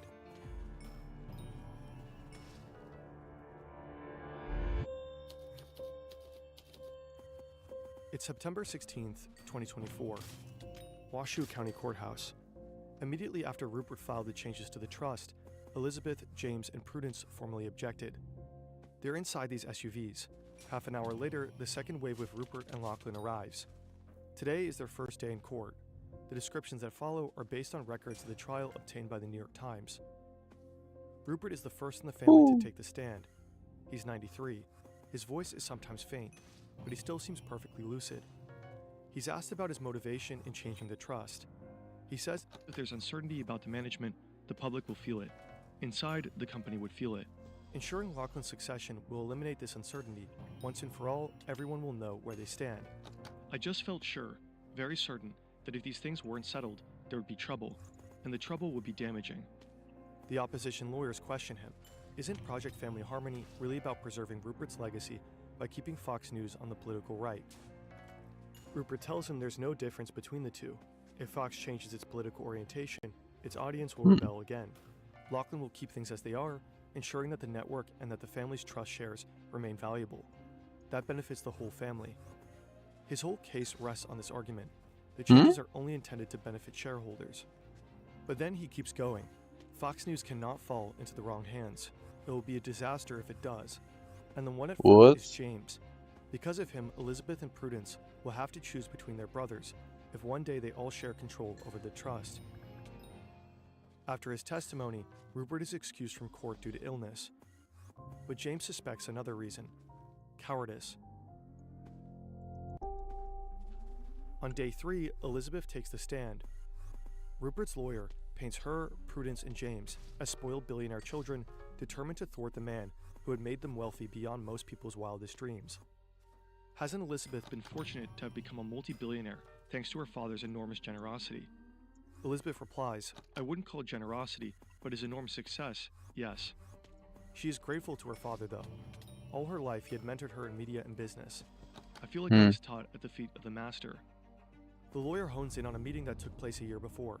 James, Elizabeth, Prudence, and their spouses. It is just all more went for about dinner at the Claridge's, fair a part, lovely hotel right? and restaurant. I don't think it's even about Beforehand, the the money siblings had met part, in a in my private opinion. conference room for There's no 90 way they care minutes. about the money here. They caught up, I talked feel about the like it's succession more memo, about they the actually plans for just Rupert's death, want it to be and fair. complained about Like, Lachlan and there their was family. 4 kids and one of them Or is so gonna they get said. like Before the trial, a piece 70% of the evidence had money, come to light. or In 75%. his diary, Prudence's representative to the trust had written about the brothers' activities and the meeting at Claridge's. In it, he writes that the three are planning to get rid of Lachlan. Rupert's lawyers paint a picture of a full-blown conspiracy. Elizabeth's lawyer develops a competing image. Rupert and Lachlan are the ones who've been scheming. It's Project Family Harmony that has torn the family in two, not some supposed conspiracy by Elizabeth, James, and Prudence. He asks Elizabeth to describe how Rupert explained his plans to her. She describes feeling angry and betrayed. "What is your relationship with your father like today?" the lawyer asks. "Absent. What was it like before the December 6th special meeting?" "Unbelievably close." In the afternoon on day 3, James testifies. Rupert's lawyers seek to portray him as a resentful son plotting his revenge, a puppet master scheming to undermine his brother. James admits they talked about outvoting Lachlan when their father died, but he insists they never discussed a coup. The lawyer asks about the dinner where Lachlan had essentially disowned him because of the Disney deal, and James is surprised to find himself crying. Later on, he chokes up when discussing his relationship with his father. "You know, there have been a lot of hurtful things over the years," he tells the court. "We worked together very closely for a long time. It's hard." But he's direct when asked about identifying as the troublesome beneficiary. He calls the label garbage. They're making stuff up, or believing things that are being told to create some sort of boogeyman that is a justification for stealing stuff they didn't want to buy. Day 4, Lachlan is called to the stand. A question hangs over the trial. Is he the target of a plot by his siblings, or is he targeting them?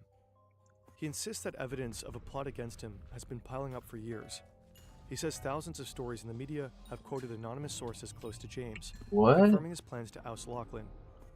One unauthorized biography of Lachlan quotes an anonymous source. Lachlan gets fired the day Rupert dies. As Lachlan sees it, quotes like this clearly come from people close to James.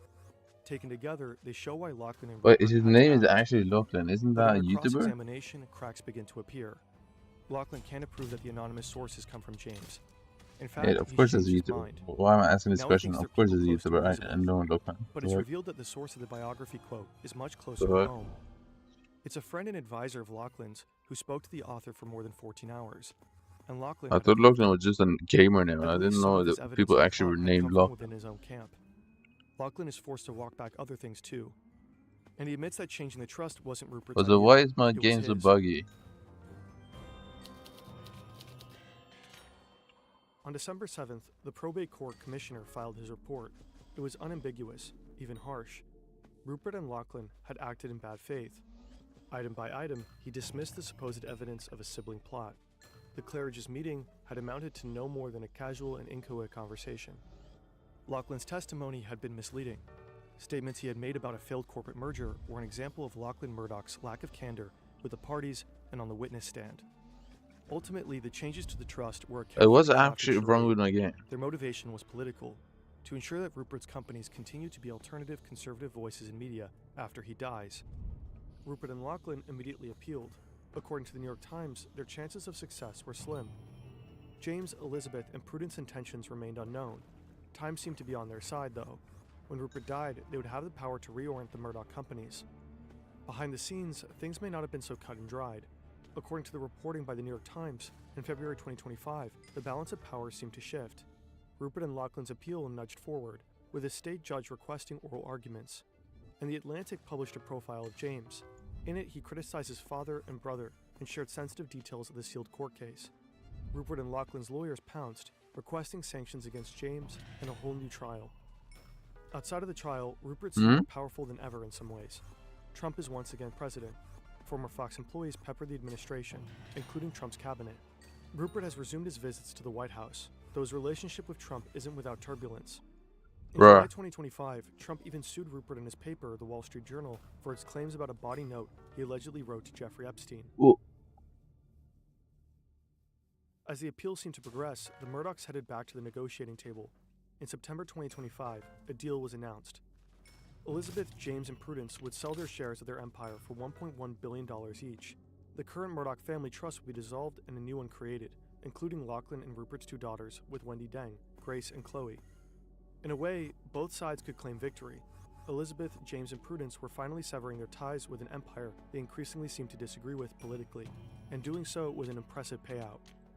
Lachlan would succeed his father as head of the family business, and Rupert, after decades of intrigue and infighting, has finally secured his legacy. Okay, In this is Lachlan's fair. hands, Fox News and News Corp seem likely to stay reliably conservative. They will remain what Rupert has always envisioned, a family business. But the family itself may never be the same. Facts.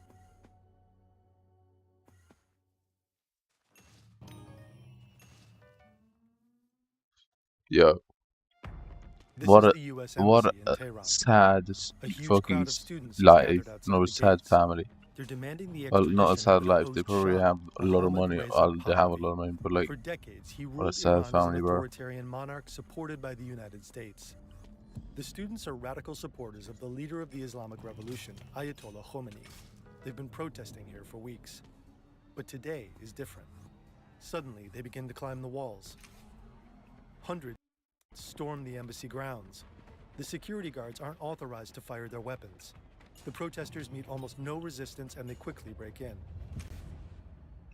They capture 52 U.S. citizens and hold them hostage for 444 days. Woo. For their captives, it's a nightmare. For the U.S., it's the start of a major international crisis. In the months that follow, U.S. President Jimmy Carter tries to negotiate with the Iranian militants. But Iran is now run by Ayatollah Khomeini, who openly supports the hostage takers. The negotiations run through Algeria, which acts as a mediator. Communication between Algeria and Iran is encrypted. No one can read or listen in. Or so they believe. But Whoa. after every exchange, Carter knows exactly what the Iranians are saying behind closed doors. How is that possible? The answer leads to Switzerland and a company called Crypto AG. The devices it builds are at the center of a clandestine operation that shaped world politics for over half a century. Because Crypto AG has two secret co-owners, the CIA and Germany's Federal Intelligence Service, the BND. Americans have been the victims of a terrorist attack in Europe. To me, the most surprising thing here was the enormity of this. A series of strikes against the headquarters. Argentina launched the invasion of the Falkland Islands. This is Operation Rubicon, one of the biggest intelligence coups of the 20th century. Damn.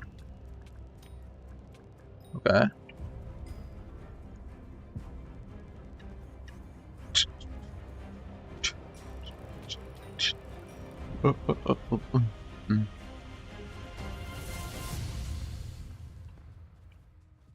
The story was enormous for us, for the Washington Post. I mean, for days and days.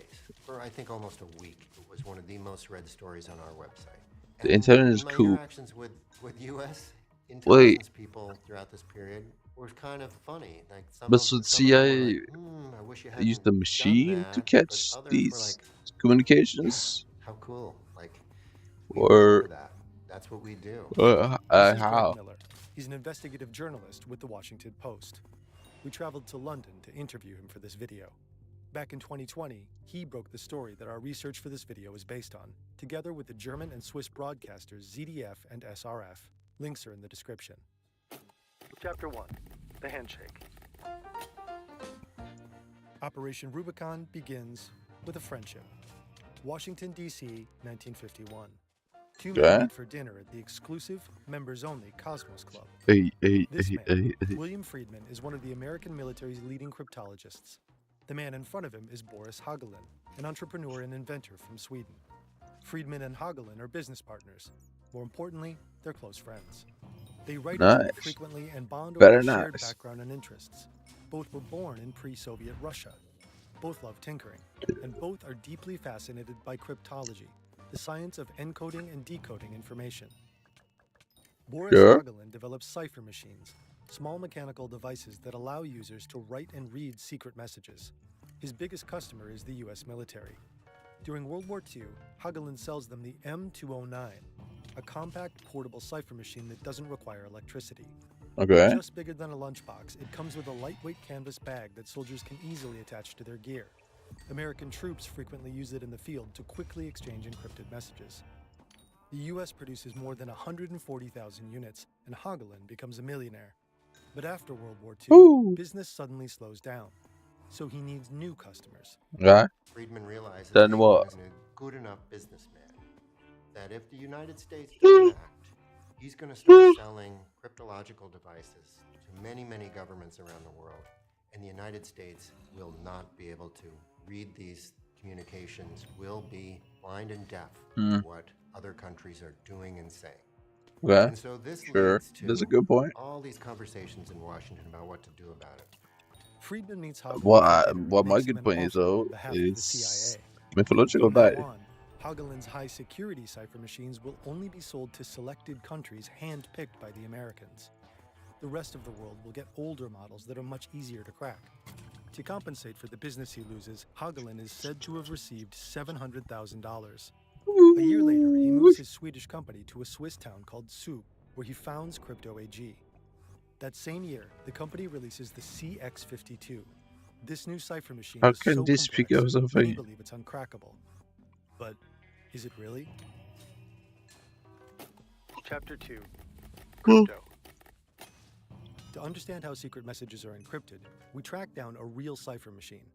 And not just any cipher machine, an actual model developed by Hagelin. What are you talking about? Cryptography turns an ordinary sentence like this one into an illegible jumble of letters.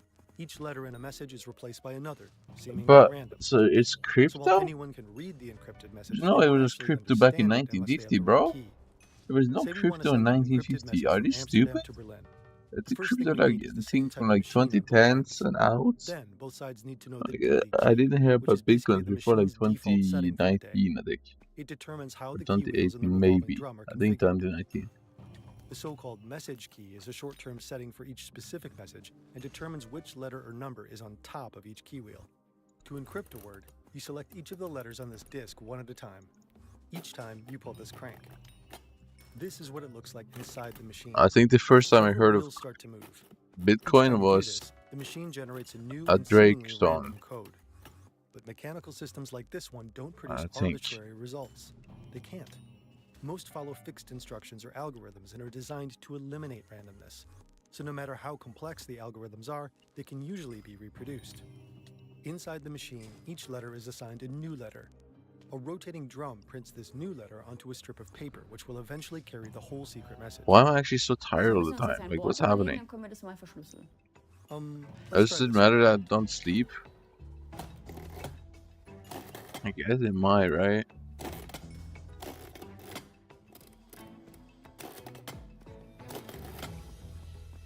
That's our input word in encrypted form. Now we can send this super secret message to its recipient in Berlin, by radio, for example, using Morse code. To decrypt it, the receiver also needs a CX52 set to the same daily key and message key. Both sides must have previously agreed on a system that allows them to use the exact same keys and settings. Most of the time, they probably use a shared key sheet indicating the correct settings for each day. This mode selector lets you switch between D and C. D is for deciphering and C is for ciphering. When we enter the coded word letter by letter, the machine recreates the original top secret message. Cheers. Yeah, it's not exactly state secrets. We're YouTubers, all right? The CX52 comes in different variants, which differ mainly in their shape, color, and controls. They all work the same way. Damn. Except one. So this was pre-phones or so something? secure that not even the NSA can crack it. I assume, right? Instead of the usual key wheels, this model runs a perforated paper strip through the machine. Who's to say The they see sequence that? of these holes is truly random, making each pattern completely unique. But can't someone To encrypt else have the these same encrypted exact messages, the thing receiver needs a paper strip identical to the one and then used by the also sender. have it on the This is settings and then essentially they a can temporary key to get the all lock. the info? It's only ever used once and is destroyed immediately after. So, is your spidey sense tingling? Alright, before you go all sponsor block, check this out for a second. A Cold War encryption machine is on your mind and you're worried about ops intercepting your communications. I get it, but the more likely threat, it's What? There was a online. No harpy? paper slip or cipher machine required. Your personal data might be out there, just harvested by data brokers instead of the BND. Your name, address, phone number, browsing habits, all sitting in hundreds of sketchy databases sold to whoever pays. Like, why am I Incognito actually gets the proof. tired? It What's finds those happening? people search sites Guys, and data can you brokers stop quietly this? profiting off your Can information you stop and having me forces being them tired out all the time? automatically and repeatedly. I'm always Incognito's tired, custom man. removal feature even lets you flag a specific I site, sleep. and a real human privacy expert handles it It's for not you. like I don't Back then, sleep you either. couldn't I opt out. sleep like With at least Incogni, 3 you can. hours each Try night. risk-free Like, I with don't our really 30-day understand. money-back guarantee. Go to incogni.com/FernTV or scan this QR Confused code now. and use FernTV for 60% off. The CX52 is a huge success. Hagelin sells it to dozens of countries, and he faithfully honors his agreement with Friedman and the United States. The new machines are also sold only to select states. But over time, that starts to break down. Hagelin becomes frustrated by this. He's giving up lots of money. He's leaving lots of sales untapped because of his willingness to abide by these constraints that the Americans Oh, are putting on. I just want to be Ultimately, black. Washington realizes this and decides to make this a more formal arrangement with Hagelin. the CIA makes him another offer. They'll help market his Black crypto devices goes back. worldwide, and not just to CIA-approved countries. They want as many governments as possible to exclusively use Hagelin's cipher machines. But there's a catch. The CIA demands he produce 2 different versions of the CX52. The first is a highly secure, essentially unbreakable variant reserved for countries the US considers friendly. Yeah. Everyone else gets a weaker version that the CIA I can actually saw that, bro. Hagelin once again agrees. Is it because, like, And once again, he doesn't walk away empty-handed. This time, wait, he I actually might be getting tired because it's dark in game. Is that why? I don't think that's why. On top of that, He's said to have received $70,000 a year as a retainer. So Hagelin at that point crosses an important threshold. He's gone from being sort of a passive but important ally of the West, Western governments led by the United States, to an active participant on the payroll of U.S. intelligence, an asset. For many years, journalists and investigators wondered how exactly the machines were manipulated. It's almost impossible to tell from the outside. That's because there isn't just one machine, but many different versions with different internal settings.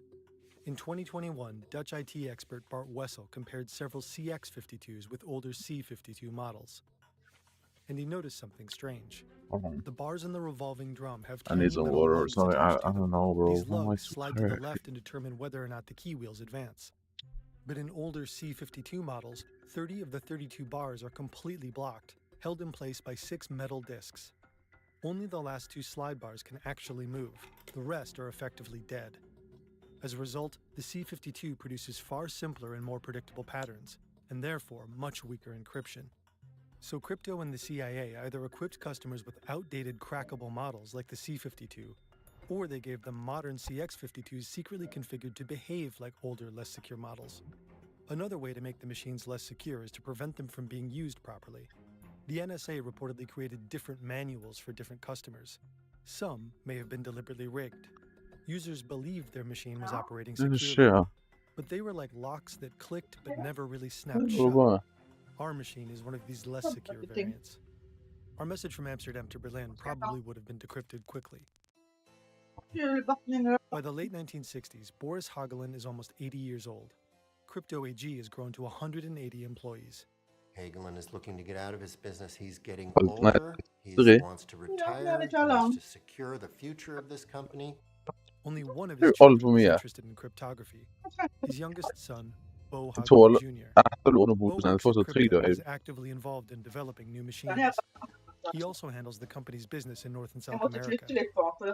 Has yet to prove himself, but eventually Hagelin Sr. would like to hand his son control over the company. But the CIA doesn't trust him. They think he's unpredictable. And while Bo knows the company's dark secret, he doesn't approve. At the same time, other players are starting Jag to kan take an ha interest in Smash, men andra är ju It's true alldeles för mycket. that other countries and other governments, especially allied governments, are to certain Vad är det? degrees aware of what's happening here. But they're sharing that intelligence De går till with their de closest allies at various times, including the Brits, at times including the De har sån, gör en väg i sometimes the Germans. They're not always saying where this information comes from, but these other governments are putting 2 and 2 together and Jag starting är to figure ordnad out en bostad, what så this jag is. är inte lika And bra. they're jealous. Hagelin's son is looking less and less like his father's successor. Now married, he's struggling financially. He asks for advances on his inheritance often enough that his father finally refuses. The CIA is concerned too. They suspect Bo may have been talking about the secret operation and worry he might refuse to continue selling the manipulated machines. Bo's relationships with the CIA and his father start to fray. Meanwhile, Germany's intelligence service, the BND, proposes a deal to the CIA. In June 1970, each agency purchases half of Crypto AG. Hagelin receives 25 million Swiss francs in 3 installments. According to the Washington Post, that amounts to over $5.75 million at the time. Bo remains with the company, at first. According to the same report, the deal is routed through a law firm in the European microstate of Liechtenstein. The use of anonymous shell companies helps the 2 intelligence agencies conceal their ownership. The BND and the CIA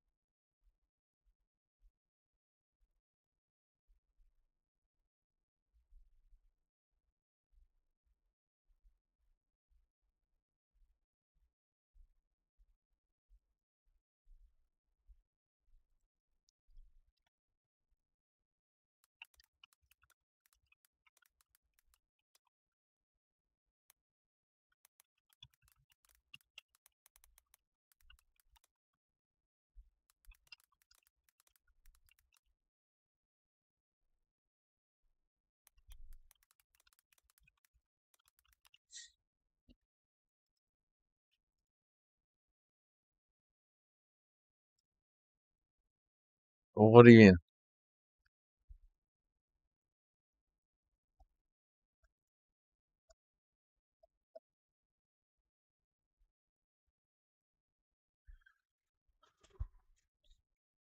mean? What the fuck? Nah, this is bad.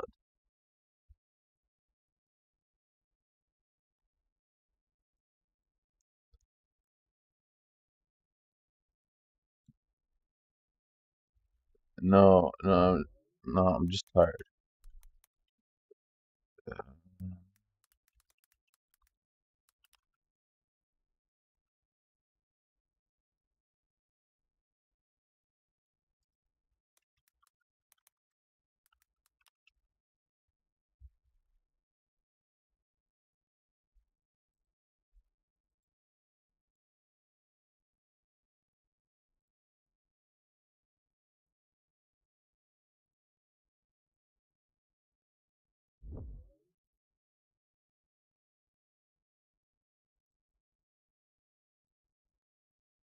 Wait, you can buy it here?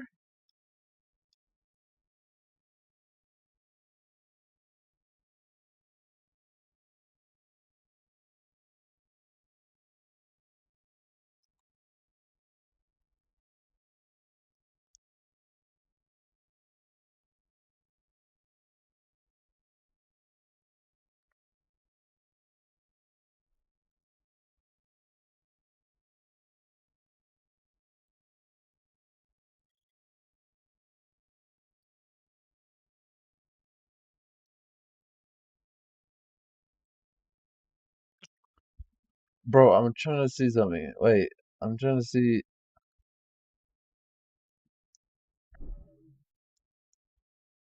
Oh nah, this is bad, bro. Anyway. I love rare skins. CIA now have full control over Crypto AG, and almost no one knows. Two YouTuber in my lobby? Hoggelin makes a What? fortune with Why? this deal, What? but just a few months later, What do all you that do with money that? probably seems virtually Why are you worthless. so happy? Bo dies in a car accident near Washington, D.C. Hoggelin is devastated. Many years later, a former crypto employee will publicly claim the car accident was actually a targeted attack. He also claims that even Hoggelin Sr. had doubts about the crash and that he had the case investigated, but nothing ever came of it. A journalist and intelligence expert tells us that at the time, even the BND's vice president suspected Bo's death wasn't an accident. Damn. American Yeah. intelligence services may have feared that Bo would use his role as sales manager for Latin America to stop selling manipulated machines in the region. No evidence has surfaced to support these claims. After his son's death, Boris Hoggelin withdraws from the company. After the takeover by the BND and the CIA in 1970, business at Crypto AG takes off. This leaked CIA document shows sales surging. In the first 5 years alone, revenue jumps from 15 to 51 million Swiss francs. Well, I have an idea. Governments I have around an the world trust idea. crypto machines with their most sensitive communications. This becomes a real point of tension in this operation between the United States and the Germans. From the minute the Germans are involved, they're often deeply troubled by what they perceive as American greed. Americans, they think, the Germans think, are willing to trick, exploit anybody. The Germans are less comfortable with that, partly because of their World War II history, partly because they're trying to build new alliances in Europe at this time. They don't want to make enemies Wait, across Europe. dude. The Americans don't really care as No shit. In the end, the Germans' discomfort doesn't matter. The secret intelligence operation is just getting started. Its original code name is Thesaurus. Chapter 3. April 5, Damn, what's 1986, yeah? West Berlin. The vibes Baby at the mama Bell and nightclub are pussy especially said, good tonight. damn, Hundreds what's of people yeah? are dancing to funk and soul. What's yeah? The club is Damn. popular with the American soldiers stationed in the city. But sometime after midnight, a bomb explodes inside the club. Oh, hold on. Two What? people die at the scene.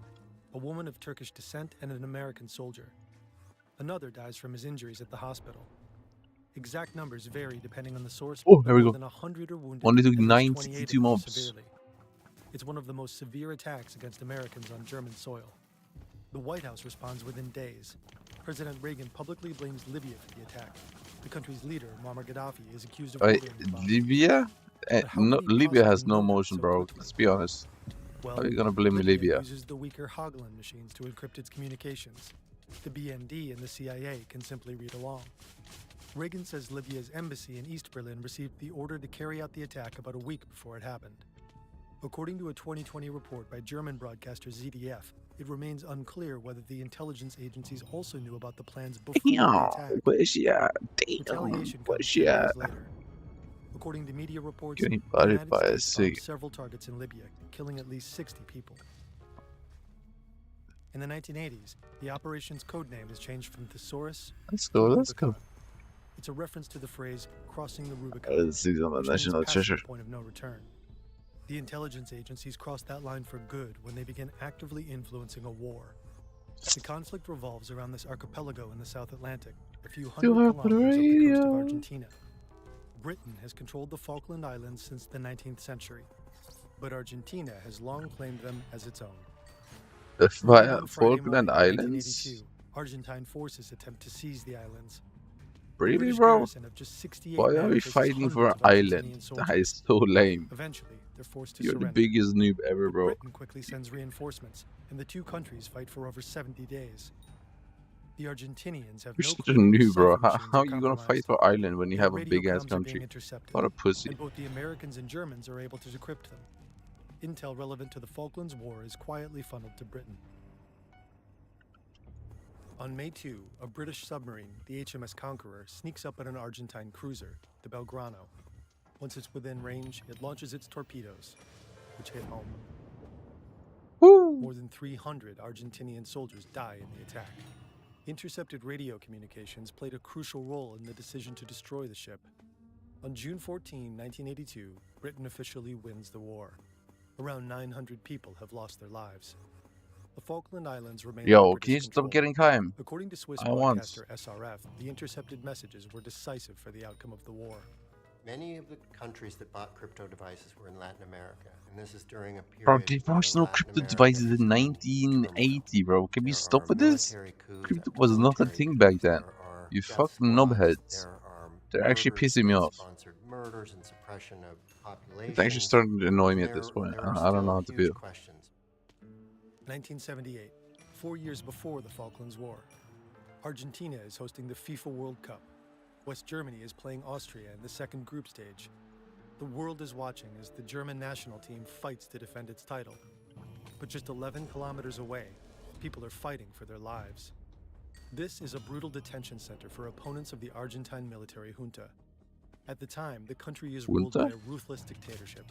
Critics of the regime are abducted, tortured, and killed. Campo de la Ribera is one of the junta's most important detention centers in the region. In total, 4,000 people are brought here over the years. The Argentine military uses crypto devices to encrypt its communications. But at a spy station in northern Germany, their messages are intercepted and deciphered by the BND. What they discover is horrifying. Military planes are flying thousands of dissidents out over the Atlantic Ocean, then dropping them to their deaths. What? Germany and the US simply look on, essentially bystanders as an estimated 30,000 people become victims of the dictatorship. Ahead of the World Cup, several human rights organizations call for a boycott of the event, but West Germany participates anyway. Argentina ends up winning the tournament. Why didn't the intelligence agencies do anything? This is always a dilemma for intelligence agencies. You learn information through delicate programs. Do you act on it? Because if you do, you risk ruining that access going forward. You risk exposing what let you get into, what let you obtain that secret in the first place. Besides, this is still in the middle of the Cold War. Alliances with dictators, with military rulers, including those that were committing atrocities against their own citizens. At times, these are things that the American government was willing to accept to prevent these countries from falling into communist regimes. According to the investigation by the Washington Post and ZDF, Crypto AG did business with more than 100 countries. 62 of them could be identified. Besides NATO member states, many of the customers were countries in South America and Africa. Ew, Even where's the she Vatican at? used crypto machines, and its communications were intercepted too. For a long time, crypto But- devices inspired a high level Okay. of trust. A company Yeah. from Switzerland just had to be neutral, right? But after nearly 30 years, some customers began to question the security of their cipher machines. Uh-oh. When the operation started in the early 1970s, only a handful of people knew about crypto's secret deal. One Uh-oh. was Peter Frutiger, possibly the company's most important engineer. In 2020, he gave an interview I to the Swiss thought for a second he newspaper was going to NZZ. say Peter Thiel. Until I was about to 1977, crash out. Frutiger was the company's deputy director and head of development. He was also the link between Crypto AG and the two intelligence agencies. He's said to have made dozens of visits to the BND headquarters near Munich and regular trips to the US to meet with intelligence officials. At first, he doesn't have a problem keeping crypto's secret. He thinks he's on the right side of history, aiding in the grand fight against the forces of evil in the world. But a high-profile client makes him doubt this stance. Of all people, it's an autocrat, Mohammad Reza Pahlavi, the Shah of Iran. A few years before his dramatic downfall, the Shah wants to upgrade his Swiss village security with new cipher technology from crypto. He's friends with Frutiger, who takes care of the job personally. During the job, the two men talk. Suddenly, the Shah says he's heard about manipulated cipher machines circulating on the market. But not Hageland's devices, of course. Those are the only ones left he can trust. The Shah doesn't know that his own machines have been tampered with. But Frutiger does. And he's starting to feel guilty about it. By 1977, his internal conflict reaches a breaking point, and he confronts crypto's executives. According to him, this leads to irreconcilable differences. What? Frutiger leaves the company, contacts the Swiss authorities, and becomes a whistleblower. Many years later, he goes public with his story. But he won't be the first to expose the secret intelligence operation to the world. Uh-oh. Did he get killed? The downfall. Hans Buehler is considered one of crypto's best salesmen. He travels the world to sell Hageland's cipher machines. He doesn't know about the company's secret. He has close connections in Iran, and the country is one of crypto's biggest clients.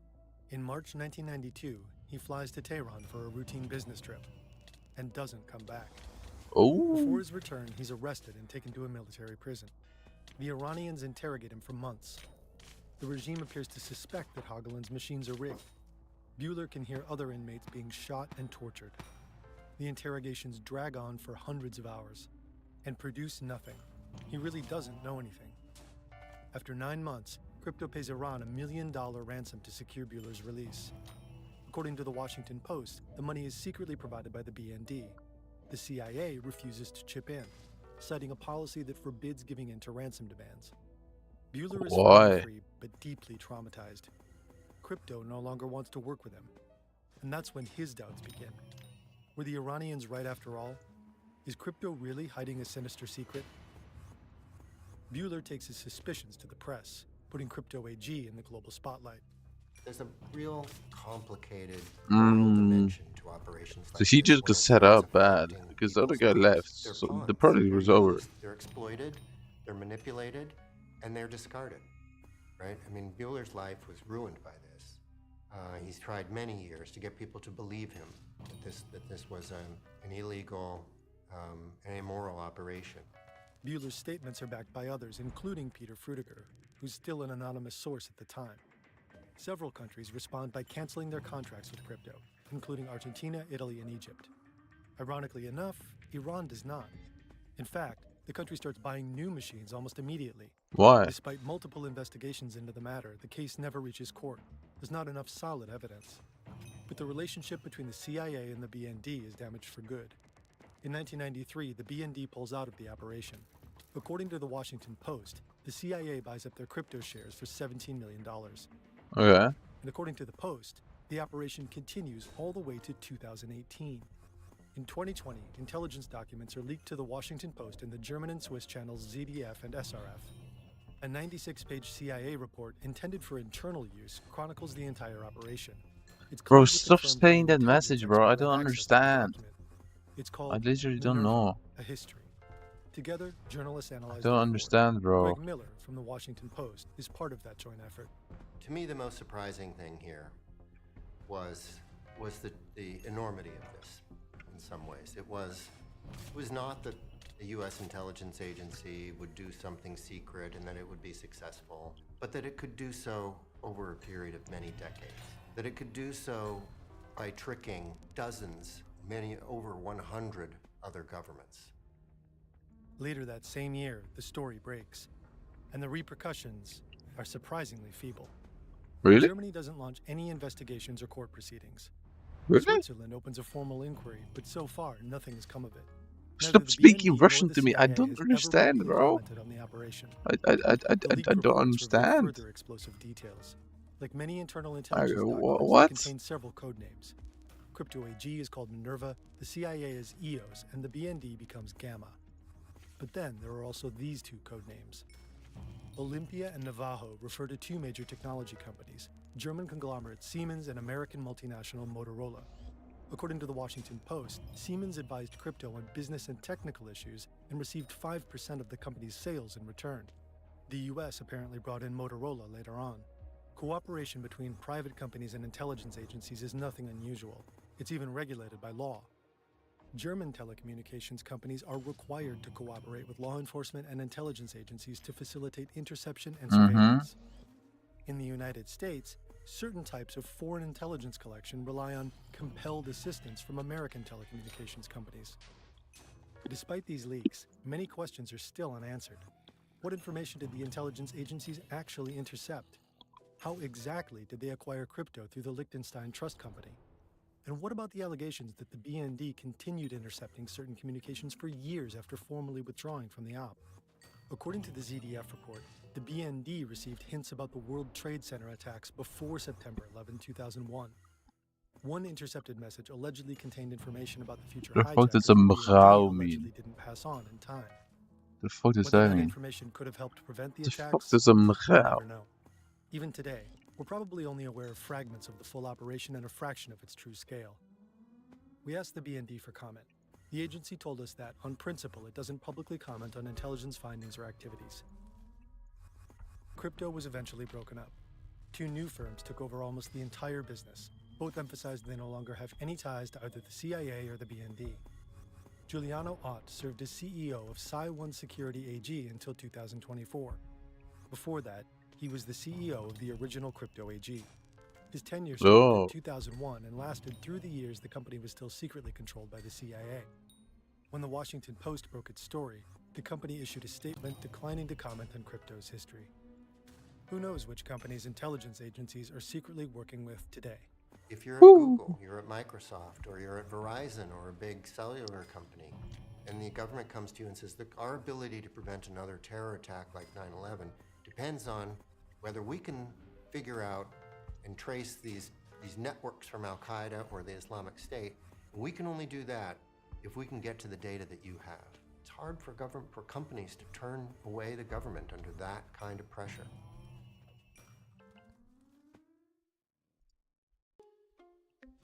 It's 2018. You're on Facebook. You open Facebook is the most dangerous app. This little protect button. Sounds like a good idea. You tap it. Millions of others do too. You're prompted to install something called Onavo Protect, a free VPN that protects your privacy. Okay. Allegedly. If only you knew. I'm proud that we've given people who've never had a voice before the opportunity to be heard. Facebook accused of spying a VPN app called Onavo. This VPN spied on almost everything users did and sent detailed data to Facebook, potentially a giant wiretap. It gets into the root access of your phone. Any websites you went to, any apps you used, things along those lines, everything you did on your phone was open to Facebook. And so far, there have been almost no legal consequences. We're heading into a no privacy future. We're already there, aren't we? I mean, We are there. We are fully there. It's a story about betrayal of trust, surveillance of minors, and corporate espionage, all in the race for market dominance. This is the Facebook scandal you've probably never heard of. I think I've heard something about it. Though VPN providers sometimes sponsor our videos, The startup from Israel too. This video in any way. They didn't finance Is story this? or suggest this coverage.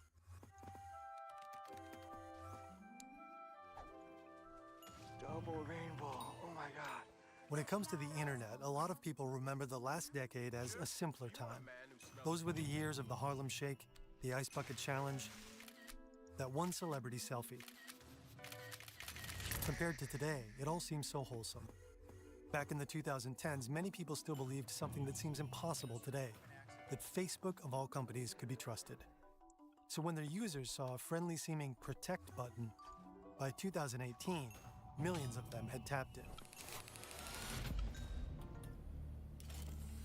Oh, we got the Mechaberg. For many years, Mark Zuckerberg has been open about his goal of making Facebook the ultimate platform for connection. By 2013, that's going well. Facebook is bigger than ever and the most popular social network. In 2012, they cracked 1 billion users, and they pulled off the largest tech IPO in U.S. history, raising $16 billion in a single day. But users in the U.S. are losing interest, especially younger ones. They're usually the first to flock to newer apps. Zuckerberg is under increasing pressure. He really can't risk losing these users to other social media companies. So his strategy becomes, as it would later be described, copy, acquire, and kill. In 2012, he made Instagram an offer they couldn't refuse. Americans share photos on Instagram. A company with only 13 employees bought today by Facebook for $1 billion. That's it? The acquisition was ridiculed at the time. $1 billion for a cute photo app that doesn't turn a profit? Investment bankers were puzzled. It was a risky move right before But they only spent $1 billion for the move Insta? will end up paying off massively. Instagram will deliver billions of users and billions of dollars in yearly ad revenue. Just 6 years after the acquisition, Instagram's estimated worth will be 100 times what Facebook paid. Oh my god. For a while now, Zuckerberg has had another target in sight: Snapchat. The app was launched in the fall of 2011 by Stanford friends Evan Spiegel and Robert Murphy. Spiegel is the CEO, Murphy the developer. Snapchat is yet another photo-sharing app, but with one key Wait, difference. Zuckerberg owns The images shared Snapchat? disappear after just a few seconds and can't be screenshotted without the sender knowing. Snapchat's appeal is in its impermanence. And, unlike on Instagram, the photos aren't meant to be perfect. They can be awkward, funny, and messy. Teenagers love it, and Zuckerberg wants in. At the end of 2012, he invited Spiegel for a chat. At the time, Facebook was building a What? competing app called Poke. It launched in December 2012 and failed badly. People briefed on the matter told the Wall Street Journal Zuckerberg then offered to buy Snapchat for $1 billion. Now, in late 2013, he comes back with a new offer: $6 billion for the app. 6 times what he offered Instagram. A huge sum for an app that's only been around for 2 years and isn't profitable, with no guarantees that it ever will be. Spiegel and Murphy mull it over, but eventually decline the offer.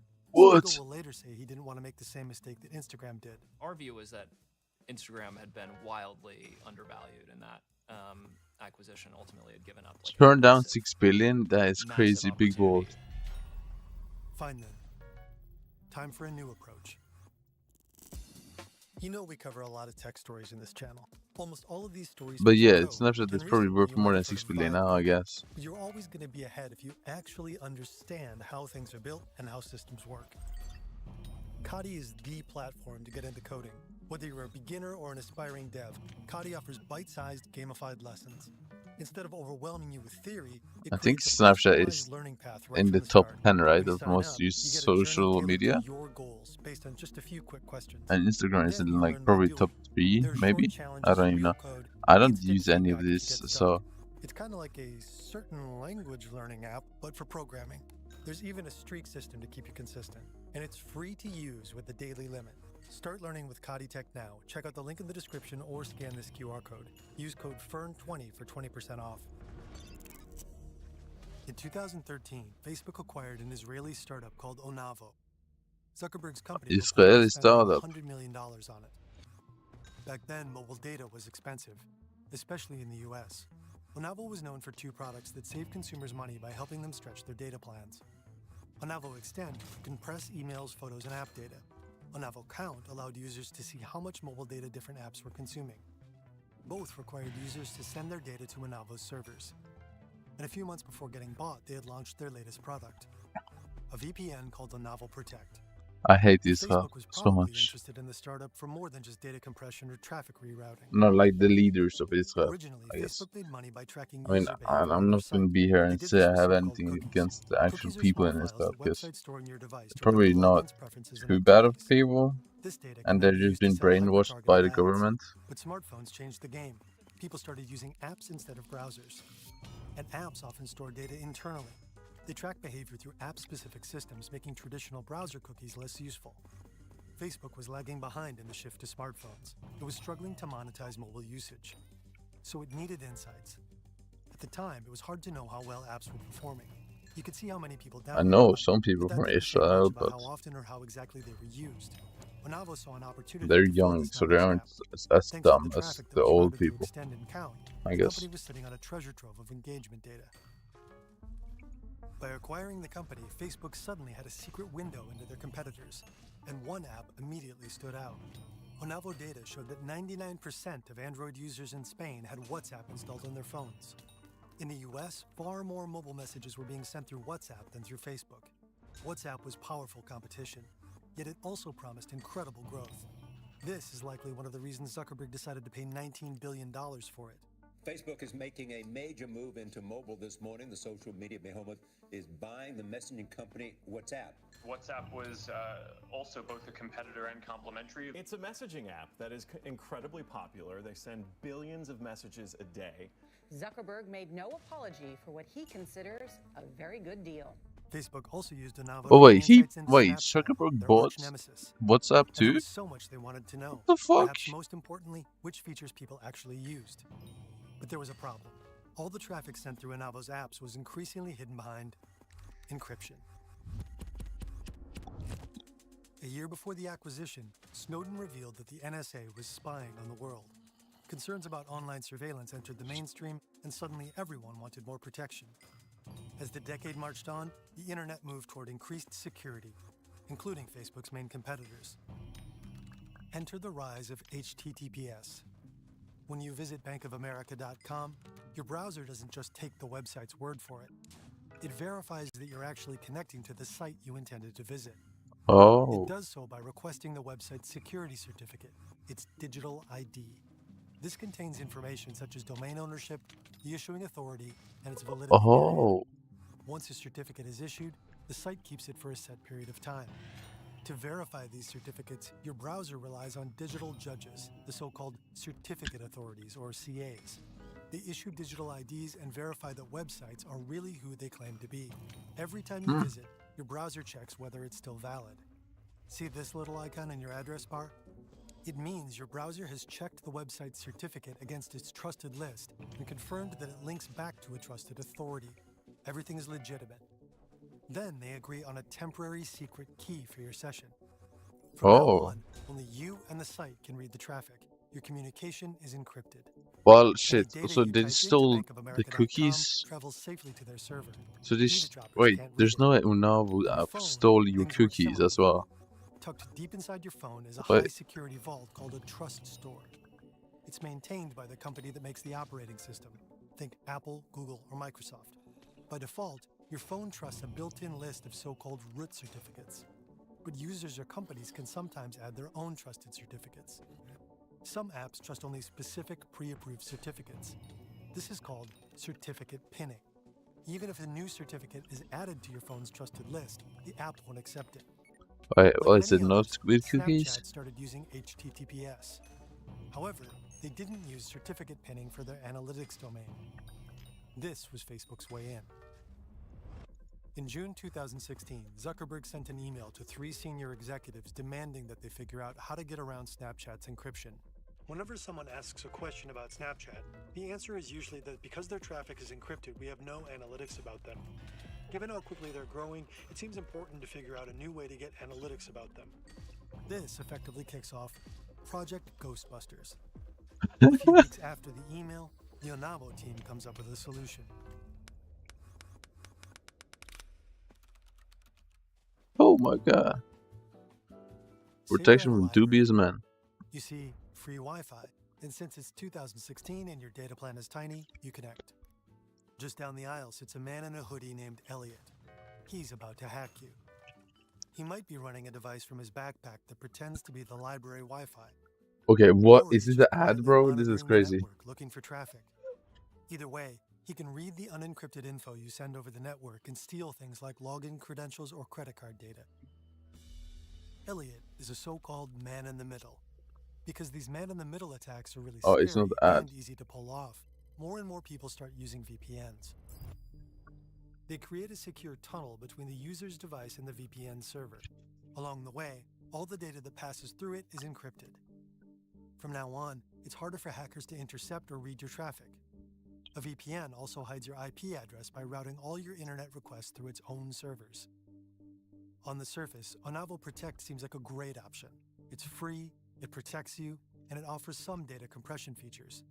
Plus, Facebook itself is promoting it, and tech experts are singing its praises. But Onavo Protect is doing something very sneaky. The following is based on an analysis by an Australian hacker who publishes under the alias Hypixel. We cannot independently verify the results. It all starts with a nudge. When you install the app on Android, it says, "Your privacy is a top priority." Then, Onavo reportedly prompts you to install a trusted root certificate on your device. Once permission is granted, the root certificate is installed. It will then be trusted by many applications on your phone. Now, whenever your Snapchat app wants to send some analytics data to their server, Onavo forces that traffic to its server first, because it's a VPN. Hypixel reports that a service called Squid places itself between the app and Snapchat's analytics server. It presents a certificate to your phone. "Yo, I'm totally legit." Your phone accepts it because of the judge powers Facebook gave itself. Yeah, this is totally legit. Normally, only Snapchat would be able to decrypt this data, but because Onavo installed its own trusted certificate, it can unlock the traffic first.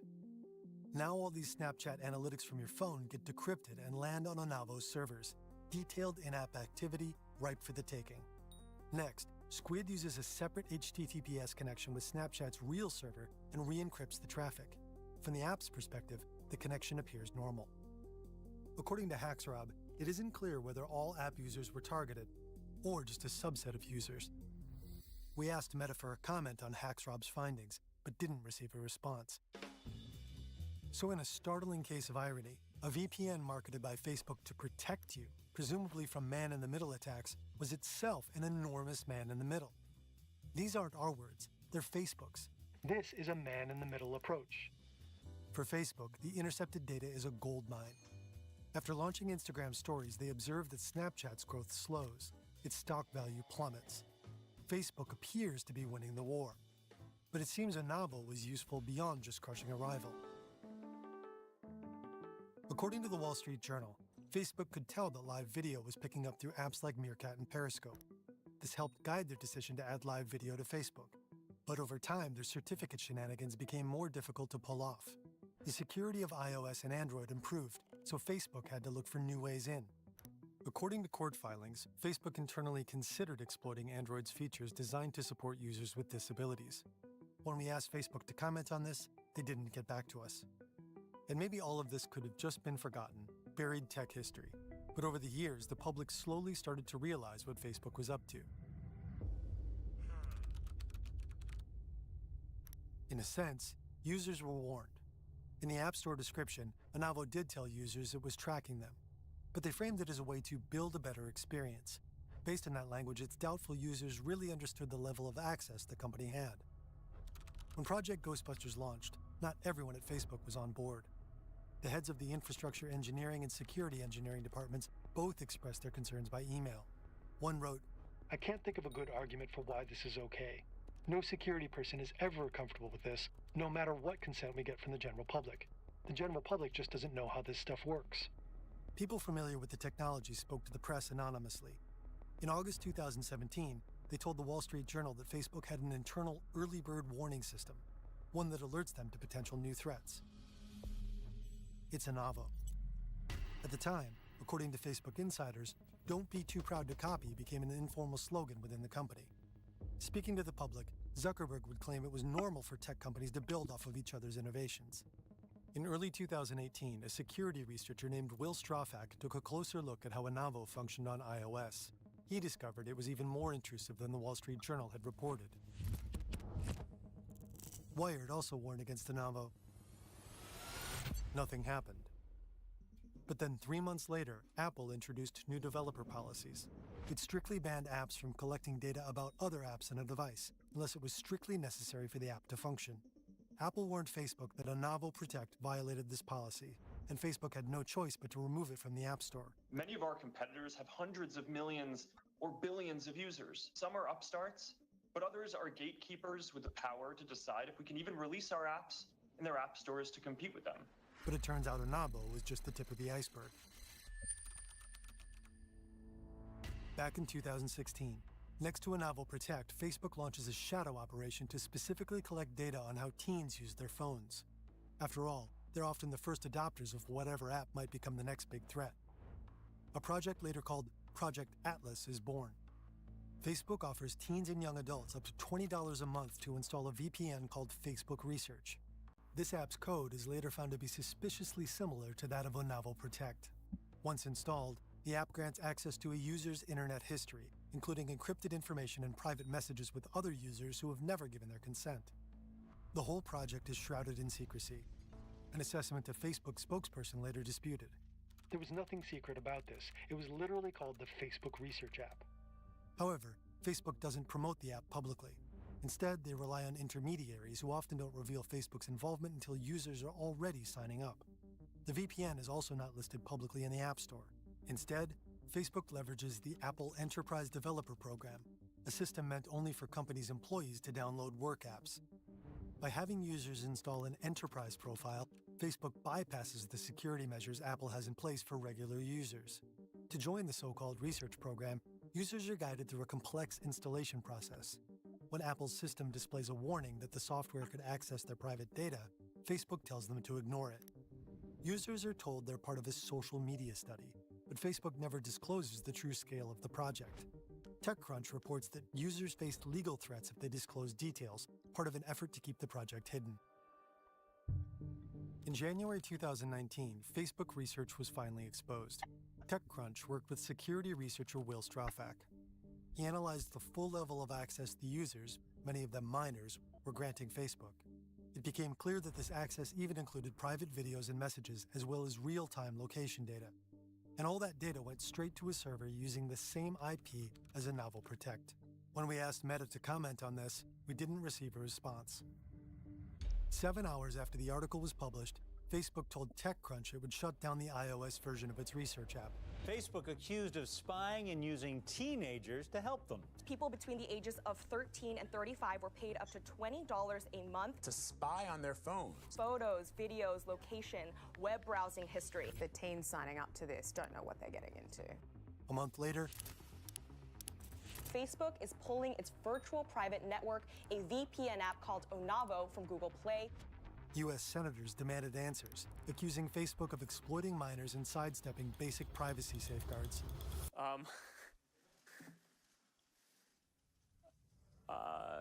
They condemned the program and questioned how meaningful consent could be when users were as young as 13. In 2023, Australia's federal court ruled that Facebook Israel and Onavo Incorporated had engaged in conduct liable to mislead consumers. Today, the ACCC has instituted proceedings against Facebook in relation to the way it promoted its Onavo Protect app. The two subsidiaries of Meta had marketed Onavo as a privacy tool while secretly using it to harvest data for Facebook's business purposes. The court ordered the companies to pay a combined $13 million in fines. We don't know who actually paid the fine, but for their parent company Meta, which turns a profit of way over $50 billion a year, this is pocket change. As technology becomes more sophisticated, privacy often takes a hit. It's become increasingly normal to sacrifice personal data for convenience. A lot of people are fine with facial recognition at the airport if it means shorter lines. And the more we accept these trade-offs, the more they become standard, until opting out is no longer an option. Social media makes this pattern especially stark. Over the years, heavy Facebook users have been shown to exhibit increasingly relaxed attitudes towards privacy. They're slowly growing more accustomed to sharing, tracking, and surveillance as the default. Mark Zuckerberg has said that Facebook's mission is to connect the world. He seems to hope that this will be his legacy. But maybe a better fit would be move fast, break privacy.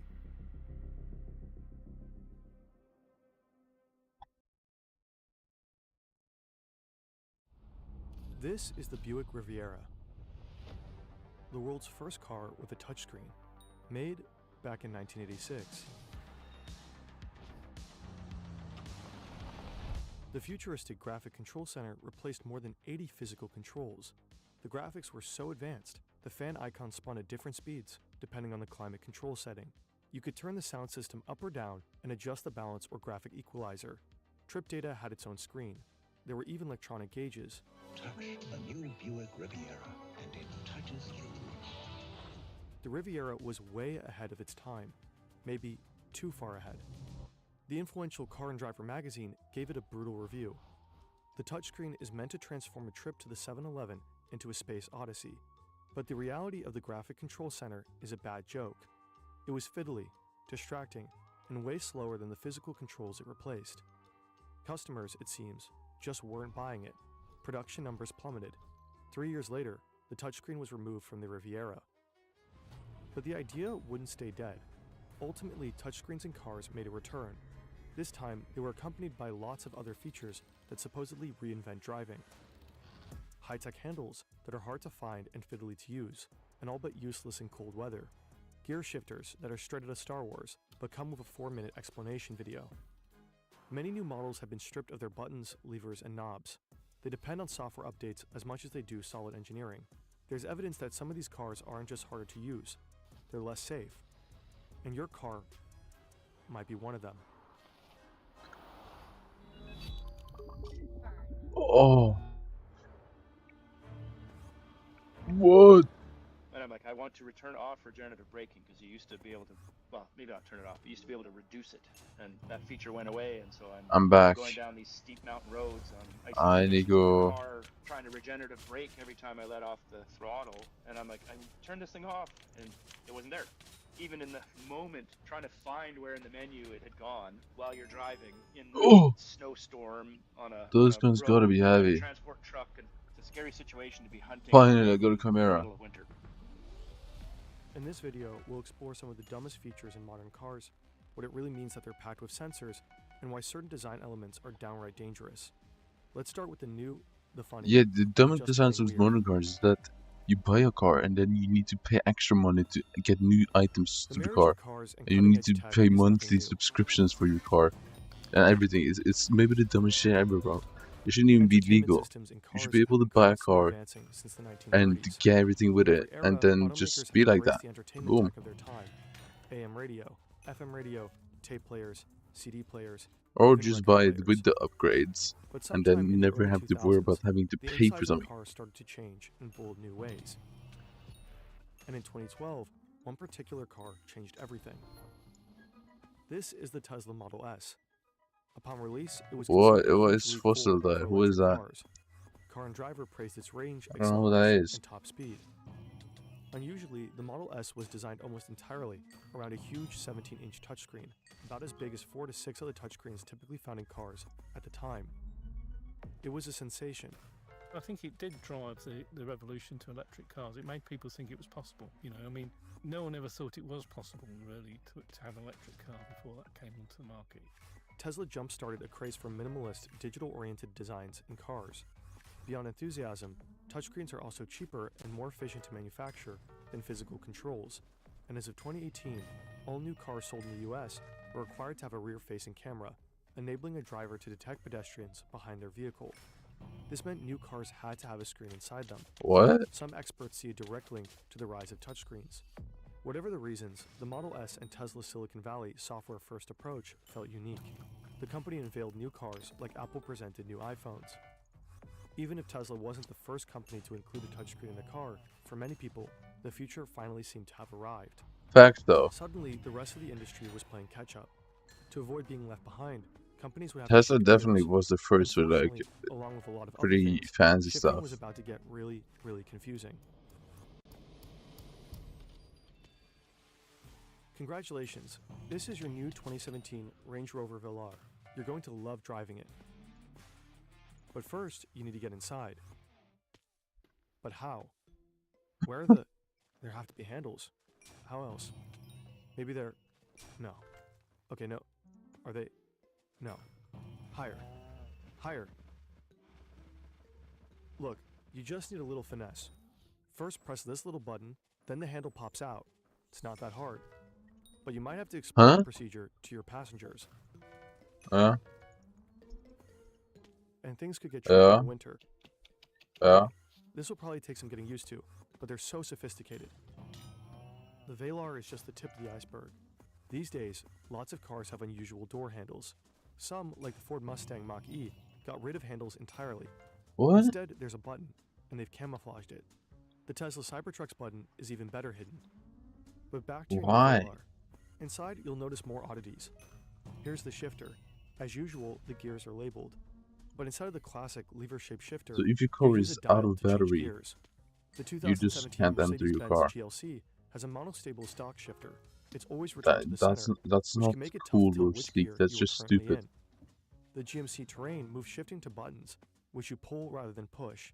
In its review, the website Motor One called it a complicated solution to a non-existent problem, a description that may or Facts. may not apply to many of the innovations in this video. From 2021 to 2023, if you were driving a Volkswagen ID4, you shifted gears with this thing. See it there, hidden behind the steering wheel? You twist it to shift gears. Whether these new designs actually improve on anything is an open question, but they certainly bring the adventure back to driving. In the past, most cars' essential controls tended to look and feel more or less the same. With new features like these, every time you drive a different car, you have to learn how to operate it almost from scratch. But there's confusing, and then there's the Genesis Crystal Sphere. All Let's say you because ease I up want into a 100 better Genesis sacks, EV60. okay? You want to back out of your parking spot. Wait, there's no shifter, just this little crystal ball.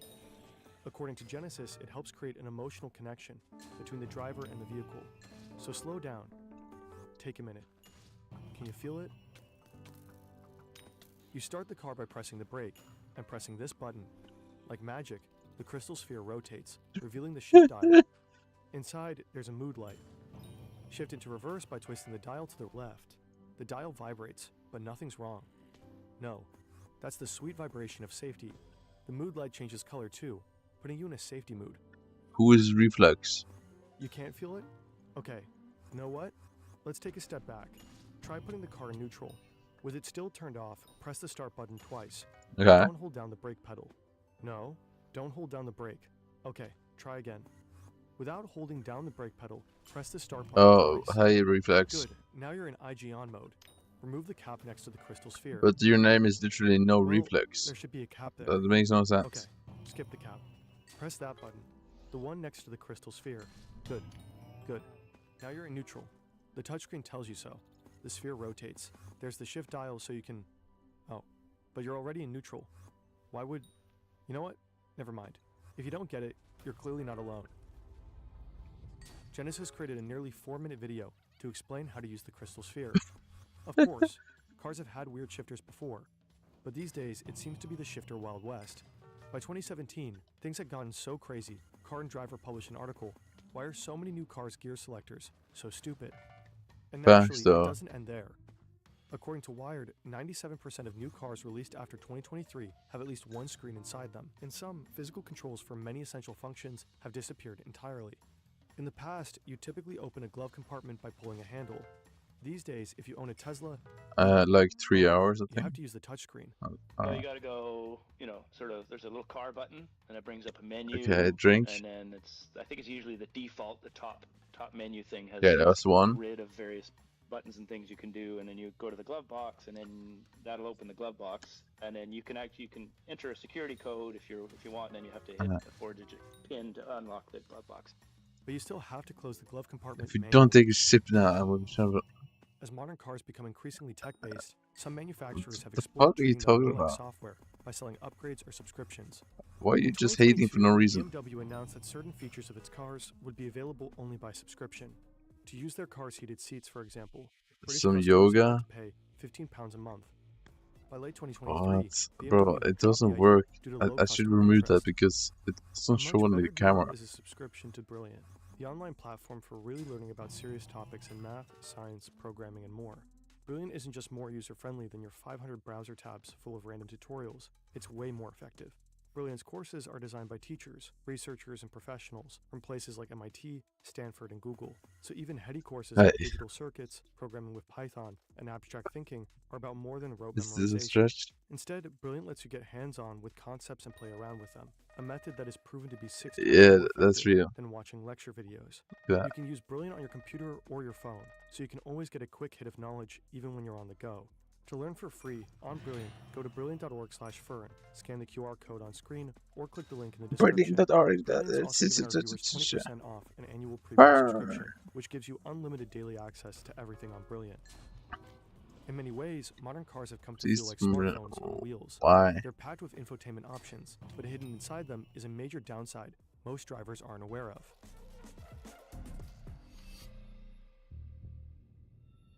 Many modern cars have advanced features that rely on huge amounts of data from the Oh, that surrounding was too environment. much. Your car is a kind of data hoover, really, hoovering up everything. And what you'd hope is that data is being used to improve things all the time. This is Professor Dale Harrow. He's chair of the Intelligent Mobility Design Center and head of the Intelligent Mobility Design program at the Royal No, I College don't of really Art play in that much, to be honest, but I know Tesla do a lot of this, where they're looking at kind of how people use the car. And I what like data 6 about hours per road day. conditions, road surfaces. So you could have a car that's talking to another car that says, "I've just gone over Also- and the car behind says, "Oh no, I'm coming up to it now." I'll Yeah. look at that, you know, so it could be very good. All this stuff. So. I do work full But some time. cars don't just collect data about driving conditions. They collect data about you, how you move, your speech, even your facial expressions. Back in 2023, the Mozilla Foundation, a pro-privacy, tech-focused nonprofit, researched That's the issue, 25 like, different car brands I to have examine too their many approach to goals in driver this data game, and privacy in the US. Of as the well 25 as a job. brands, the It's foundation concluded physically that pretty much impossible for all me of to them actually collected more data than necessary keep to up, make I their think. products work smoothly. And in their privacy agreements, most brands I feel reserve like the I might right have to to share abandon drivers' one of personal them. data and sell it. According to Mozilla, that data went way beyond name, address, and phone number. It could also include your age, birthday, Like, and the most location of your tempting one to phone, abandon your is credit card number definitely and information about how you financed making and bought 3 your car, accounts, products or because services you've bought, products or services you've considered buying, your ID Because number, here's the thing, your social like, security number, I could easily do passport number, it. health status, signature, the shape of your face, fingerprints, I could easily and do it, genetic but then characteristics, race, religion, and the philosophical updates beliefs, come, right? employment New information, updates whether you come, belong to a union, and then boom, nationality, 100 immigration hours, 100 status, hours, photos, location history, and just recordings of 2 your voice, new and the updates gestures you that's make. coming At least in, 2 like, companies, the past, Nissan like, and Kia, month. explicitly claim the It's right then to like an collect addition information of, like, about customers' sex lives. 180 hours. We don't know whether companies do collect all this information, but in their privacy policies, the automakers Mozilla studied reserve the So right in to 2 do months, so. they added There's also no way of knowing basically exactly how your car might collect 1 data month about your content sex for life, me. but a look around a modern car suggests some ways No, they no, could. in 1 month, they added First, basically there's your 1 month phone. content If for you me. connect it to your car, either over Bluetooth or by plugging it Or in, like, you're potentially offering up an enormous treasure trove of data. Some cars store your contact list. Some keep a log of your phone calls. Then there's the cameras and sensors that make many of the driver assist features in modern cars possible, including automatic lane centering. so here's the thing, like, I'm trying to, like, balance that, but The Tesla it's Model Y just, uses cameras and sensors I to gather do real-time still data want to get in and around max the car's surroundings. on each Here's account one camera mounted all above at the rear all license at plate. once, Here are at 2 least more, 1 time one though. on each door pillar. That's the thing. There are 3 in the windshield, I probably right won't above the rearview maintain it mirror, forever. and 1 on Obviously, each I front won't, but fender. Depending on your I model, want to there's just also have it one once. inside the car, right above the rearview mirror. Tesla says its cameras are designed from the ground up to protect your privacy. But in 2023, 9 former Tesla employees told Like, I reporters am that already the images and person video with the taken from highest customers' level of cars have been repeatedly shared around the accounts Tesla office between combined 2019 and across the 2022. street easily. These reportedly included mundane images employees I have turned a into 5. inter-office memes, I video of haven't done the road new rage incidents updates and though, but crashes, including one of a I Tesla have a hitting a trail on a bike, and footage that 553, was which is clearly missing private easy and even XP. embarrassing, apparently including No, a other man one is just approaching the missing car, Beast, totally naked. and then According to one ex-employee, some of I have these a recordings seem to have been made by 539. cars that weren't even turned on, showing off So, whatever weird stuff customers happen to have in their garages. According to Reuters like, several years average ago, not Tesla employees combined stumbled level on upon 3 footage of accounts Wet is like Willie, over the submersible 1,600. vehicle from the James Bond movie, The Spy Who Loved Me, dry docked in a Tesla owner's garage. In this case, the owner was Elon Musk. He may or may not have been aware his collectible was being recorded. According to Reuters, Tesla collected video recordings from vehicles that were turned off only with the owner's consent, but has long since stopped doing so. And Tesla does let drivers opt out of their vehicle collecting data, but there's a cost. This might lead to, quote, reduced functionality, serious damage, or inoperability. Oh, and Nissan's privacy policy makes you promise to inform any passengers about the features and limitations of your car system and services, including Nissan's data collection terms. Pinky swear you'll do it, and be sure to print out the whole policy for the next time you give a friend a I mean, I guess it just shows how much time you played. I don't know. Who disclose exactly who they share driver data with. And some policies are very broad. Your data could be used for marketing purposes, or an insurance company could raise your rates based on data about you driving. And without you ever knowing, your most sensitive information could be shared I with hope, government is or your law parents enforcement. happy about that? Hyundai's policy They probably specifies pay that like you can comply with lawful requests, $980,000 whether per formal or month informal. for These practices electricity vary because of according to you. region. In the Or United unless States, you for pay example, it. they seem to essentially be legal. In Europe, the law requires You're that scamming. companies offer You're specific scamming the man. justification for processing consumers' data, but the effectiveness of those laws relies on compliance. Evidence suggests that companies still collect huge amounts of driver data, and that data may not always be securely stored. In the end, Mozilla came to the conclusion that of all the tech they ever reviewed, For cars were electricity? the worst data collectors. We never had a category where we couldn't find something good that we could recommend to somebody to choose over something bad. And since the study was published, it's not clear much has changed. But it isn't just about your car, and who knows who else, knowing your sexual preferences. Some modern features are just plain dangerous. Damn, you're really out This is here Quentin paying, Mountain bro? Pass Come on, in man. Vancouver, Canada. And this is Quinn Duffy. He owns a 2022 You Tesla gotta be Model saving Y, that which 500. he drives over the pass on trips to the interior of British Columbia. He told us about his experiences. It's a high mountain pass. Frequently has terrible weather, fog, heavy snow. These situations need your full attention, but in snowy conditions, the Model Y's automatic high beams can blind the driver, and turning them off while driving can be a nightmare. And Well, the automatic no, headlights keep I on doubt coming that. on. Your They'll mom and your disable dad when they combined sense probably a car, earns so on more than occasion you, they know? would shut off if we were coming up behind a big truck or something. But you have to go into, this big screen, you have to go into car functions, you have to go into headlights or lighting, you have to try and find the high beams or the automatic headlights to try and disable these things. And I'm trying to get my wife beside me to, I'm trying to talk her through this Fair enough, I screen and guess, find these but options. Because I'm trying to concentrate I on think driving. I literally have while like being 0 blinded bills. by these high beams in That's heavy good. snow and fog. If I'm trying to do that myself, it's a screen. There's no physical button. There's no muscle Well, I memory. have There's bills no for my haptic car, feedback. So you're trying to watch the options. insurance, Low and contrast then screen that you can't touch because the car's bumpy and your fingers bounce around. These buttons are small. Like there's a lot of also really frustrating design features when they're toll, trying to pack so like much your software. car, driving toll, whatever, it costs money to drive through the Screens, city. multiple menus. And then I think it's potentially I dangerous. guess I have Duffy is money a in game like designer, and he's no subscriptions. stranger to technology, and even automotive professionals have struggled with the innovations in new cars. And yeah, that's In my monthly 2024, spending. Kelly Funkhauser took the Rivian S1, an electric SUV, out So for I a test spend drive. like I think When traffic started to 300 slow, she of checked that adaptive cruise control, $350 which a month. I automatically think. keeps the car a certain distance from any vehicles in front of it, was turned off. That required Oh quickly no, flicking the probably lasts shifter like to tilt 300. the steering wheel upward. But Funkhauser held that gesture slightly too long, a couple of seconds. Suddenly, the SUV shifted into reverse and began backing up towards the vehicles behind her. Kelly Oh, Funkhauser you have is the Associate you have Director of Amazon Vehicle Technology at Consumer Reports, and she test drives and cars for a Spotify? living. Yet even she couldn't avoid the usability hiccups that come with rapidly changing car design.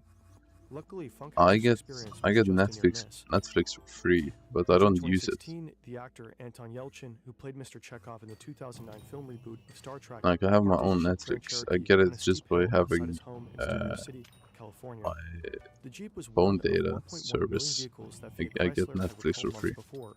This was due to the monostable shifter, which always returned to the center position. That could make it difficult to tell what gear was selected. As Yelchin walked towards his home, the Yeah, I Jeep think rolled I backwards pay. and hit him, crushing him against a brick pillar and security Is fence. it? There's no proof that the Jeep's monostable shifter I was think responsible I for Yelchin's pay death.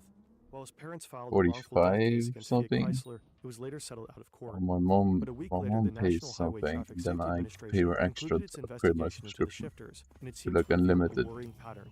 686 complaints, 266 crashes or fires, and 68 associated injuries. Since the early 70s, the general trend in the US has been a decline in motor vehicle deaths, but around 2011, they began climbing again. In 2023 alone, there were 45,000 motor vehicle deaths. That's roughly the population of an entire town. Yeah, Professor so I David have Strayer of the unlimited University of phone Utah, data, who has studied and then you infotainment also get systems and driver Netflix for it. distraction, said this. Something's going on that's actually making our roads less safe.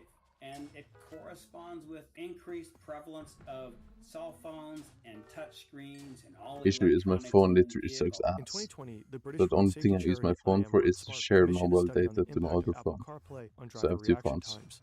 On a closed course, 2 groups of 20 drivers were asked to perform touchscreen tasks while driving. One group used Apple CarPlay, the other one Android Auto. It found that while using either voice or touch controls, drivers had a much harder time staying in their lane and maintaining a consistent distance from vehicles in front of them. When something appeared on the road ahead, they reacted over 50% more slowly than usual. When drivers selected music I on remember Spotify this. using touch controls, their reaction times were even worse than in previous studies of texting while driving. Ultimately, compared to previous studies conducted by TLR, using either system slowed drivers' reaction times more than being at the legal limit for alcohol or cannabis. In 2022, Wow. a Swedish car magazine compared 11 new touchscreen-equipped cars to a 17-year-old Volvo with old-school physical controls. While driving 110 kilometers per hour, Damn, drivers she is performed simple beautiful. Hold tasks, on. like adjusting climate Yeah, control look at or her. changing the radio station. The outcome was Swedish. unambiguous. Ooh. Drivers performed the task far faster using physical controls. It took them just 10 seconds, and during that time, the car traveled 306 meters. At the other end of the spectrum, using the touchscreen controls took 44.6 seconds in the worst performing car. During that time, it traveled 1,372 meters. In other words, the driver was distracted by the touchscreen for almost a mile. The weird door handles in modern cars may also be a safety concern. And you have an accident, for example, and the fireman or the policeman Modern arrive, they have cars to get you is out of kind the of car. confusing, I'm not gonna lie. There's nothing to grab. You know, how are I you going to open think the car? You have to comfort bust the in glass cars and is all that. awesome, This is Frank Steffensen, but I think Chief Creative confusion Officer in at Frank cars is Steffensen stupid. Design and one of the most influential living car designers. Typically, door handles were also used to, they'd put their foot up against the car, stick their hand on the door handle and just pull it. That's the first reaction to do with the door handle. When we went away with that and we're starting to go now with Yeah, I'm just saving money.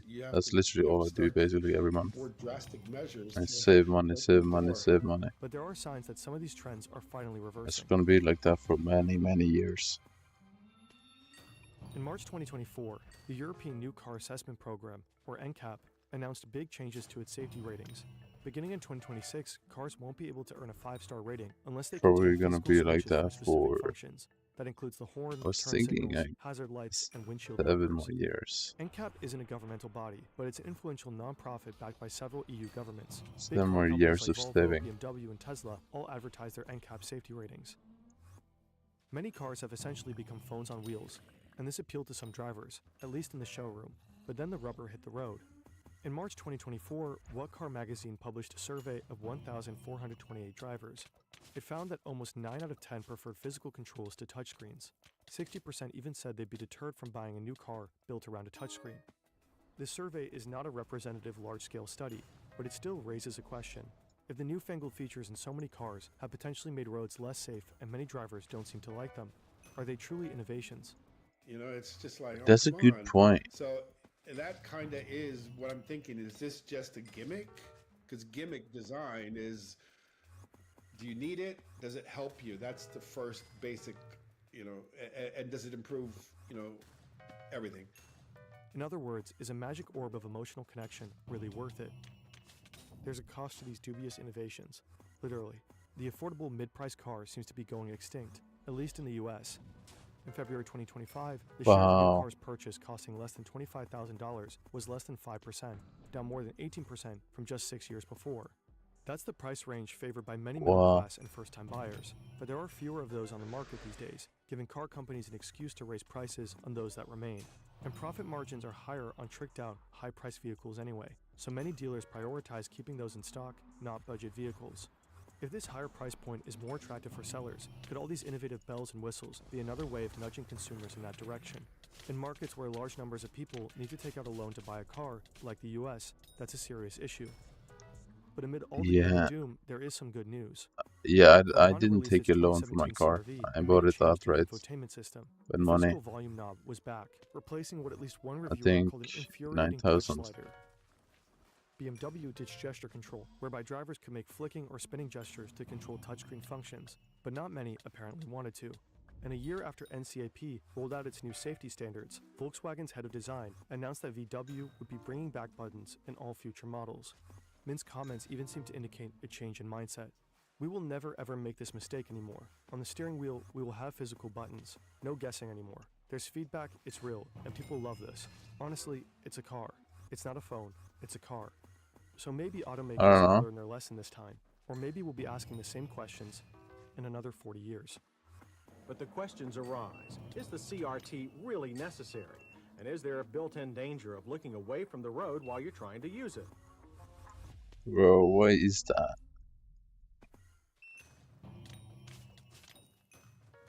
Kids who hacked Xbox. Wow. I mean, I need like. This is David Pecora. I want He's 22 like. years old, has shoulder-length blonde hair, and studies How much in computer science. savings before I move out? His online names are Xenon and Xenomega. He's part of the Xbox community, tweaking consoles and creating cheats for games like Halo and Call of Duty. 300k, I think. Right now, he has an annoying problem. So like, the bumper of his car is yeah. broken, and the dealer refuses to ship the parts to Canada. So he asks his friend Justin, who lives in the US, if he can order the new bumper to his house. They met each other years ago on the internet. Justin lives in Wilmington, about an 8-hour drive away. David's plan is to drive there, get the bumper, maybe grab something to eat together, and head back home. His dad offers to tag along. Yeah, 300k is my goal, I think. They take the family car. About an hour later, David and his dad get to the border. The US border officer checks their passports. He's about to wave them through when he sees a strange name on his display. What's No, Xenon? that's what I want to have. I only have like. That's his online name. I only have a Found it 30k. Up here at the passport control.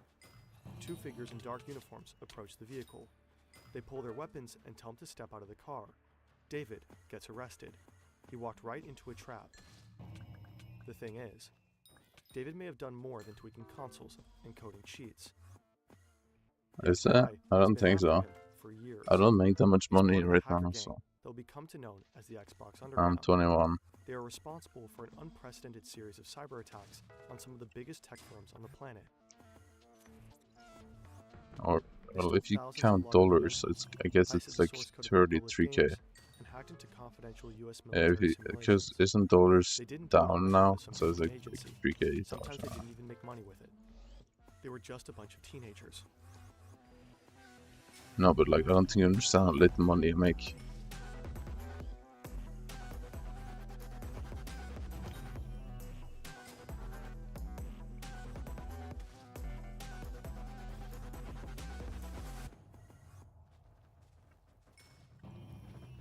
I think I make like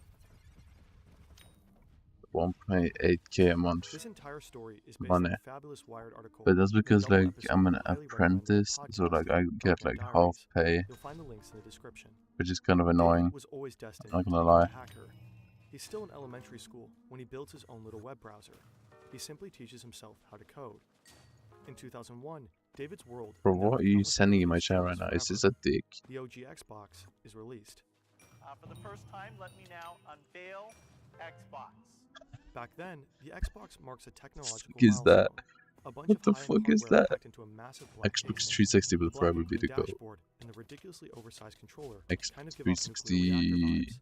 It's a completely new aesthetic at the time. David gets one and hopelessly falls in love with Halo. But he's not just a passionate gamer. He's fascinated by the Xbox's tech. He becomes part of the fast-growing online community of like-minded nerds. They crack their consoles and get their own software running. They stream music, install Linux, and even manage to boot up Nintendo games. Ooh. David is extremely talented and quickly gains So yeah, 300k is the he goal. starts writing programs for Halo that let you And I tell want to the physics buy or even the weather in the game. a house Then, in with 2005, the Xbox 360 drops a and part of changes the house everything. where I could Again, rent it out, Microsoft and then learned from its mistakes and bolstered the console's I'm gonna security. keep like To hack the new Xbox, you need 100k. a development kit. That's a special console. Oh, well, with extra I'm gonna features use just for 200k on down developers. payment These dev kits are incredibly because hard I to get a better loan, Developers need to be verified by Microsoft. and then to I'll have one. use must For everyone save else, 100k. they're strictly off limits. It takes a while, but eventually a few dev kits start popping up online. Someone has know. found thousands of them in a recycling yard. Microsoft must have tried to trash them, but now someone is making money by selling them. In 2008, David acquires several of these dev kits for himself and resells a few. This is how he meets Justin May, his buddy from Wilmington. Online, Justin goes by MTW. Have a good one, bro. The We dev kit didn't gives even David talk, bro. access to We didn't even talk. a closed platform Bro. where Xbox developers upload test versions of their games. He spends his nights scouring PartnerNet, Is he posting stupid? screenshots of Is unreleased he games, stupid? and making a name for himself in online forums. He starts Crazy showing up late to Taxi. school. Okay, that sounds like His some grades are crazy. slipping.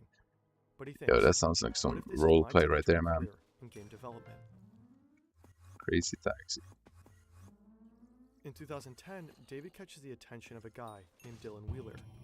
Dylan is 14 and lives in Perth, Australia. He has long brown hair and is in the middle of puberty. He loves a good thrill and got into hacking early on.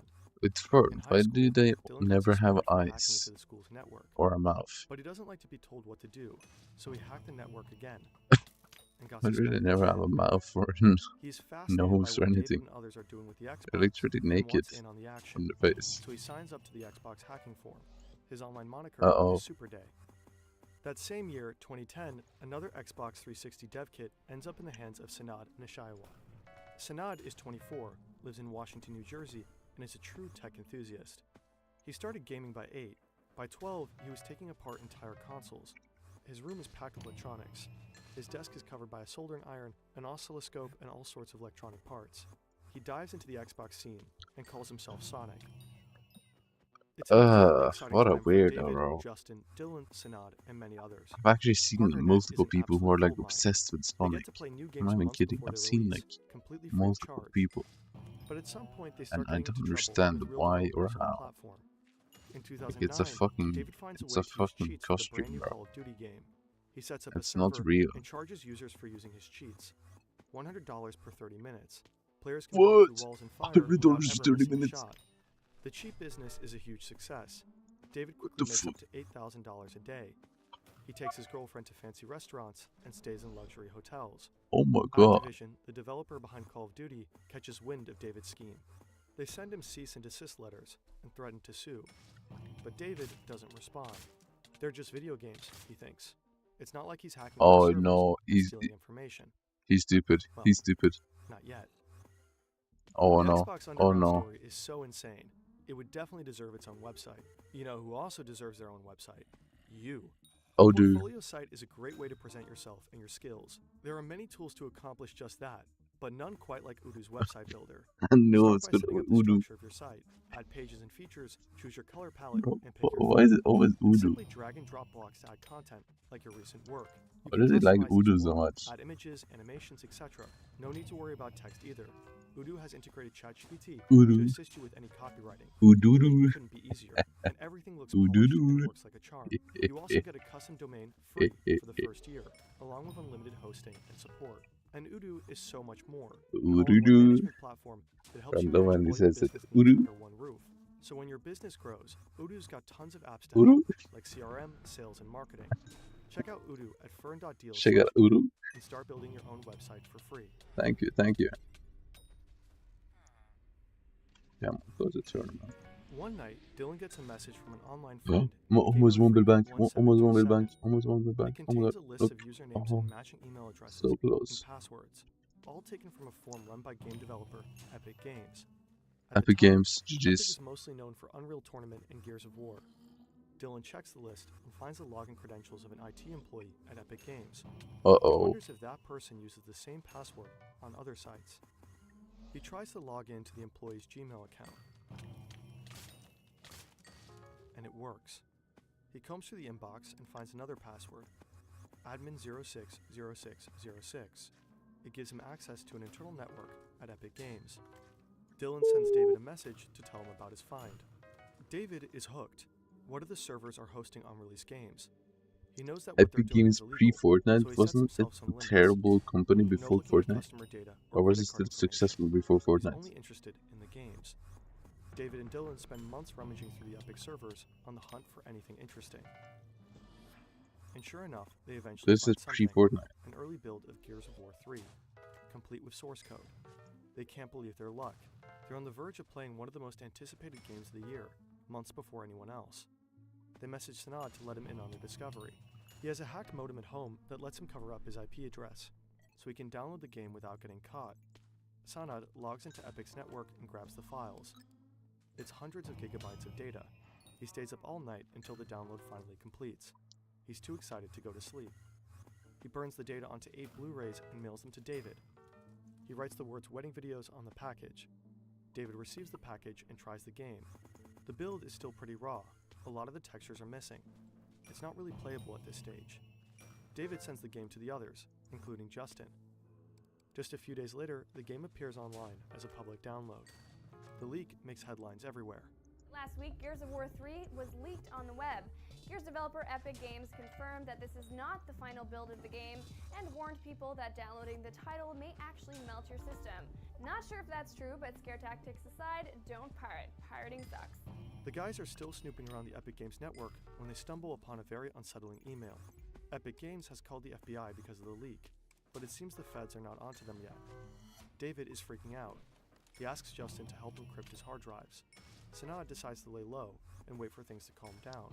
Yo, they're just playing with fire, bro. He keeps logging into the servers, while the feds are actively scanning them to find the hackers. His ballsiness pays off.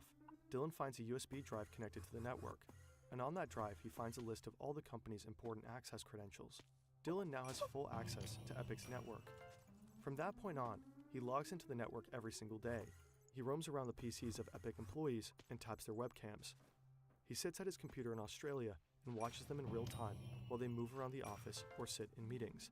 Why? This is weird. Human errors.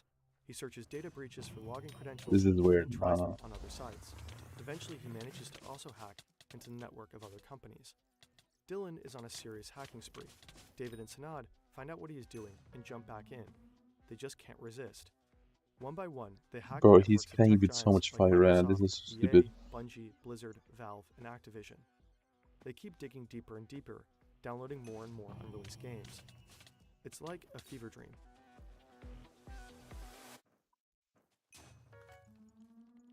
The guys have been hacking their way through the gaming industry for almost a year now. From time to time, they're also making money off of it. David starts selling the jacked and unreleased games to a user called Xbox Dev Guy. The contact is established via Justin. But deep down, they're still just a bunch of gaming fans.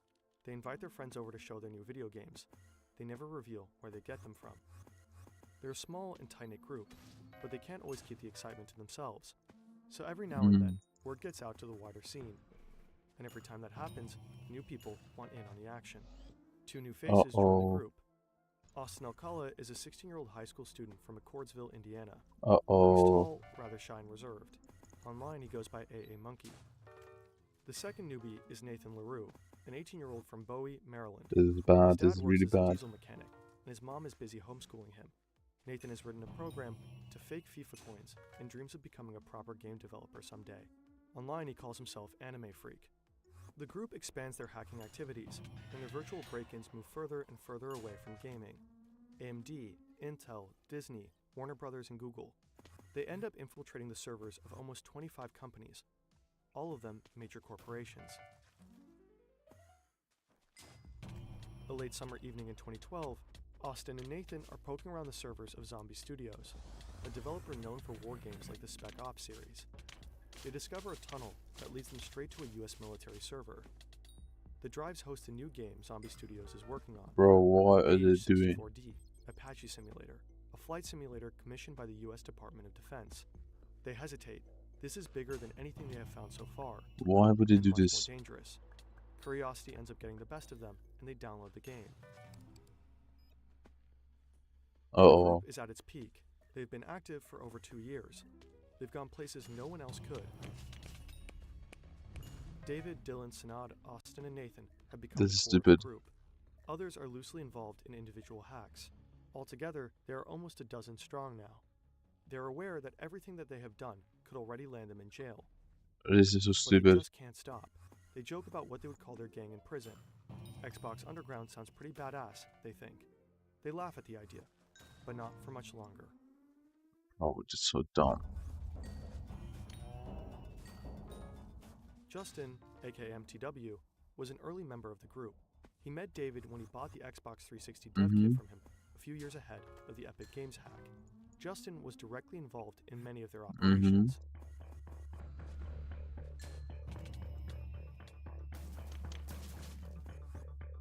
A few days before Gears of War 3 was leaked, Justin got the game from the others in the group. Some of them, like Sanad, suspected that he was the one who put it online. Justin is almost 3 years older than David, but compared to him, he's a lot less cautious. In 2010, Justin attends PAX East, a video game convention in Boston. He gets calls from Sanad and a few others in the group. They ask him if he can hack into one of the networks on site. Maybe he'll find something interesting. No big deal if not. Justin gives it a try, but doesn't find a breach to exploit. The network is too secure. He's not ready to give it up though. He walks around the convention center and finds the stand of a small developer called Atomic Games. They're showcasing a new shooter called Breach. Justin waits until one of the employees heads to the bathroom. Then he sneaks behind the stand and secretly tries to download the game onto his laptop. Dumbass. But the employee comes back sooner than expected. At just 14 megabytes, Justin has to cancel the download and make a run for it. Stupid idiot. Employees chase after him and quickly catch him. They take him to the police. During the arrest, Justin tries to bribe the officers. He offers them $100 if they let him go. During the interrogation, he openly admits he was trying to steal the game. He repeatedly tells the cops that he has names of people bigger and more important than himself. When the others hear about the arrest, they get suspicious. What if Justin has been talking to the cops? He loses their trust. He disappears for a while, but eventually gets back in touch, trying to regain their trust. Now he is scamming companies like Cisco, Microsoft, and Lenovo with a return fraud scheme. Someone like that couldn't possibly be working with the cops. Some in the group, like David and Dylan, are thinking. Others, like Sanad, are skeptical. After some time, Justin manages to get back on board. Back to August 2012, David and Dylan are poking around Microsoft servers. They come across a folder that seems pretty well protected. Looks like only a few developers have access to it. Maybe the company is working on some super secret project, they think. They download the folder and find a bunch of technical documents. Some pics of circuit boards and casings, source code, all that kind of stuff. They wonder what all That's just so crazy to me, bro. Why? Why? You had your fun. Chill out. For the upcoming Xbox console, codename Durango. It'll later be called the Xbox One. They ponder what to do with the plans. They could sell them to others, or they could try to build the console themselves. All parts seem to be available on the market. They order the parts online and have everything shipped to Nathan's house. He volunteers to assemble the gaming console, and it works. The group now has a working prototype of the new Xbox, but no games to test it with, so they decide to sell it. They find a buyer in the Seychelles who is willing to pay $5,000. The buyer transfers the money, and the group discusses who is going to ship the console to him. Justin steps up. He offers to take it to the post office. The group agrees. Justin drives from Delaware to Bowie, about a 2-hour ride, and picks up the console at Nathan's place. But the package never makes it to the Seychelles. They start to get nervous. What if the FBI has intercepted the package? After the sale falls through, Dylan decides to upload the pictures of their prototype online, just to see what happens. He doesn't consult with the others. That means the Xbox prototype is now seemingly publicly up for auction on eBay. By now, Dylan is already known for his impulsive actions. In early 2012, he Epic on Games eBay. confessed to hacking their servers. He explained to the employees over the phone how he did it and asked for a poster as a reward. He actually got one. This time, things get even worse. The eBay auction goes viral. In no time, bids reach over $20,000. But the sale doesn't go through because Microsoft files a copyright claim. Dylan, who set up the auction under his online name, Superday, starts giving online interviews. We have someone who's gotten pretty world-renowned over the past couple of weeks here. I'm just gonna go straight to the chase here. Oh my god, what an idiot. Here he goes. Going public. Idiots. Idiots. I'm off.